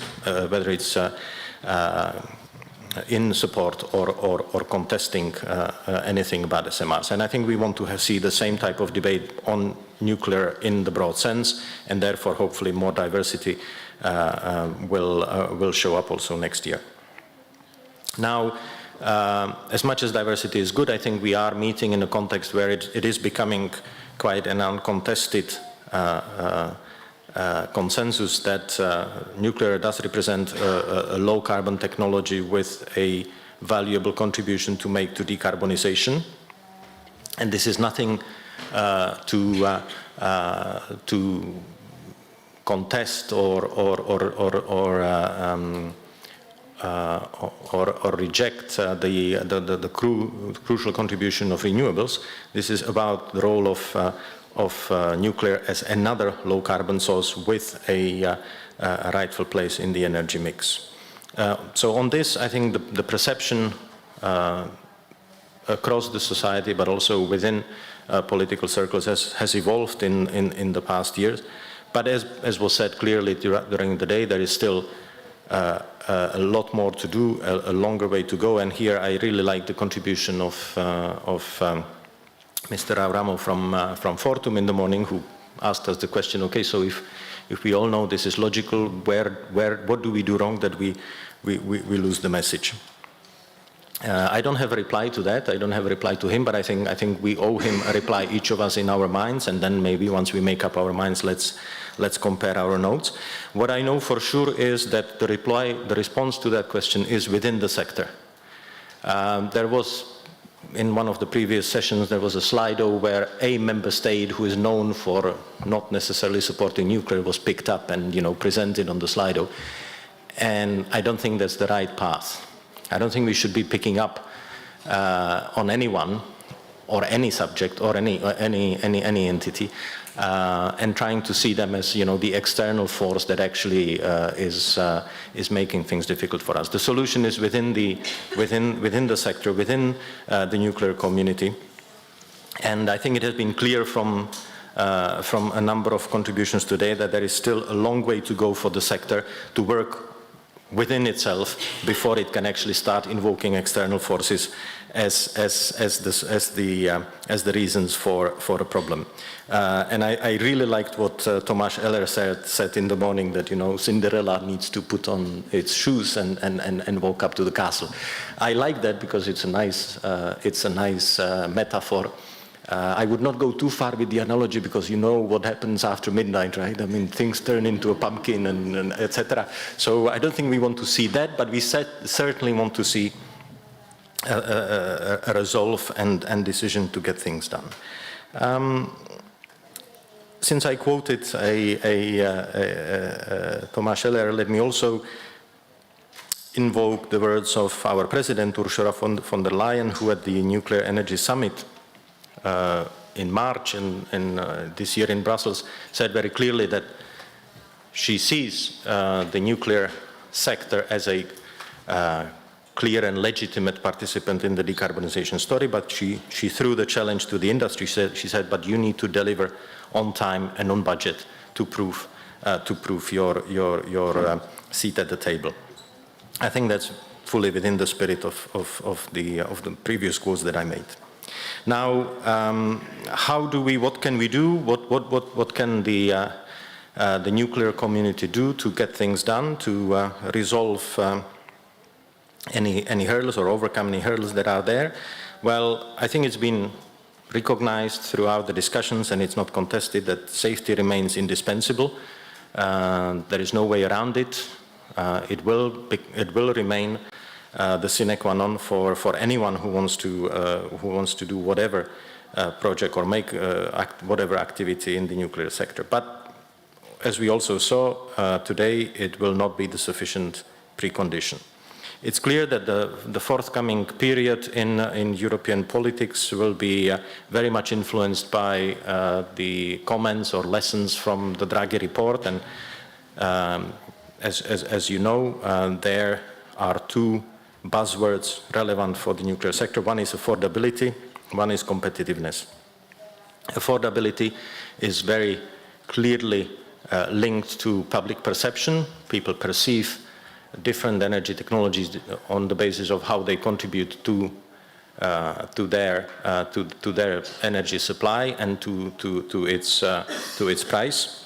And in that respect, I think the discussion on economic feasibility that we just had on SMRs, but that is also applicable to the large-scale projects, is very relevant. And it's in a way linked also to competitiveness, which I would propose to you is a twofold issue. One is how do we make sure that the European nuclear sector can actually help respond to the competitiveness challenge of the EU economy as a whole? How can it actually provide contributions that help competitiveness of the European industry, European economy?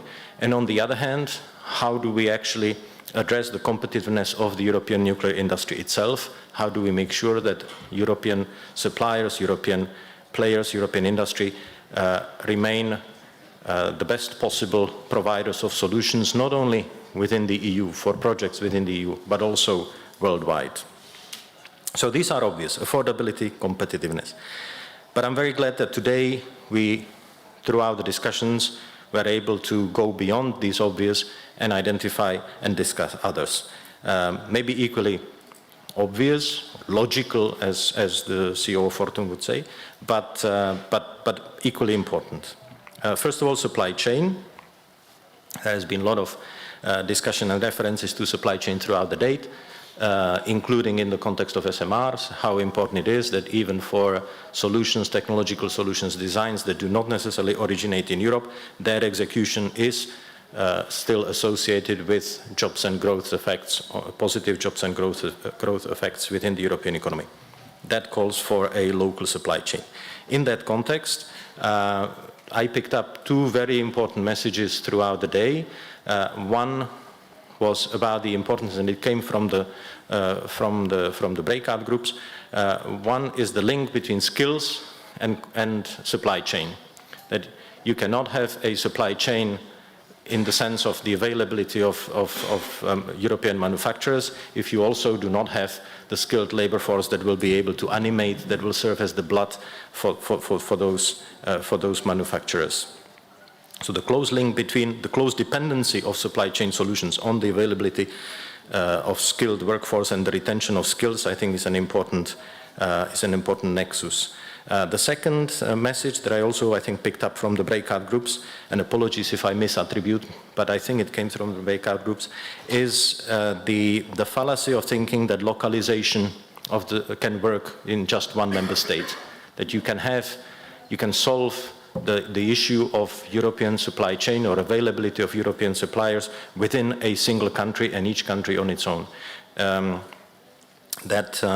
If we want to have a European supply chain that will allow for effective localization also of non-European designs and non-European technological solutions, it has to come from across Europe in order to be attractive for implementation. So much on supply chain. Public engagement, another maybe logical but necessary component of the future success of nuclear. And there again, quite a number of messages that went, in my view, beyond the obvious recognition of the importance of public engagement.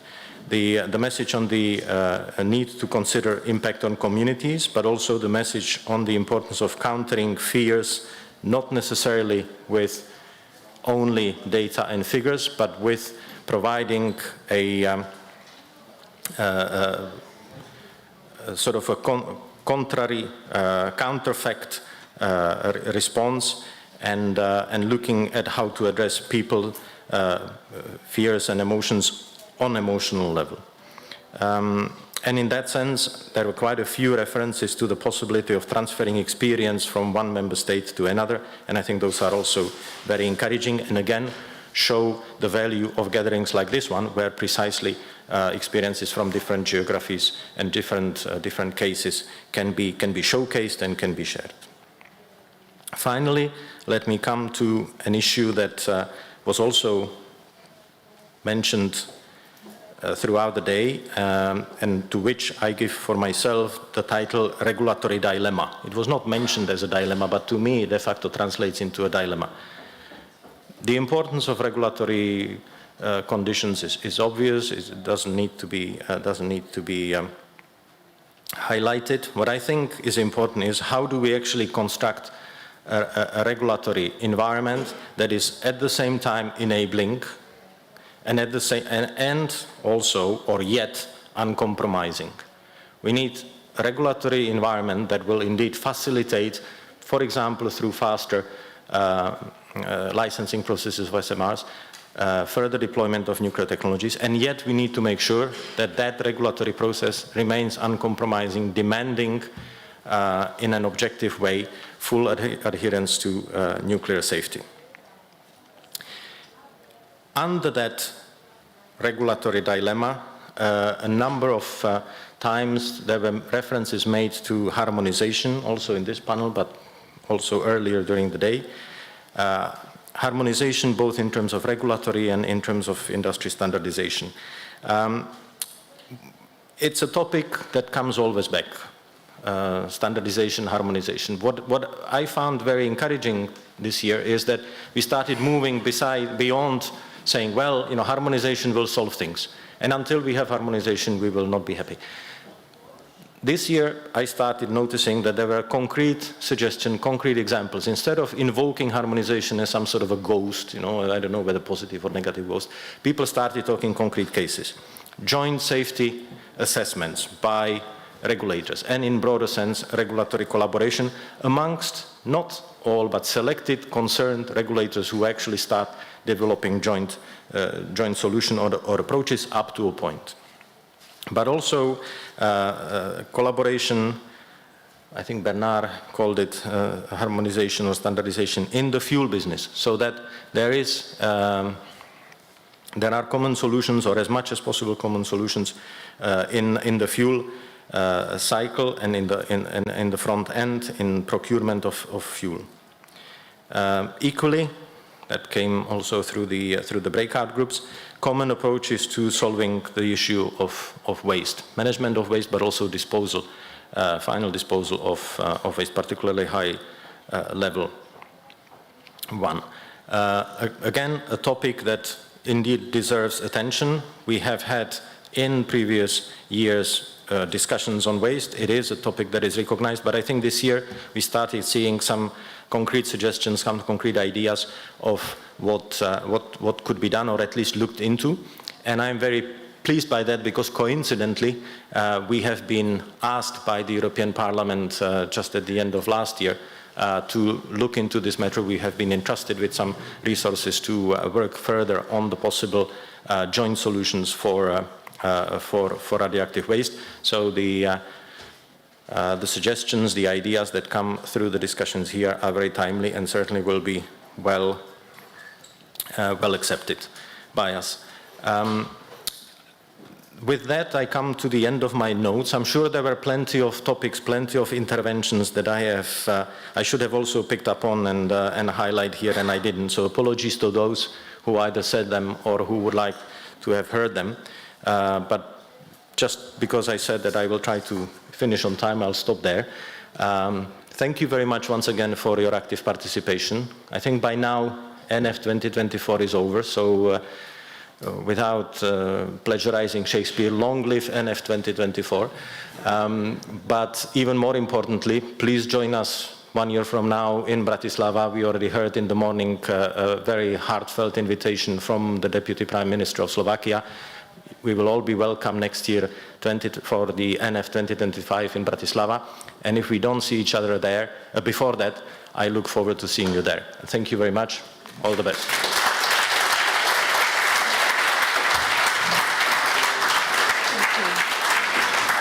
Thank you, that was